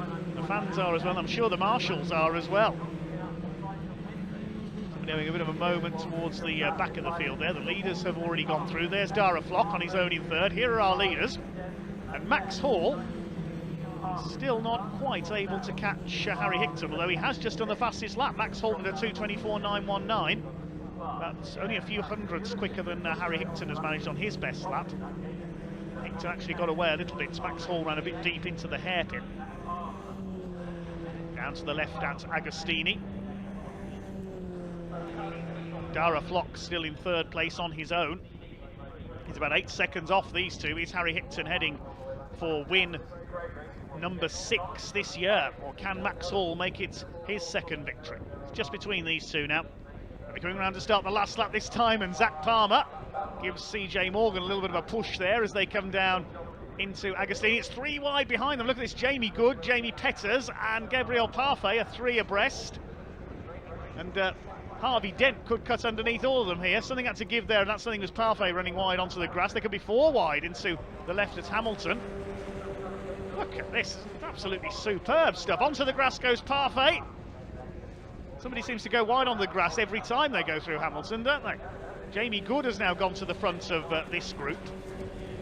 Petters back up the inside. Can't keep up with this. He's now slotted in behind Parfait. So Zach Palmer's up to 7th. It's Morgan 8th.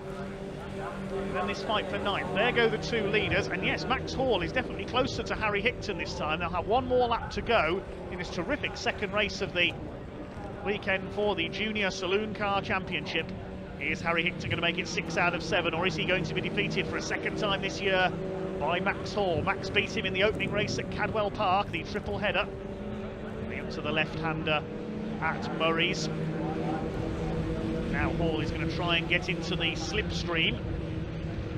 No, these cars don't have a DRS zone. Moving to the inside is the 46 of Higton. He moved towards his pit crew there.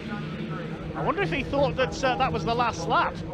He seemed to move over towards the pit wall to signal something to his pit crew. If he thought it was the last lap. No, there's 1 more lap to go. The time has only just gone down to 0. Max Hall puts a wheel onto the grass as he chases hard. Dara Flock is still in 3rd place.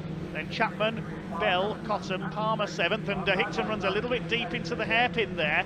Hall is definitely putting him under pressure, the Westbourne Motorsport driver. It's superb. All the way down the order. It's anybody's race for 7th still. Here they come then up towards Agostini. Max Hall is getting closer. You can see Harry Higton is now starting to defend. Here they come into the left-hander at Agostini.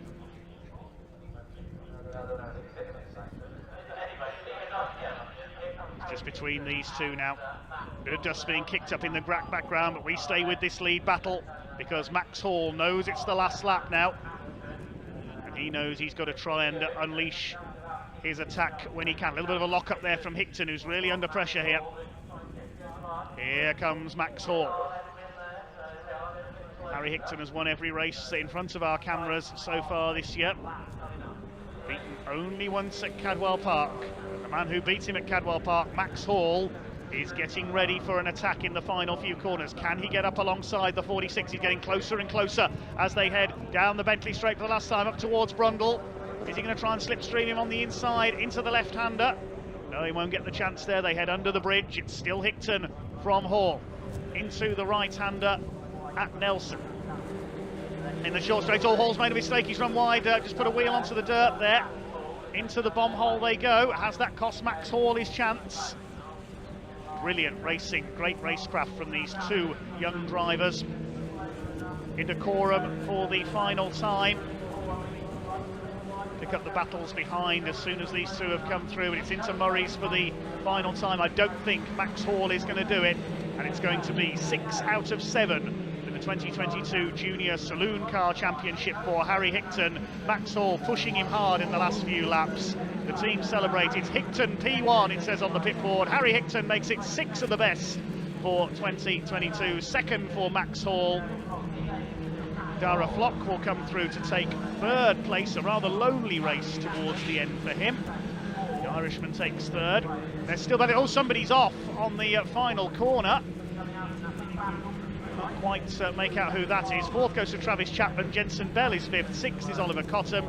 Zach Palmer, good run through the field for seventh. CJ Morgan tops the terrific battle for eighth place. Ninth goes to Gabriel Parfait. Jamie Petters is 10th. Then Adam Harding. Harry Smith comes over in 12th position. Now, who's that car that's gone off? I think it might be Oscar Dix, number 11, that we've lost. Oh, Alex Mostav has pulled up as well further around the lap. He was at the back of the field. Here's a replay of the final lap. Oh, it did all come to a head coming into Brundle for the first time. That's Jamie Good, Harvey Dents and Wallop. Adam Parker smashes into both of them. Oh dear. Harvey Dents, enough said. Yes, plenty of dents in his 58 car, unfortunately. It was Oscar Dix who spun out on the final corner. He makes it home. Yeah, Harvey Dent and Adam Parker both headed into the pits on the final lap there. Jamie Good also involved. We saw him come across the line with some bodywork missing. Right. And that is what you can expect to see if you're watching tomorrow's live stream from Silverstone, because we've got 2 more races for the youngsters in their Saxos and the junior saloon cars. They were brilliant at Snetterton, as we've just seen. For now, though, we concentrate on our second race of the day for the Britcar Trophy Championship. The grid will bring you in just a moment. It is based on the results of the first race, so it is number 98 who is on pole, the Race Lab BMW, and the 74 Ginetta alongside him. Now, the way it works is the drivers that went second in race 1 go first for race 2, so it's Lucky Kera starting the 98 car this time, and Owen Hizzy the 74 Ginetta. The second row, 177, the Intersport BMW, is started by Aldo Riti, and the number 40 BMW alongside him started by Jasper Sapra. On row 3 is Charlie Hand, well up there in his Clio, number 555. He drives solo. Used a pit stop during the safety car period to move up the field in race 1, alongside the Mac G Racing Mazda, started by Josh Tomlinson. Row 4 is Axel van Nederveen in the 111 Datum Motorsport Ginetta, and the number 70 Team Brits BMW, started this time by James Whitley. On row 5 is the number 4 Motus 1 Clio of Scott Simons. Alongside him is number 69, which is the Westmore Motorsport Clio, the blue, pink and yellow car. Jack Meakin starts this time. Row 6 is another Motus 1 Clio. That's the turquoise one, started by Brad Thurston. Alongside his teammate number 11, Richard Ashmole. He drives solo. Row 7 is the Class 3 winner from race 1.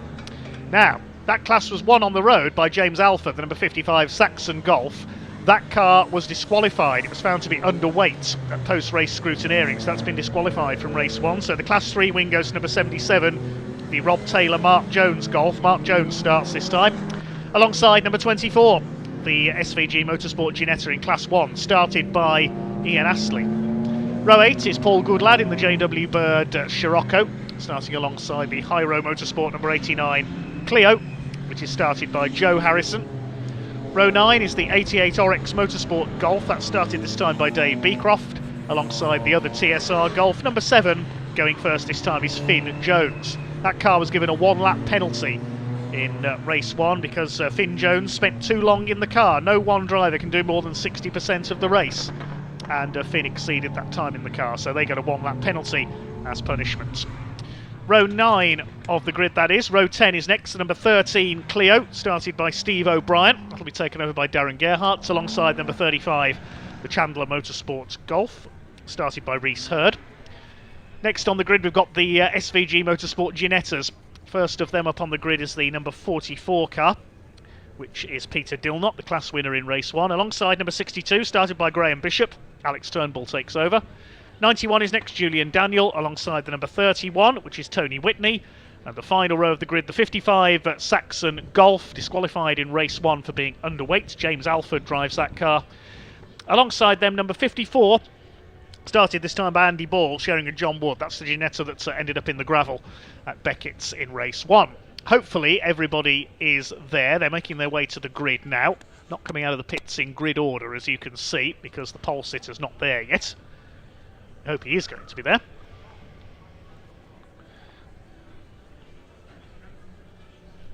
This will be a 50-minute race with a mandatory pit stop.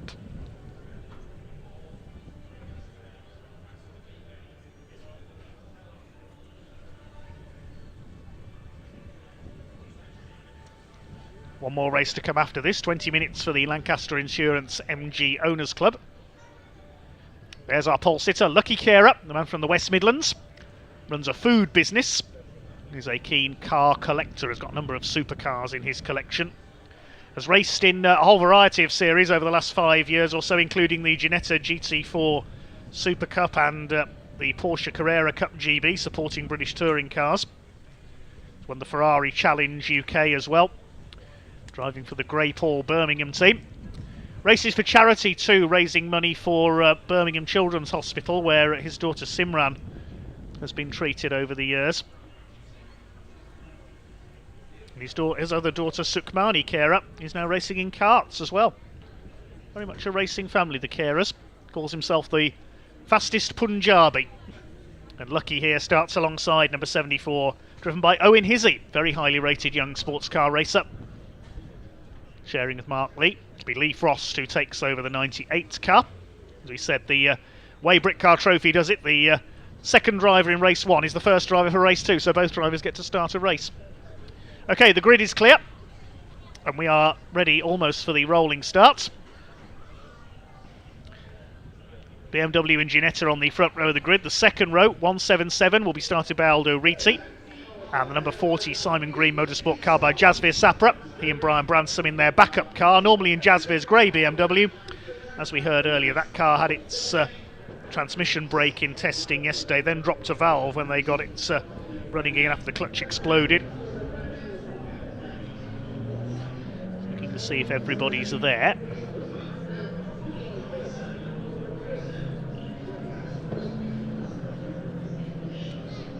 I don't think we're missing anyone. There's James Alford's Golf at the back of the field. Grid based on the results of race 1, so with his disqualification for being underweight, the car at the end of race 1 has to go from the back this time. Leading Clios are all there. Great effort by Charlie Hand. Let's see how he gets on from 5th overall on the grid.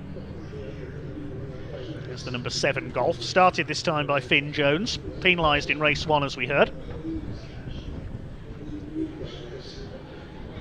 It was their teammates, number 77, won Class 3. Team Brit won Class 2 in their BMW, sadly their other car breaking down in qualifying. Okay, 50 minutes of racing then, once again with a mandatory pit stop. Lucky Carer on pole, Owen Hizzy alongside. In drier conditions this time, this is going to be a very fast-paced start for the Britcar Endurance Championship Trophy category. Race 2 here on the Silverstone National Circuit here on BARC TV. Pace car has pulled aside. The pack takes it steadily up towards the red lights. When they go out, the race will be on. Here we go, the revs begin to rise. Waiting for the red lights to go out. And the pack is unleashed. Here we go. Good start by Jasvis Sapra in the orange number 40 car. Aldo Riti moving up the inside as well. The Ginetta's going to be caught on the outside line through Kops for the first time. Decent start back. Axel van Nederveen in the white Ginetta moving up as well. But it's Lucky Kera who leads the way as they go up towards Maggots and Beckett's for the first time. Second place is Owen Hizzy in the Ginetta. And Jasvis Sapra third in the BMW. Great start by Josh Tomlinson. He's up into fourth place in the Mazda RX-8. As they start to sort themselves out for the first time. James Alford's made a decent getaway from the back. He's made up a few places in the Golf as they head along the straight for the first time. It's BMW, Ginetta, BMW, then the Mazda, then the second of the Ginettas, round Brooklands for the first time. And it's Lucky Kera who leads the way. Axel van Nederveen attacking Josh Tomlinson, under fire in turn from James Whitley, the Paralympian at the wheel of his number 70 BMW, chased by the number 24 of Ian Astley in his Ginetta, the second of the SVG Motorsport Class 1 cars.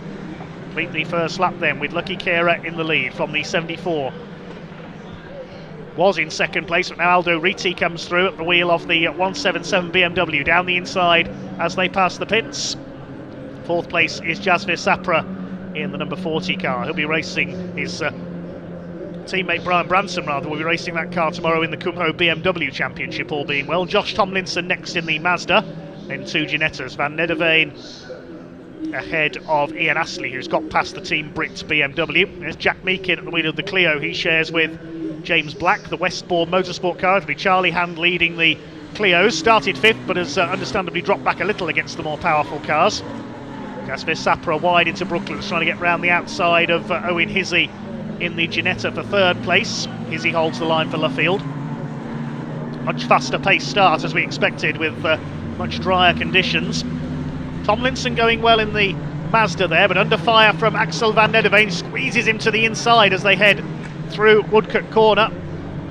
Close fighting there further back as the leaders go over the line for the second time. Is van Nederveen going to get the inside line away on the rotary Mazda? Yes, he goes through up into fifth at Kops, chased by Ian Astley's Ginetta. He's made a great start, up from 14th on the grid, and there's James Whitley behind in the Team Brit BMW, leading Class 2. Class 3 is being led by the number 77 Golf, further back in the field. Astley up the inside, past the Mazda, the two Ginettas go through. The next targets for Josh Tomlinson is that Team Brit BMW. A long way to go yet, though. Out in front it is Lucky Kera from Aldo Riti in the number 177 BMW. James Whitley's now got the BMW of Team Brits past the Mazda. There's our third place fight between Jasvis Sapra, the man from Warwickshire, and Owen Hizzy in the Ginetta.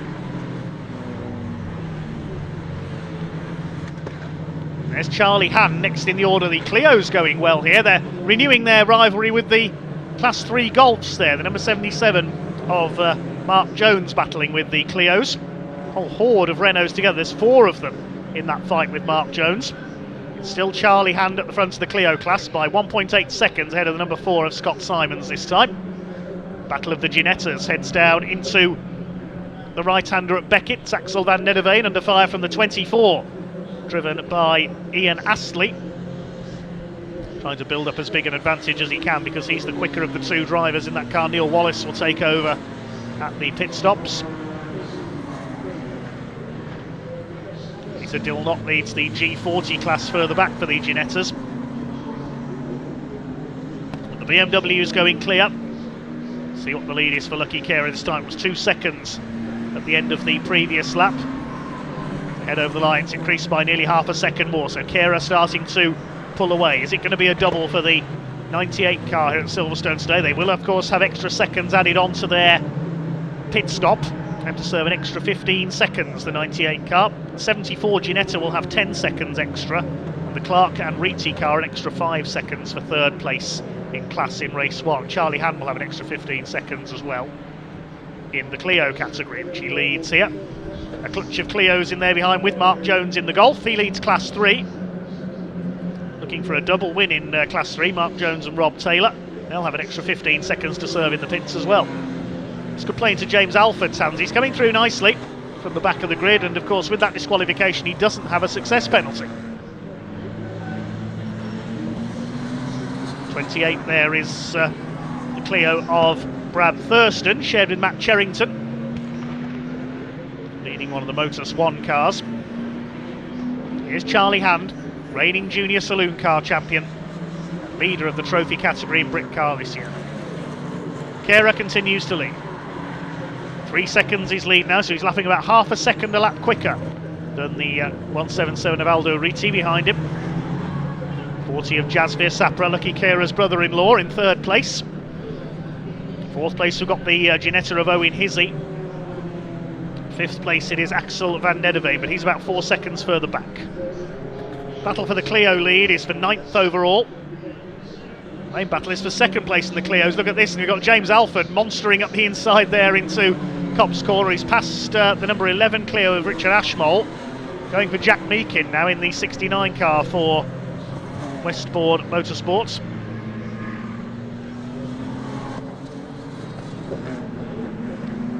Great racing all the way down the order from the Britcar Trophy cars. Ashmole running wide there in the Clio, under fire from the 35 Golf of Rhys Hurd, the car run by ex-junior saloon car racer Stephen Chandler, now a team owner. Has raced that Golf in the past, and James Alford leaning on Brad Thurston's Clio there. Mark Jones has got the Golf past Charlie Hand.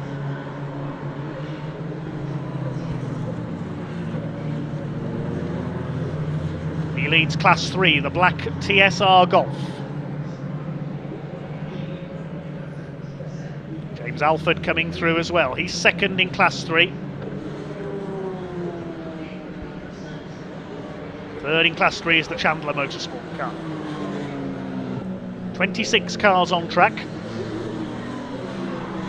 So I don't think there were any non-starters in that one. Just taking a quick glance at the grid sheets. No, all 26 cars that were eligible are out there.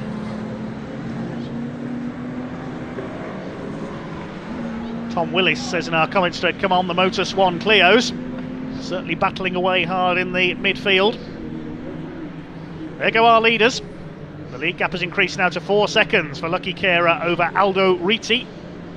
The Liqui-Moly backed Intersport Racing BMW Kevin Clark will take over that car. He's being reeled in here by Jasvir Sapra. We know how quick Jasvir is. He won the 2 races at Snetterton for this championship in his own BMW, in Brian Bransom's car today. He's right up on the tail of the 177 car there as they lap one of the Ginetta G40s, 62 car of Graham Bishop, I think that is. There's Peter Dilnott, he's leading the Ginetta G40 category at the moment, so the group of cars all run by SVG Motorsports. 2 cars in Class 1 as well, they've got a busy day. Here comes Sapra, throwing that BMW around. He'll be out in his own car in the Kumo BMW Championship tomorrow. Brian Branson will race the orange machine, and Jasvir will be out in his E36 M3, a yellow car, not the grey car. Yep, they've got a whole collection of BMWs here this weekend, that team. Here's the battle further back. It's Volkswagen against Renault, Clios against Golfs, just as we saw in race 1. Very evenly matched, these hatchback racers. One of the Clios running wide there, Brad Thurston, side by side with Richard Ashmole in the number 11. Ashmole had a good run at Snetterton last time out, got a couple of podiums in the Clio class. Charlie Hand still keeping up with the Class 3 Golf of Mark Jones. Here comes James Alford. He could be favourite for the Class 3 honours in this one. Well, we could call it the Golf class because there's only Golfs in it this weekend.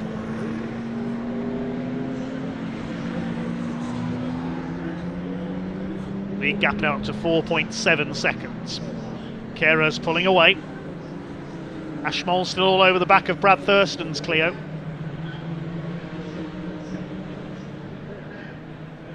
Still Jasvir Sapra, only 0.4 of a second behind the Intersport BMW for 2nd overall. Meanwhile, Rhys Hurd is on the tail of James Alford. That's the battle for 2nd in Class 3, these 2 Golfs. They've Got ahead of Jack Meakin in the Clio.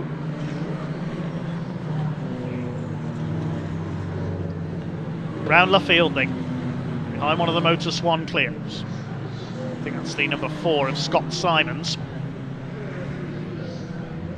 It's Mark Jones coming up on one of the Ginettas. The Golf of Reese Hurd flashing his lights there at James Alford. They're fighting for position, so can't be flashing in to move over and let him through. Leader completes his 10th lap, 4.6 seconds in it now for the lead.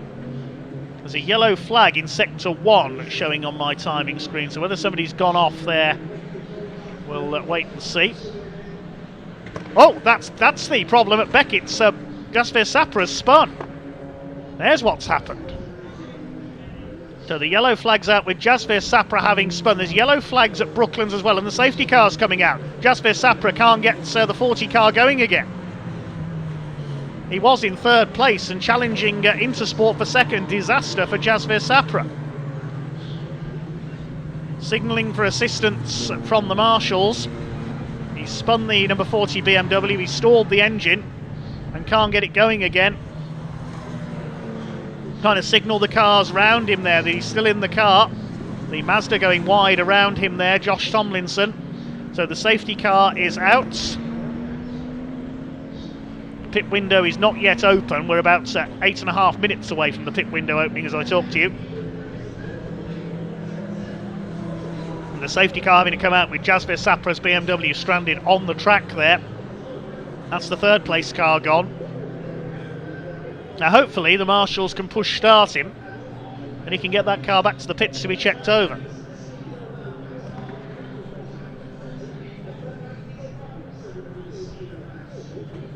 There is the safety car, the Kia.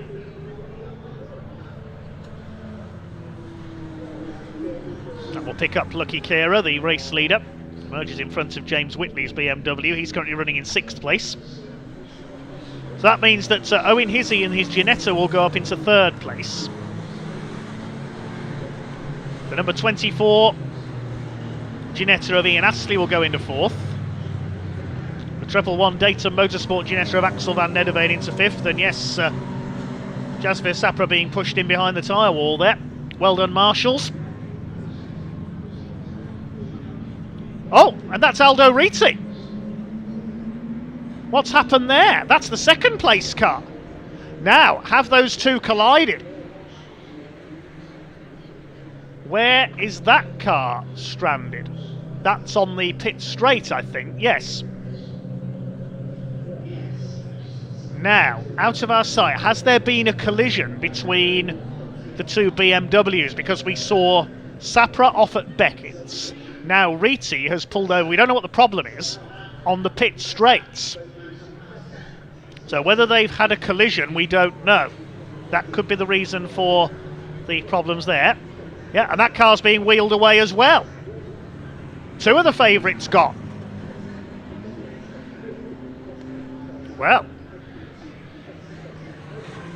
this is all playing into the hands of Lucky Kira and also Owen Hizzy and Mark Lee. This is bringing the Ginetta into the equation.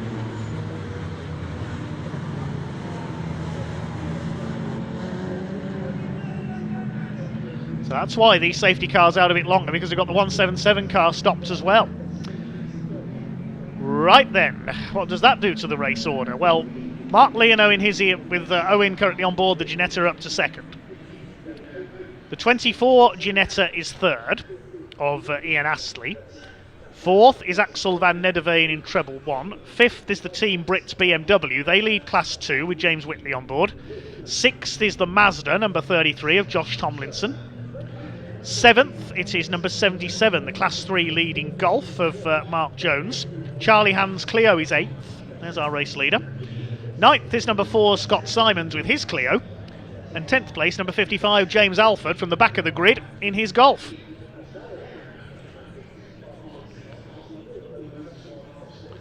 Safety car is waving cars through until it picks up the leader. He's got a fair few to wave through before we find Lucky Kira.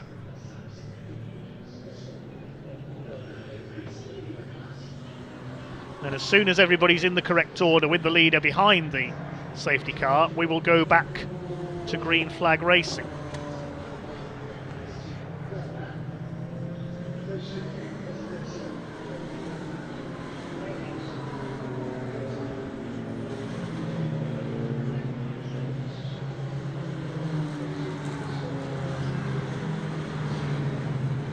This is going to create a bit of a hole in the field.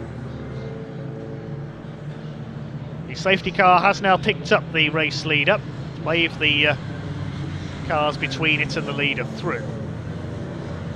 This is going to create a bit of a hole in the field, possibly. Yeah, because the lights have just gone out. We're going back to green this time. Now he's got the leader, and you can see there, this is going to create a little bit of a hole in the field. Why is Lucky Kira pulled out wide there? You can't let the back marker through before the start-finish line. They can't. No, the safety car isn't coming in. It's going to do another lap. Bit of confusion there. I thought the light had gone out. But no, we are going to do another lap. Maybe a chance to let the rest of the field catch up here. If they keep going for more than a lap, then we're going to be into the pit window. That happened when we were on the Grand Prix circuit earlier this season and ended with the race in complete confusion. They're letting the rest of the cars catch up here. It's been waved past the leader, because otherwise we're going to have the race in 3 separate segments, effectively.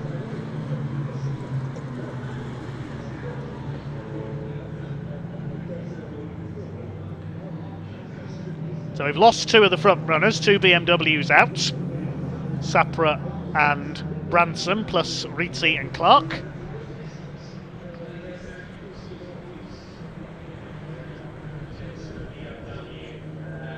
See the gaps closing up there on the timing graphic on the left of your screen as the pack closes up on each other.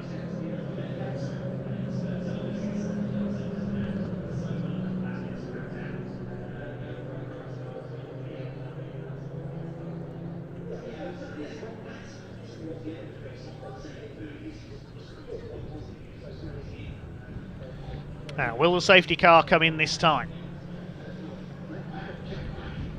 Say if it doesn't, we'll be getting close to the pit window opening while the safety car is still out. Lucky Kira leads, then a pair of back markers, Dave Beecroft's Golf and the number 13 Clio of Steve O'Brien. Then we've got the second place car of Owen Hizzy. Lights are still on at the moment.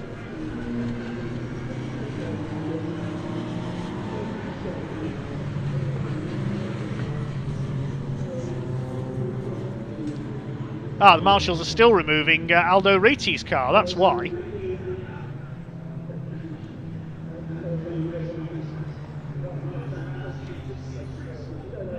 As you say, we didn't see if there was a collision between the 2 BMWs there.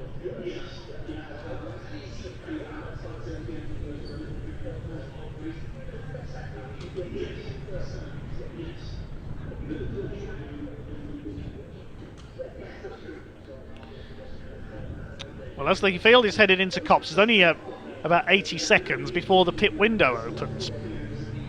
So is the race going to go green and we're going to see half the field dive into the pits? Well, we shall wait and see. It's going to be touch and go whether the pit window opens before the safety car goes in now.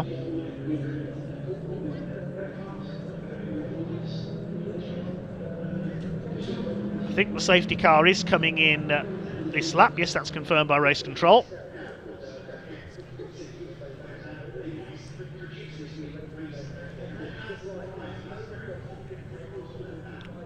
Pack has been able to catch up. Thought we were going to go green that time around, but the marshals were still moving the Intersport BMW behind the barriers. Paul Goodlad at the back of the queue in the Scirocco. Lights are out atop the Kia safety car, the Proceed. That will proceed into pit lane. And Owen Hizzy is ready to get past those back markers. He's got Ian Astley right on his tail. He's got Axel van Nedderveen behind him. 3 Ginettas in a line. But separated from the leader by 2 back markers.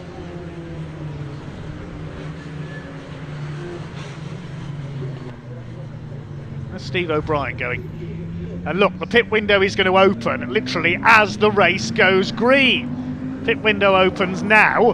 Race goes green now. They couldn't have timed that better, could they? One of the Ginettas, the G40s, dives in at the earliest opportunity. Anybody else? Yep. Another G40. One of the Motor Swan Clios comes in. Have any of the leaders come in? No, they haven't. And that's a big move up the inside by the Data Motorsport Ginetta. And as they went green there, he's crossed the timing line in second place, Axel van Nederveen. He might have been a little bit over-eager on that restart there. You can't pass until getting past the start-finish line, until you've passed the green flag. So that may have been a little bit of an early move by Axel van Nederveen there. I'll have to wait and see on that, because he's crossed the timing line in second place. Lucky Kera made the most of the buffer of the back markers there, and he's cleared off into the lead. Van Nederveen in second place, it's Owen Hizzy in third. Then we've got Ian Astley, the three Ginettas still line astern, and behind them is Team Brit, James Whitley in the BMW. Have we got any more pit callers further back? Yeah, the number 4 Clio of Scott Simons is the one that came in. A pair of the Ginetta G40s as well, the 54 of Andy Ball, the 91 car driven by Julian Daniel have come in at the earliest opportunity. They're the only pit callers so far. Settle down again then, with Lucky Kera having instantly pulled out a lead of about 5.5 seconds over the three Ginettas, helped by that buffer of the back markers behind him.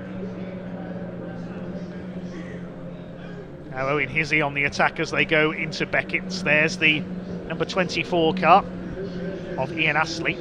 Is it me, or has that car got purple headlights? The matchly purple trim on the bodywork. We'll have to have a look as they come towards us again. He's got a very purple BMW behind him, James Whitley. Yes, you can see there, purple, well, I think it's the side lights that are purple on that number 24 car. Owen Hizzy on the outside through Luffield. Axel van Nederveen normally tends to run until towards the end of the pit window, so we'll probably see him up there until towards the end of this segment. Likewise Lucky Kera and likewise Owen Hizzy, the quicker drivers of the pairings there. Get a sensation of the speed there as they head past the pits. There's the Class 2 leader, the Team Brits BMW M240. James Whitby sharing with Chris Overend. That car sadly suffered a rather smoky engine failure at Snetterton. And behind them is the Mazda RX-8. Josh Tomlinson still running well. The Chandler Motorsport Golf has pitted. Reese Hurd handing over to Harry Yardley-Rose. The 62 Ginetta is in as well. Graham Bishop will hand over to Alex Turnbull. Here comes Owen Hizzy having another look on the inside. No, you don't, says Axel van Nederveen. Had a couple of wins here at Silverstone last year in that 111 car. Look at the lead that Lucky Kera has been able to build up as a result of all this Ginetta squabbling going on behind. Kera led off the last lap by 7.3 seconds. Going to be more than that this time through, surely. There he is. Into Copse. Leads now to 8.5 seconds. He's pulled away by over a second on that last lap. He's got the fastest lap of the race, 1 minute 1.352. As up the inside goes James Whitley. He takes the 24 car. The 74 car of Owen Hizzy has come in. I thought he'd stay out longer than that. But Owen Hizzy has come in to hand over to Mark Lee in the 74 car.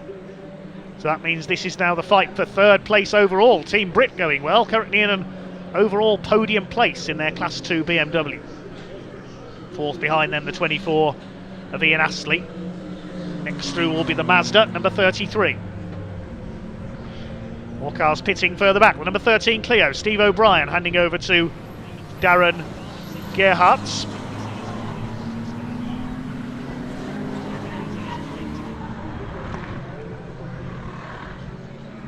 And we see Ian Astley attacking. He nearly clipped the back of the Team Brit BMW there. He's through on the inside, coming out of Luffield. Past James Whitley.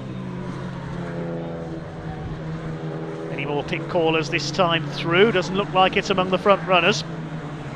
44 Ginetta has come in. Peter Dilnut leading the G40 class. There we see those purple headlamps on the 24 car. Are they pink? It's difficult to tell in the sunlight. They look good in a night race. Ian Astley tries to close in on the 111 of Van Nederveen. This is the fight for second, but they're nearly 10 seconds down on the flying Lucky Kera Meanwhile, back in the battle of the Clios and Golfs, plenty of entertainment all the way down the order. There's the 11 of Richard Ashmole challenging Brad Thurston.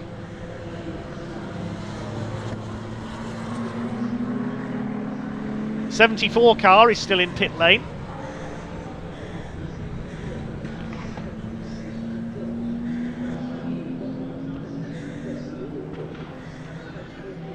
There's the Golf leading Class 3, the number 77. Up in 6th overall now, Mark Jones. He'll hand over to Rob Taylor. Clio's leaning on each other, that's Brad Thurston up the inside. Taking one of the Motor Swan cars, that was Ashmole, I think. Jack Meakin under fire from the number 4 of Scott Simons. I think he's already made his pit stop. Yes, he has.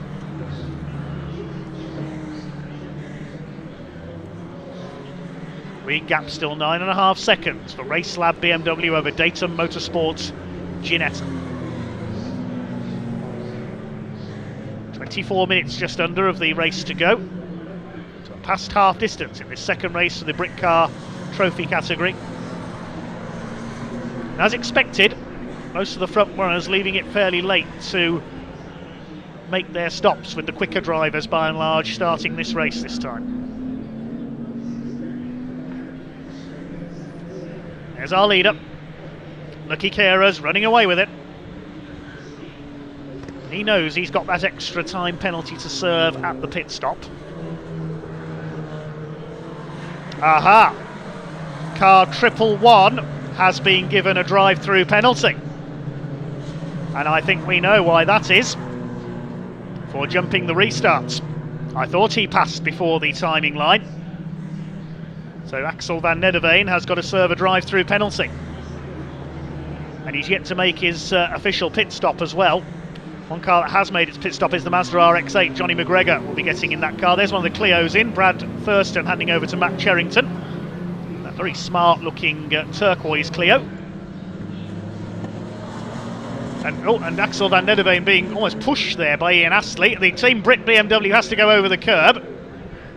What's he doing? Is Van Nederveen slowing already to go into the pits? He slowed very early, if so, to go down the pit lane. There's the 74 Ginetta, which is a couple of laps down after its pit stop. Oh, they go in together, the two Ginettas there. 24, I would imagine that's for its regular pit stop, the SVG Motorsport car. Or has Axel van Nederveen got a problem there? Because he seemed to slow very early coming towards Luffy. Saw through Brooklands the BMW had to go up over the curbs. So whether van Nederveen has got a problem there, I'm not sure. But we'll see whether he comes straight back out or what's going to happen here. So anyway, this BMW is now in second overall, the number 70 car, because the 74 ahead of him of SVG Motorsport is of course 2 laps down, because that's what you lose on this relatively short circuit when you make your mandatory pit stop. The 24 car we've seen has come in. So it's James Whitley in second place in the number 70 Team Brit BMW.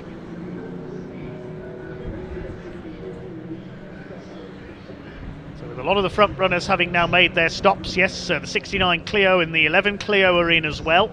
The TSR Golf, the Class 3 leader, has come in. The number 89 Clio as well. There's the 69 Clio, James Black now on board. He rejoins. Great looking car, the latest generation Clio. And the leader has come in as well, and second place. So the two leaders are in. Lucky Kera coming in to hand over to Lee Frost. James Alford brings the Golf in as well. Team Brits have come in. Chris Overend will take over. The SVG, the Datum Motorsport Ginetta, has gone back out and it hasn't lost a lap. So I think it's just taken its drive-through penalty. And I think then will come back in to do its regular pit stop. I don't think you can't do the drive-through penalty and take your mandatory pit stop at the same time. That's a Golf off. It's not James Alford, that name's crossed out on the window. You can see it's the 88 of Dave Beecroft and Harry Rice off at Beckett's.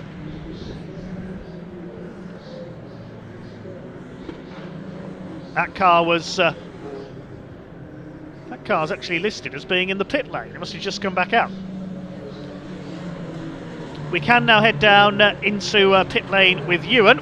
I believe he's with the Westbourne Motorsport team running their Clios today. Down to Ewan in the pits in a second. Cheers, Dave, here with Jack Meakin, second in the Clio class, currently just handed over to his teammate, still behind Charlie Hand, but still great start for you in this one. Yeah, really good. Really positive to make up a few places at the start, and just had a good battle. So James is in a good place now, so hopefully we can get the business. When James got in the car, he was banging his chest, he's ready to go, isn't he? Yeah, he's been pumped up after that first race. I think he really wants it. And third place this morning, looking to go one better today. Yeah, for sure. 1 or 2 maybe if we can, but yeah, we'll just give it our best shot and see what we can do.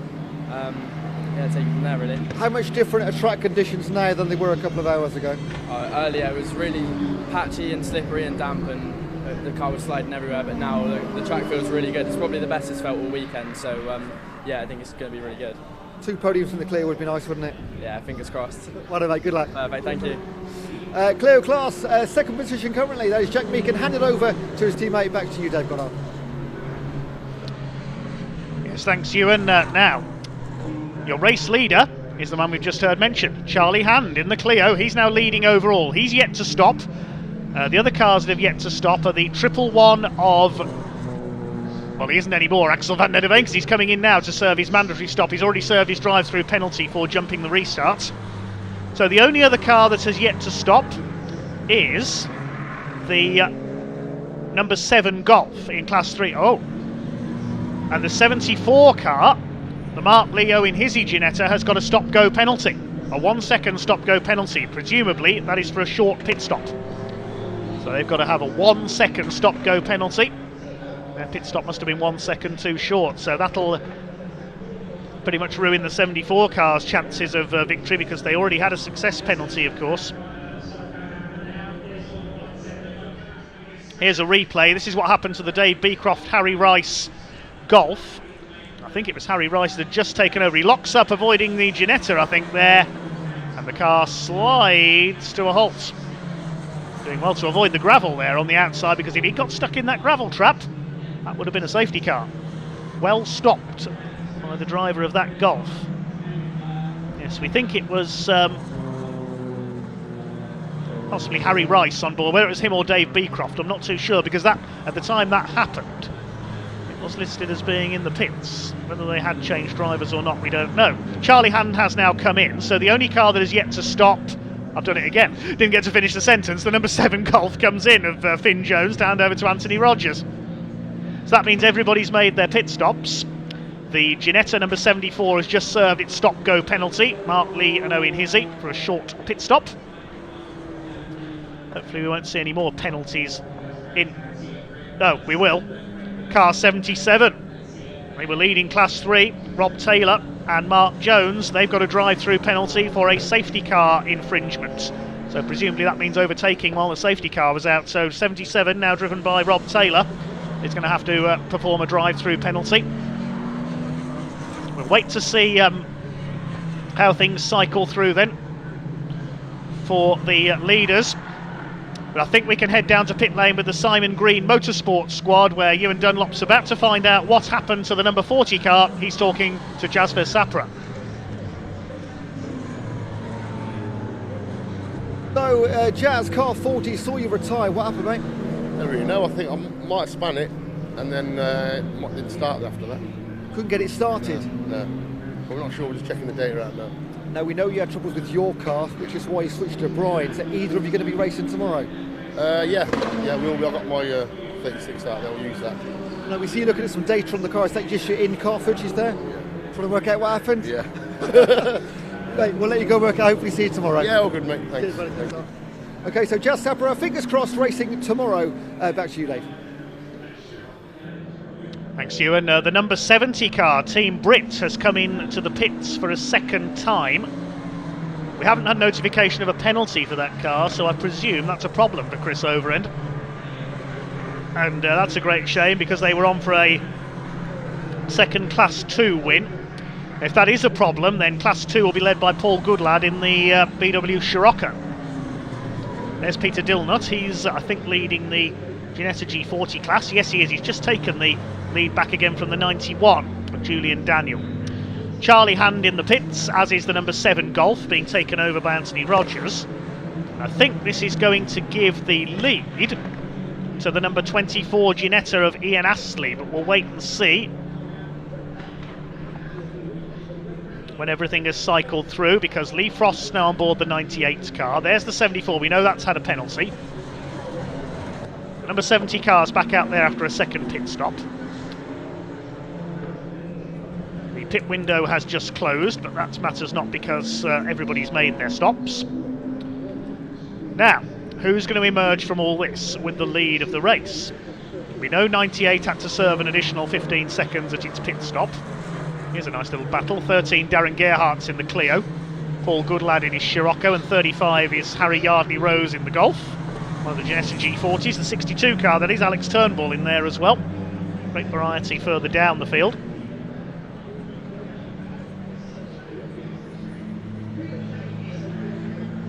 So it's SVG Motorsport number 24 with Neil Wallace on board that's got the lead.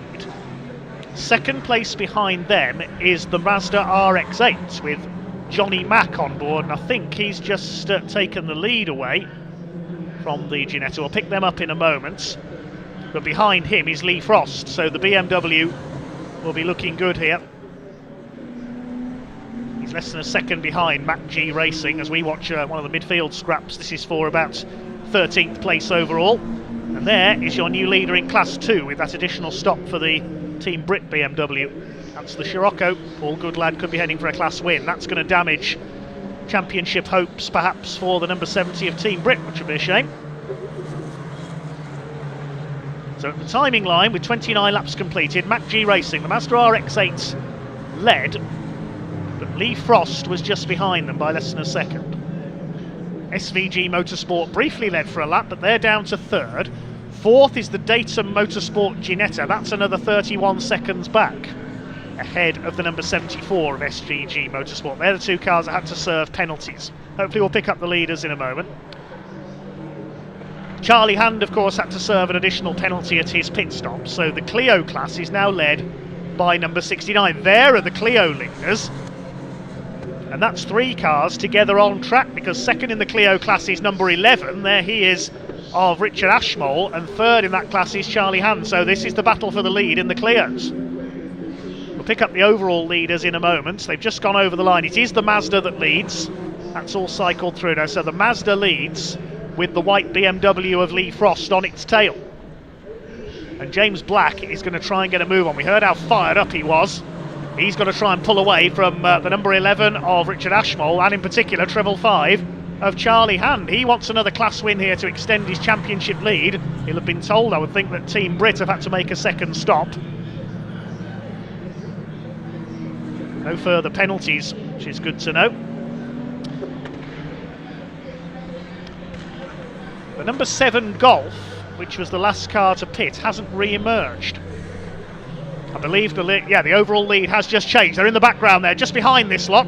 As through goes Charlie Hand. It's hard to know where to look here. Charlie Hand's just taken Richard Ashmole for second in the Clio class, but if we look behind them, there are the overall leaders, and Lee Frost has just taken the lead in the BMW ahead of Johnny McGregor in his Mazda RX-8. Now they've got to navigate their way through this lot.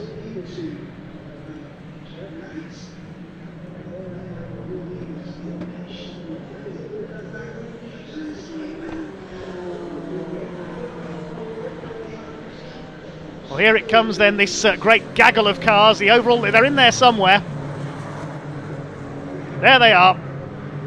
Kera leads it, and the Mazda's gone wide there, I think, trying to get around the back markers. Johnny Mack, yes, there he is. He's almost blinded by Clios and Golfs. But this is a great run by the Mazda. Can they get a podium here? They debuted this car as new last season. Had quite a few teething troubles with it. Was in the top 6 in race 1. And now up there in second, flashing the lights. Get out of the way, he's saying to the back markers. He wants to try and attack that BMW and try and get the lead back. Johnny McGregor. He's got Charlie Hand ahead of him, who's still second in the Clios behind the Westbourne Motorsport number 69. That car's going well, up there in 6th overall. Here comes the Mazda. Look out, Charlie Hand. Doesn't leave him room there. He's concentrating on his own race. He wants to get up there with James Black in the 69 car. Number 11, Richard Ashmole, down to third in the Clio, 7th overall. Then we've got Scott Simons and the 28 Clio, now driven by Matt Cherrington, rounding out the top 10 overall. Class 3 is now led by James Alford, the 55 Golf. No success penalty, you see.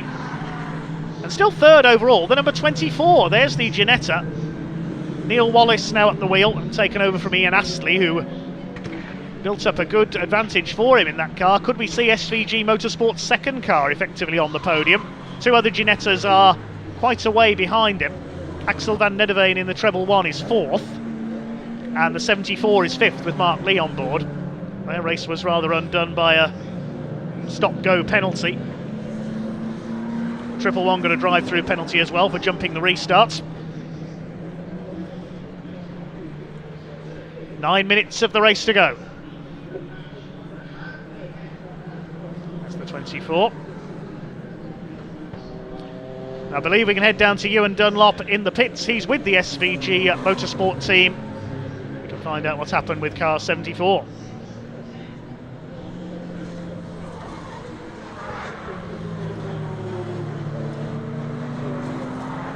Second place in our first race today. That's a proper battle out there, isn't it? Yeah, it is.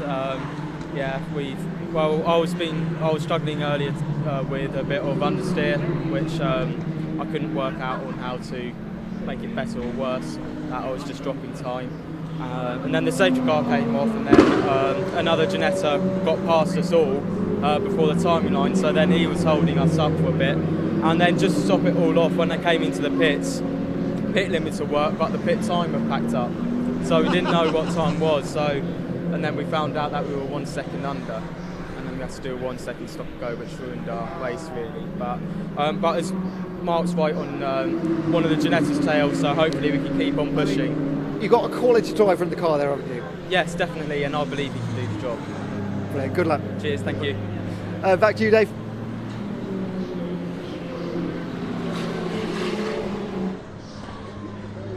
Yes, thanks very much. 7.5 minutes of the race to go now, and the Racelab BMW is pulling away. 8 seconds to the good now against the MacG Racing Mazda. Still Neil Wallace fighting on in that third place. How far ahead of the two pursuers is he? 16 seconds clear of Axel van Nedderveen. It's a great run by what is nominally the second car for SVG Motorsport. Just spoken to Owen Hizzy, who drives their number 1 machine, but their race was spoilt by that penalty. And there are the two Ginettas fighting for 4th. Dayton Motorsport ahead of the SVG Motorsport car of Mark Lee, 4th and 5th. Still the Clio's fighting for 6th overall. What's the gap between the 69 of Black and the treble 5 of Charlie Han now? 1.1 seconds. Mark Lee moving up on Axel van Nedderveen to try to take 4th overall.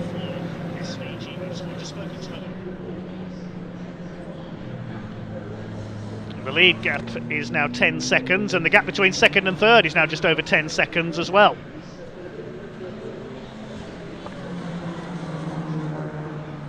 So the gap between 3rd and 4th is going to be one to watch, because the Dayton Motorsport car took 3 seconds out of Neil Wallace last time through. That's Van Nedderveen closing in on the 3rd place car. Can Neil Wallace hang on for an overall podium? There he is, he's in among the Clios for the Clio gap as they come over the line. Here they are, 3/4 of a second in it. Charlie Hand is going for it. He wants another class win here to extend his championship lead. Team Brit. Now, are Team Brit catching the JW Bird Scirocco of Paul Goodlad? Yes, they are. Last lap was 4 seconds quicker than the Scirocco. The BMW is only less than 7 seconds behind them now. Might even be less than that. Yeah, 4.2 seconds down. He's taken another 4 seconds out of it. 3 seconds out of him, I should say. So here come the Clios. There's battles everywhere you look for class honours. What about class 3? We'll take a quick look away from the Clio actions, look at the timing screen. Yeah, that looks okay in favour of the Saxon Golf, number 55. There we see our class leaders. Overall top 3 is the same for class 1. Class 2 is the Scirocco ahead of the BMW and the Orex Golf, which we saw spin earlier. Class 3, it's Golfs all the way, the 55 ahead of the 35 and the 77. We know about the Clios. It's still Peter Dillnut who leads the G40 class for the smaller Ginettas. Talking of Ginettas, the 111 and the 74 go over the line, 1.3 seconds apart now. That's the fight for fourth.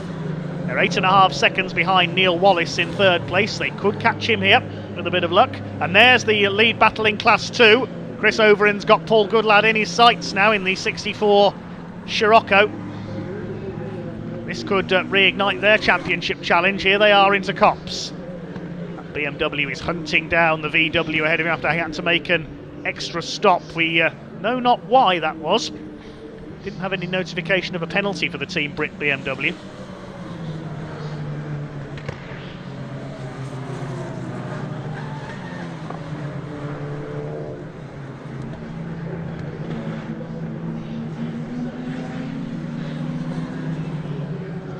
Lead gap is over 13 seconds now for Lee Frost over the Mazda in second place of Johnny Mack, as we call him. Here's our third place man. He's got the Clio battle behind him. And now Charlie Hand is right on the tail. Less than a quarter of a second down on James Black. There's Mark Lee, trying to make his way past a couple of back markers. Here's the Clio battle. It's right on the bumper of James Black in the 69 car now.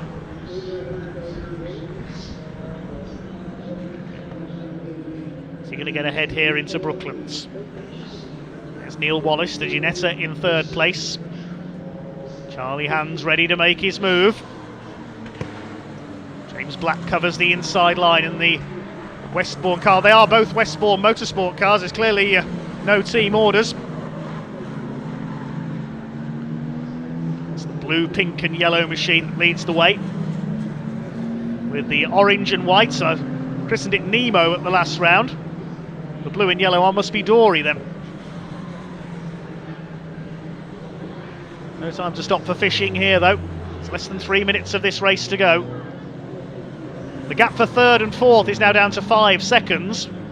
Here's Axel van Nederveen going to run out of time to catch Neil Wallace for an overall podium here. There's van Nederveen. There's Wallace. Here comes Charlie Hand. He's up the inside into Beckett's. He's right on the limit there. Locks it up. He's got to the inside. They're side by side into the Wellington straight. They almost lean on each other. He's going through. Charlie Hand, is he going to take the lead of the Clio class? Van Nederveen's going to try and make it 3 wide down the straight. This is going to be interesting into Brooklands because Black moves back to the inside. It's going to be a contest of the late breakers. Van Nederveen's moved ahead of them right into their braking zone there. They're still side by side. Hand's almost got the overlap as they head towards Luffield. He's going to have the inside line for the right-hander. Look out, Ginetta. Oh, that was close. And Charlie Hand had to back off there. Look at this. Now Mark Lee going round the outside. Oh, the 54 car doesn't know where to go. He's caught right in the middle of all that. Goodness me. They bounce off each other there. Oh, that was inevitable that there was going to be a bit of contact in there. Poor old number 54, John Wood, in the back-marking Ginetta, didn't know where to go to get out of the way there. And Charlie Hand just bounced off him coming out of Woodcuts. So James Black, in the upshot of all that, is he still leads the Clios. Goodness gracious.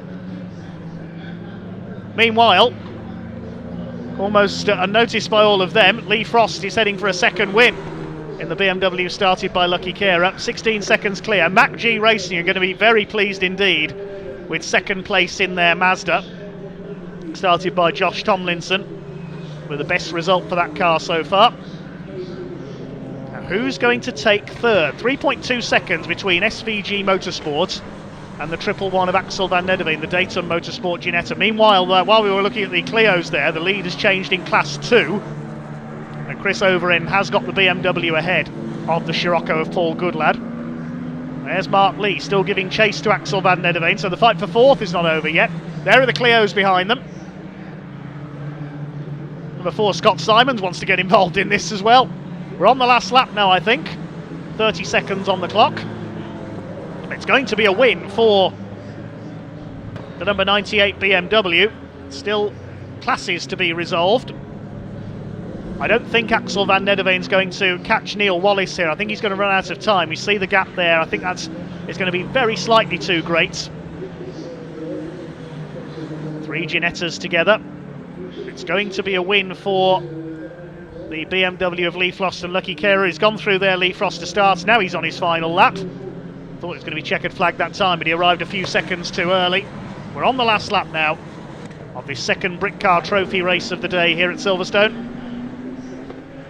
The lead gap's nearly 18 seconds, despite the pit stop penalty.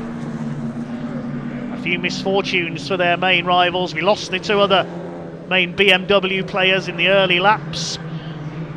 A couple of penalties for other leading runners has meant it's plain sailing for the 98 BMW, run by Racelab, started by Lucky Kera, and being raced to its second victory of the day by Lee Frost. Round Luffield for the final time. Dominance for Racelab today. Over the line he comes. Checkered flag will be in the air. And it's 2 out of 2 for the Racelab BMW of Lee Frost and Lucky Kera. Well done to them. Here's the Mazda coming in for second place. Well, they've had so many teething troubles over the past year or so with this car. This is just reward for them. Second place for Josh Tomlinson and Johnny McGregor. And now, who is going to be third? Where are the Ginettas? More importantly, where are the Clios? Here's the Ginetta battle. Is Neil Wallace going to hang on? They've caught him. They've caught him at Luffield for the final time. This is going to be close. Is Neil Wallace going to hang on? He's going to put his foot right down to the floor. SVG Motorsport, can they hold third place? Can they get third and fourth? This is going to be very close indeed. It is third for the 24 car, fourth for the 111, fifth for the 74. Now, what about the Clios? Charlie Hand closing up around the final corner. Is he going to be beaten by the 69 car, the Black and Meakin car? This is going to be close over the line. The 69 car gets there, only just by 0.186 of a second. My goodness, what a finish. What a cracking race that was. The number 4 Clio takes third in class and 8th overall. Meanwhile, a lap down, Team Brits have just won Class 2. They caught and passed Paul Goodlad after an extra pit stop for the BMW. That's a good drive by Team Brit. Chris Overend recovering there to catch the Scirocco. He takes the class win there by just 4.5 seconds.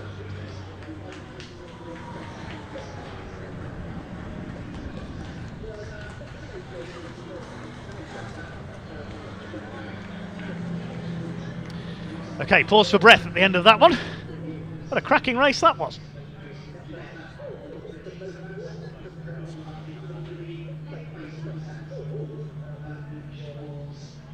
Plenty of celebrations there for the 69 Clio squad, I have to say, in our comments there. Hi to Colin Meakin. Must be a relative of Jack Meakin. Let's have a look at the provisional results of that one then. The Racelab team take the win by 19 seconds. Well done for Matt G Racing in the Mazda, second overall. And that brilliant battle to the line. The 3 Ginettas covered by just over half a second at the line there. The 24 of Neil Wallace holding on for third in the car started by Ian Astley. Axel van der Veen, despite a penalty, takes 4th place. And the 74 car, also a stop-go penalty, takes 5th. Then came the Clios. That was very close indeed. 0.186 of a second. The winning margin for James Black and Jack Meakin over Charlie Hand. And then came the number 4 of Scott Simons, number 11 of Richard Ashmole. Struggling to get my words out now. And then the 28 car of Brad Thurston and Matt Cherrington completing the top 10. Class 3 won by James Alford, making up for his disqualification in race 1 with the Saxon Golf. Then we got the 89 Clio of the Harrisons. 13th was the Chandler Motorsport Golf. And then the Class 2 battlers, Team Brit, recovering from an extra pit stop to take 14th ahead of the JW Bird Scirocco, completing the top 15. Beyond that, we had the 77 Golf in 16th and 3rd in Class 3. And behind that was the number 13 Motor Swan Clio, the Orex Golf, which survived a spin in mid-race. And then came Peter Dilnott for another class win in the Ginetta G40 class, ahead of Judy and Daniel, number 91, and the 31 car of Tony Whitney. The 54 of Ball and Wood was so nearly taken out as it was being lapped, as we saw. He was next home, and finally the 62 car of Alex Turnbull and Graham Bishop. We lost the number 7 car, the TSR Golf. That never rejoined after its pit stop, and of course we lost the 2 BMWs early on. Let's head down to Parc Fermé with Ewan and hear from some of our drivers.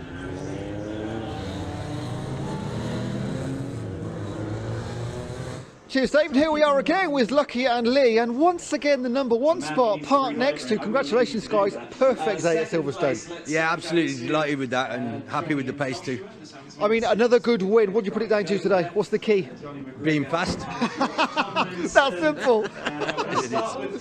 Lee, give me a longer answer than just fast. What's the key to winning here at Silverstone? Just sending it. That's it. Quality. Where can we see you guys next? You're in the next round of Britcar?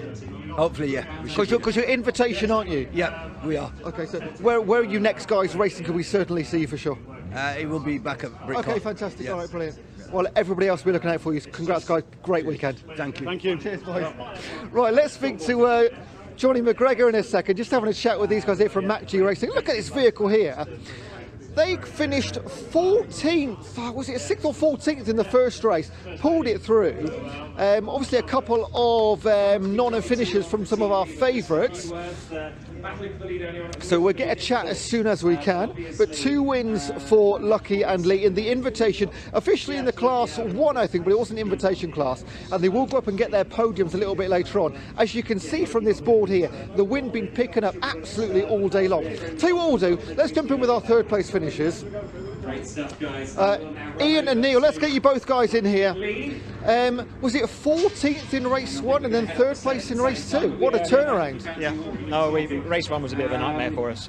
Kind of everything that could have gone wrong did go wrong. But no, that was really good. I thoroughly enjoyed that. Wet this morning, windy this afternoon. What's the easiest or hardest to drive in?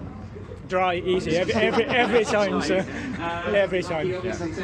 Good weekend for you. How do you summarise those 2 races? Obviously didn't go your way in race 1, but a great finish to the weekend. I think that's it. The first race was a complete nightmare for us, and that was great. As I said earlier, it feels like a win to us from where we were. You're being called up to get your silverware, so I'll let you go. Well done, guys. Great work. Cheers. See you later.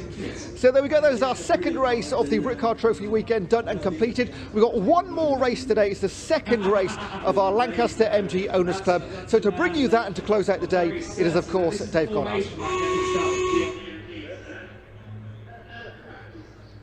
Apologies there, I was still getting my breath back after the previous race. What a belter that was. Anyway, the MG's on the grid then, drier conditions than their race earlier on this afternoon. And the grid set by the 2nd fastest time in their qualifying session. The grid sees Steve McDermott, the winner earlier on, in pole position alongside Jack Woodcock, the 2 ZRs. 2nd row, Adrian Olsen in his ZR and Stuart Plotnick in the first of the MGFs.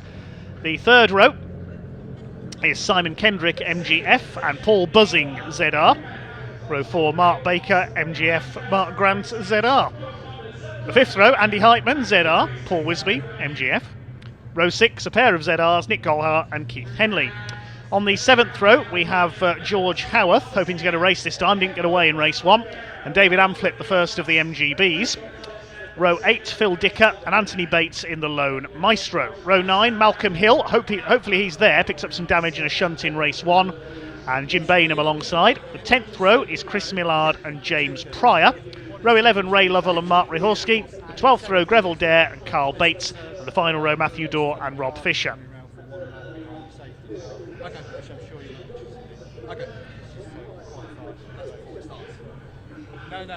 This will be a 20-minute race. It was slip and slide this morning. I think most of the MGBs went for a spin at one point. Steve McDermott, who took the win on that occasion, holding off the attacks of Jack Woodcock. The MGF class saw Simon Kendrick in the orange car take the win, a rather lonely 3rd place. Anthony Bate, the only runner in Class B in his MG Maestro, took their victory, and it was David Amflett who took Class A. They should really be called Class B, shouldn't they? Because they're all MGBs. It actually stands for Class A for Abingdon in Oxfordshire, because that's where these classic MGs were built. I've been to the old MG headquarters at Kimber House in the past.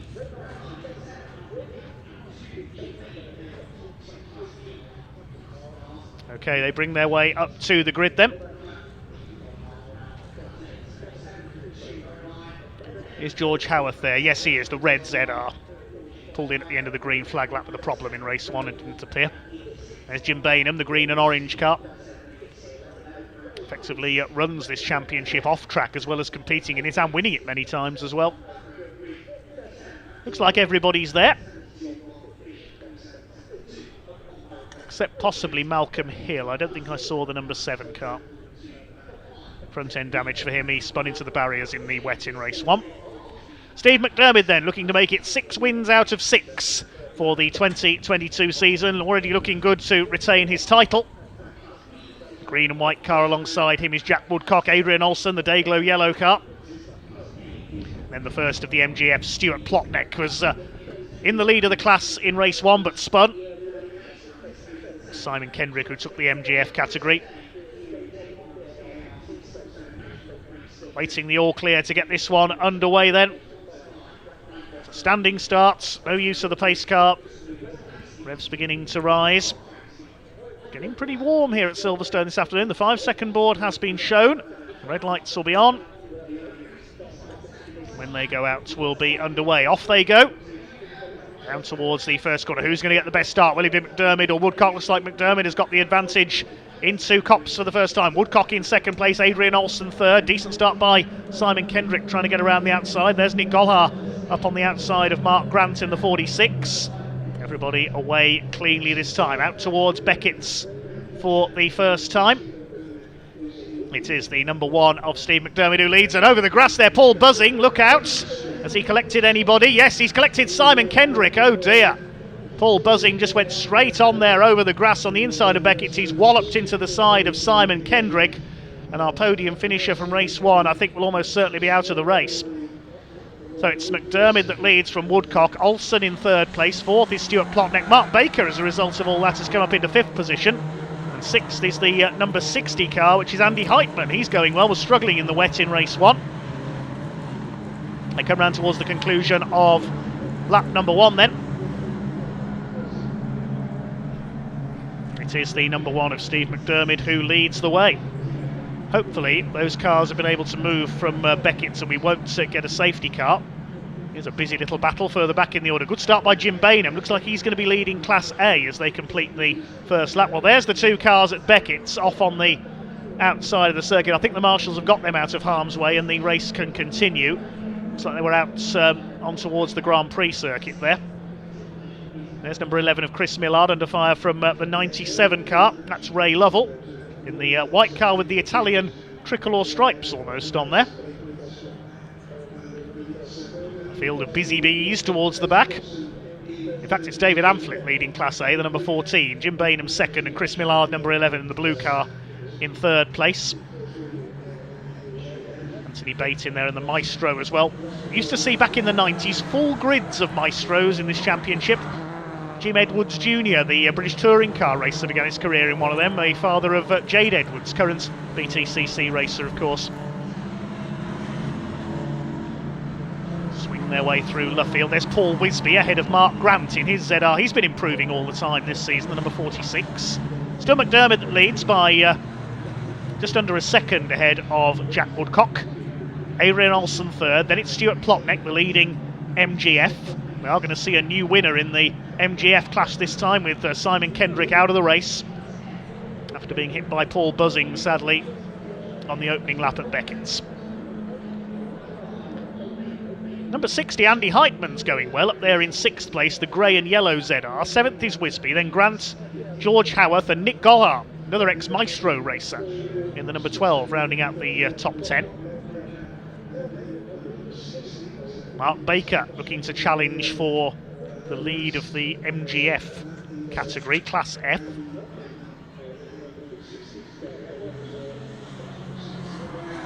Third and a second in the opening round at Brands Hatch in the class, but didn't go to Castlecombe for round 2. In fact, there was only one MGF there, and that was Simon Kendrick, and he only picked up 5 points. So the MGFs have been a bit thin on the ground so far this year. Good to see 4 of them here. They used to be in the end of the 90s a one-make series, the MGF Cup. It supported the British GT Championship for a time. I know a couple of those cars are still in existence, one of them owned by David Coulthard.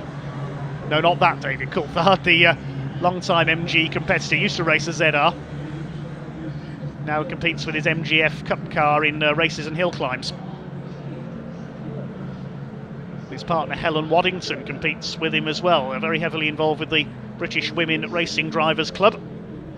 Meanwhile, Mark Baker in his MGF is catching Stuart Plotnick in the fight for 4th place. Plotnick in the zebra striped car, or is it a white tiger? I can never quite tell. Hanging on ahead of Baker there. Behind them is Heitman, then Wisby 3rd in the MGF category. Lead gap increasing for Steve McDermott, looking good for the number 1 out in front. A couple of his rivals from Brands Hatch not here today. No Will Sharp, no Steve Darby, and no Phil Walker. He was a late withdrawal from this event. Leaves Jack Woodcock as the main challenger to Steve McDermott, and Adrian Olsen up there in 3rd as well. Another driver we're missing is Fergus Campbell, another ex-Maestro man. He was out at Brands earlier this year in his ZR, and he probably would have gone well in race 1 because he likes racing in the wet conditions. All ZRs further back. Nick Gollar under fire from Phil Dicker, the ex-short oval man. The F's closing up on the 3rd place man now of Adrian Olsen. Fastest lap of the race by Steve McDermott, 1:11.278. Not quite on the pace of Gordy Much earlier on. 52.884 was Gordy's fastest lap. And we believe that possibly that could be a new outright lap record for the Silverstone National Circuit. We'll have to check that out ahead of tomorrow. Here's George Howarth, number 93 for the Triad Motorsport team, teammate of our race leader, making a challenge on Mark Grant. Here's some MGBs further back. 86 car there, driven by Mark Rihorski, the Canadian, battling with the 97 car of Ray Lovell. Paul Wisby, the number 8, long-time competitor in this series, coming under fire from Grant and Howarth in the 2 ZRs.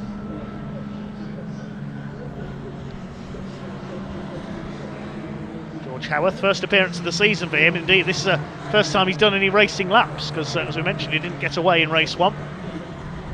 Just under 14 minutes of this race to go. Here comes the Class A leader, David Amphlett, former class champion. There's Jim Basher-Bainham, car number 2. Second in the class, then it's Chris Millard. It's Malcolm Hill, as we mentioned, the only non-starter after that damage in race 1. And that's lost him the points lead as well in Class A. David Amphlett now leading the points after that class win in the first race. Overall points leader with his unbeaten record so far is, of course, Steve McDermott. Simon Kendrick was leading the points in Class F after that win in the first race, but Mark Baker, if he can get through into the lead of the class here, could close the gap, and he's chasing Stuart Plotnick. I'm not sure if he'll actually take the lead of the points here. There were 10 points between them coming into this, but there's bonus points for pole positions and fastest laps and so on, so it needs a bit of mathematics to work out the standings. Anthony Bates, we know, is leading Class B because he's the only Class B car here. Here's the fight for Class F. Plotnick against Baker. 0.3 of a second apart. Mark Grant up the inside. He's attacking Paul Wisby, and he goes through. Up the inside into 7th place at Copse.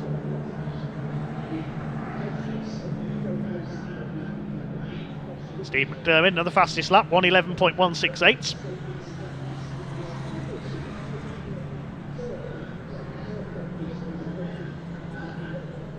Can Jack Woodcock catch our leader? 2.3 seconds down at the moment. The leaders have already gone through.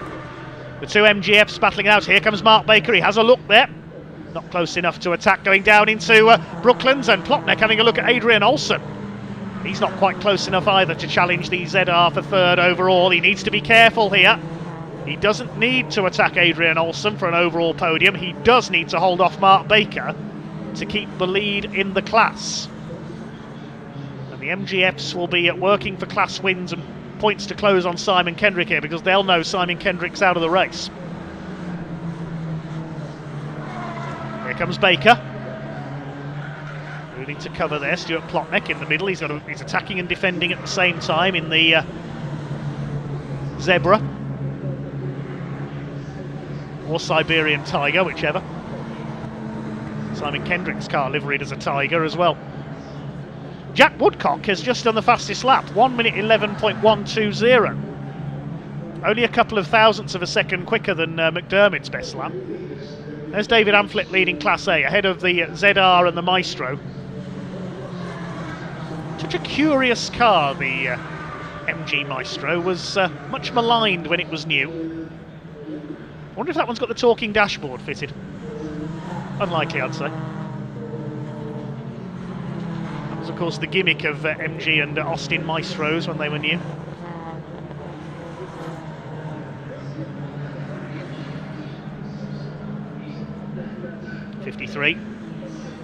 Mark Baker still chasing Stuart Plotnick for the lead of the MGF category. Steve McDermott out in front, 2.4 seconds up now. He's pulled away a little from Jack Woodcock. Woodcock still with the fastest lap of the race though. They were both a little slower that time round. We're at half distance, 10 minutes to go. Second race of the weekend for the Lancaster Insurance MG Owners Club Championship. This will be their last action this weekend. More classes coming to Silverstone tomorrow. We've got the Kumho BMWs, the 2 CVs, junior saloon cars, and also the Carbonate Hyundai Coupe Cup, who have their annual mini endurance race over 45 minutes with a pit stop. Here comes David Amphlett onto the tail of one of our newcomers this year, number 20, Keith Henley, with his ZR. To see so many new drivers coming into the championship. Keith from Stenning in Sussex. David Amphlett based in Witney in Oxfordshire, so not far from Abingdon where that car was made. Here's a battle between the 71 of Carl Bates and the 63, the Gulf liveried MGB of Greville Dare. Seems to be an unwritten rule that you have to have at least one Gulf liveried car at every race meeting, no matter what's racing.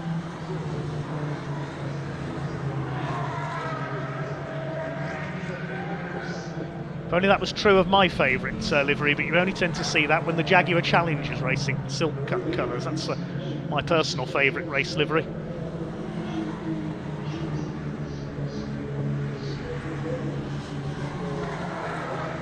Leader lapping these MGBs, headlights on to warn them he's there. All looking rosy for Steve McDermott at the moment, as he looks to make it 6 wins out of 6. Wheel of his MG ZR, the Buckinghamshire driver. Won the championship outright with a round to spare last year. Here comes Jack Woodcock. He's only a young gun. This is his first full season in the championship. Got involved in a couple of scrapes at Brands Hatch. A much more refined performance here at Silverstone. It's turning out to be a very good season for him. Went well at Castle Combe too. The 3rd place in the first race behind McDermott and Will Sharp. Then 2nd in race 2 behind Steve McDermott.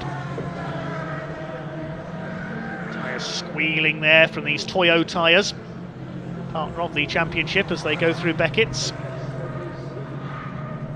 Having lapped the MGBs there. 7.5 minutes to go. Rob Fisher, number 72, in the red MGB, the next car to be lapped. He comes from London. Moves out of the way, lets the leader through at Brooklands.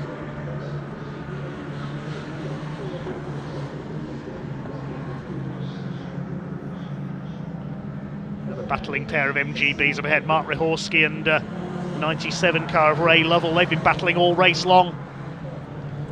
Where are they in the overall classification? Battling for 18th. One car into the pits, number 47, Matthew Dorr, who's running at the back of the field, so problems for him. Looks like he's out. There's the fight for the MGF class lead, and still Mark Baker unable to do anything about Stuart Plotnick. Andy Heitman's up behind them now as well. This is a good run by Andy Heitman. Slipped back in the wet in race 1. Only picked up a few points up to now. Yeah, only 7 points in the championships. This will be his best ever result, I think, in 6th place. He wants to move up higher though.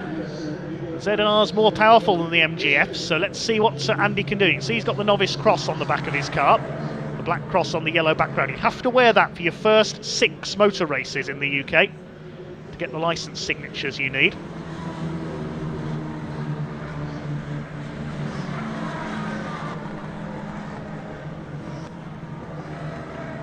Adrian Olsen still in third place, the yellow and black ZR. Vastly experienced MG racer, the man from Surrey. Stuart Plotneck in fourth position. Previously raced in a Lotus Elise as well as his MGF. Mark Baker under pressure now from Andy Height.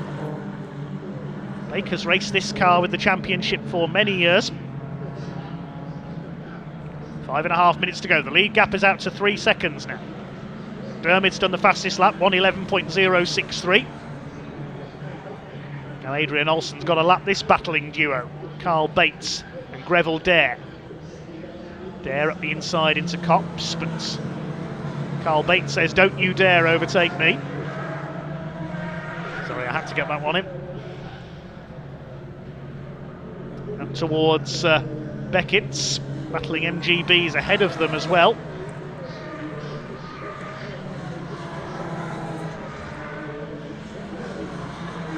Nice to watch the classic machines further down the order as well. Every driver deserving their moment in the limelight here at Silverstone.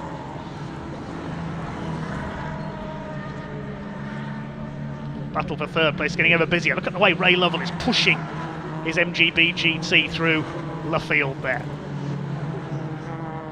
He is loving every moment of this, as is Mark Ryhorski behind him. They've been scrapping all race long, those two.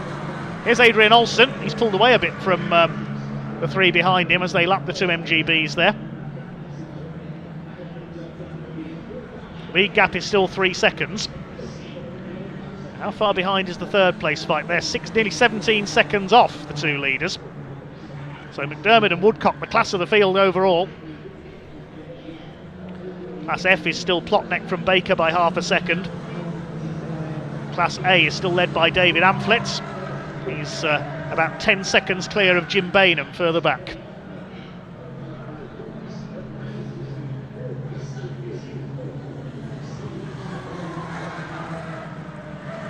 Still Ray Lovell holds off Mark Ryhorski.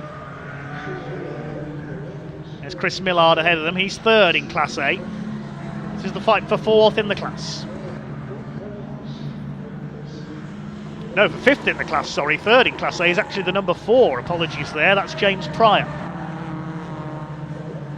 We know David Amphlett is going to take the lead of the points in Class A this weekend from Malcolm Hill. With Malcolm sadly crashing out in race 1. There's our leader. Steve Mcdermott is going to extend his overall championship lead and that of Class Z. 3 seconds clear of Jack Woodcock, and they're way ahead of the rest. There's Woodcock, slapping another of the Bs there. That's Jim Bainham, Mr. MGB. I suppose that moniker could also apply to Tom Smith, who's won many equipped classic races with his MGB over the years, and other events as well. Also the McCarthy family, who raced with various MG events for many years. MGB, such a well-loved classic car on road and in races. Here's a scrap further back. That's Nick Gollard, number 12. This is for 10th place, ahead of Phil Dicker in his number 80 car in the Vansco machine. Nick Gollard and his family have raced with this championship for many years. I believe they also had a diesel-powered MG ZS Saloon in the series in the invitation class at one point. Here's the MGF battle. Stuart Plotneck's increased his lead slightly over Mark Baker now. Busy with back markers. There's Mark Grant, number 46. He's dropped George Howarth, who's dropped back by some 7 seconds into 8th place. And the leaders, I think, will be coming round to start their final lap this time. They may get one more out of it. We'll wait and see.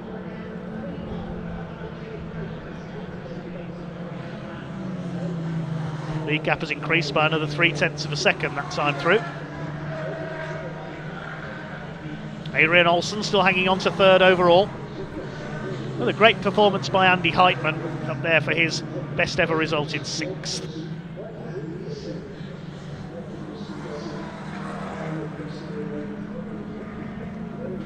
Mark Grant in a good 7th. Paul Wisby is battling with George Howarth further back in the order. They've dropped away from that scrap. MGF's right on the limit there, coming through Brooklands and Luffield. Still Stuart Plotnick in 4th overall. But the leader, I think, is now onto his final lap. It's going to be 6 out of 6 for Steve McDermott. We've already seen 6 wins this year in junior saloon cars for Harry Hickton. But he was beaten in one race at Cadwell Park earlier this year. But it's going to be an unbeaten record for Steve McDermott, barring any disaster in the last couple of corners. It's only the left at Brooklands, the double right at Luffield, and then through Woodcote. Here he comes. Coming up to lap, Anthony Bates in 14th place. Jack Woodcock is not going to catch him. He's tried his hardest. It's been a good run by Jack for another 2nd place. But the leader into Luffield for the final time. The clock counts down to 0 as he enters the right-hander.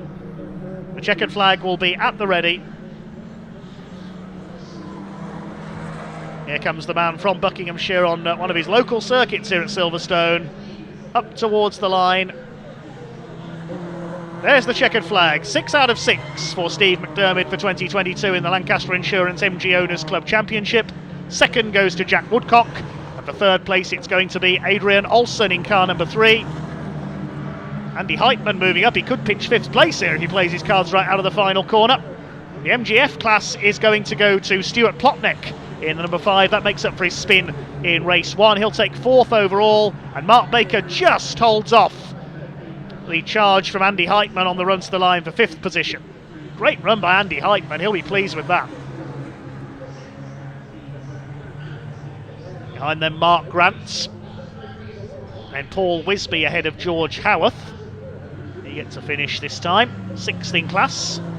Nick Gollard should round out the top 10, and in Class A, just avoiding being lapped there, here comes number 14, David Amphlett. He's going to take the lead of the points in Class A with Malcolm Hill absent. And he's got the Class B winner, number 70 of Anthony Bates behind him. They lost out on the final lap to Keith Henley in the number 20 ZR. Crowd and the pit wall applaud them home. Class A is won by David Amphlett, Class B by Anthony Bates.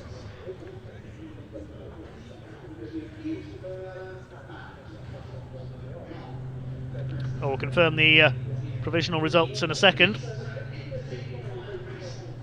as the race winner heads back into Parc Fermé. Steve McDermott the winner by 3.3 seconds over Jack Woodcock, and Adrian Olsen completing an all ZR top 3. Stuart Plotnick this time wins the MGF category by just 0.38 of a second ahead of Mark Baker, and he was only 0.3 of a second ahead of Andy Heitman. That's a great result for the newcomer in 6th position. Mark Grant taking 7th ahead of Paul Wisby, with 9th place going to George Howarth and Nick Gollard completing the top 10. Phil Dicker 11th ahead of Keith Henley. 13th for the Class A winner, David Amphlett in his B Roadster.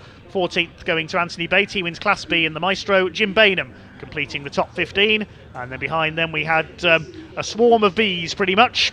That was the number 4 of James Pryor in 16th. Then it was Chris Millard, Ray Lovell, Mark Rihorski, Rob Fisher. And behind him was Greville Dare.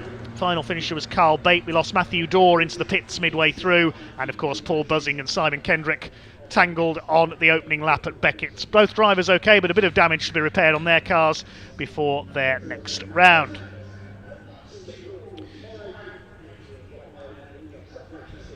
Well, that just about wraps up racing for today here at Silverstone. We'll hopefully head down to Parc Fermé in a few moments' time. Meantime, I'll have a quick look at the schedule for tomorrow's racing here at Silverstone. We kick off at 9:25 a.m. tomorrow with the Junior Saloon Car Championship, their first race of the day, 15 minutes plus 1 lap for them. Then there's a short break while we have a couple of qualifying sessions, and that's followed by the 2CVparts.com Classic Citroën 2CV Racing Championship. If you've not seen them before, join us tomorrow. You are really in for a treat. That's followed by the first of 2 races for the Kumho BMW Championship. We've got a mixture of BMWs and BMW Minis racing in that championship. It's a good entry for them this weekend. 20-minute race for them. Then more from the Junior Saloons. And then it's our lunch break. After that is the second race of the weekend for the Praga Cup. Now, as we said, we believe, possibly earlier on, that Gordy Much broke the outright lap record for this circuit in the first race. After the Pragas, it's the 45-minute pit stop race for the Carbonate Hyundai Coupe Cup, their annual enduro race. That's followed by more from the 2 CVs and finally more from the BMWs.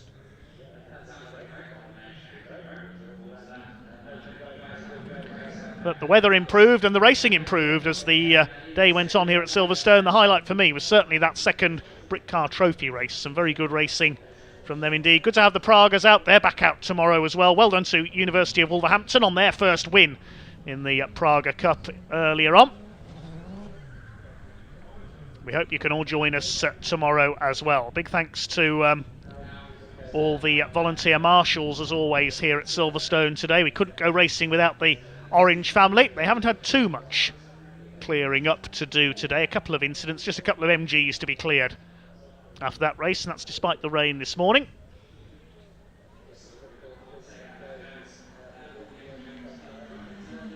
Thanks to all of your comments as well. Sorry we couldn't read out many of your comments, but one comment there said, is that an MG Maestro in that race? Yes, it was. There's still some out there. And we must say as well, a mention to Leslie Holdway, who said, brilliant race, Jack Meakin and James Black, from a very proud Jack's nan. Thanks, Leslie. Just to embarrass Jack Meakin a bit there.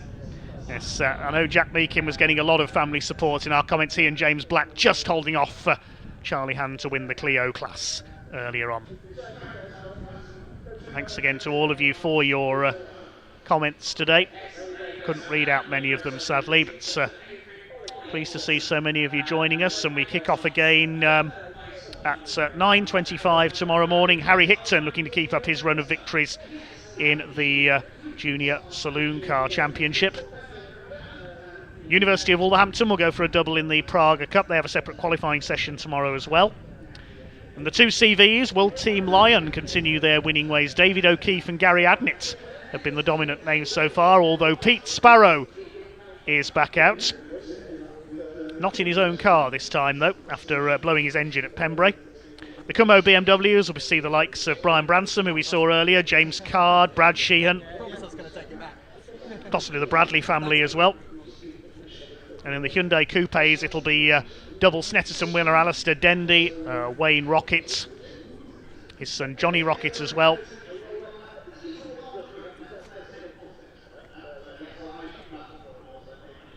And the rest of the Hyundai field will be out tomorrow in their very closely matched Hyundai Coupes. Good field of them for their, in some cases, 2-driver race, that 45-minute pit stop race. But unfortunately, it's like technical hitch down in Parc Ferme at the moment, so apologies there. Won't be able to hear from our MG Owners Club racers. Well done to them, a good race in their second race of the weekend. But that just about wraps up the action from day one here at the home of British Motorsports on BARC TV. Thank you very much indeed for joining us. Thanks to the marshals and all the other officials. They get a well-earned pause till tomorrow.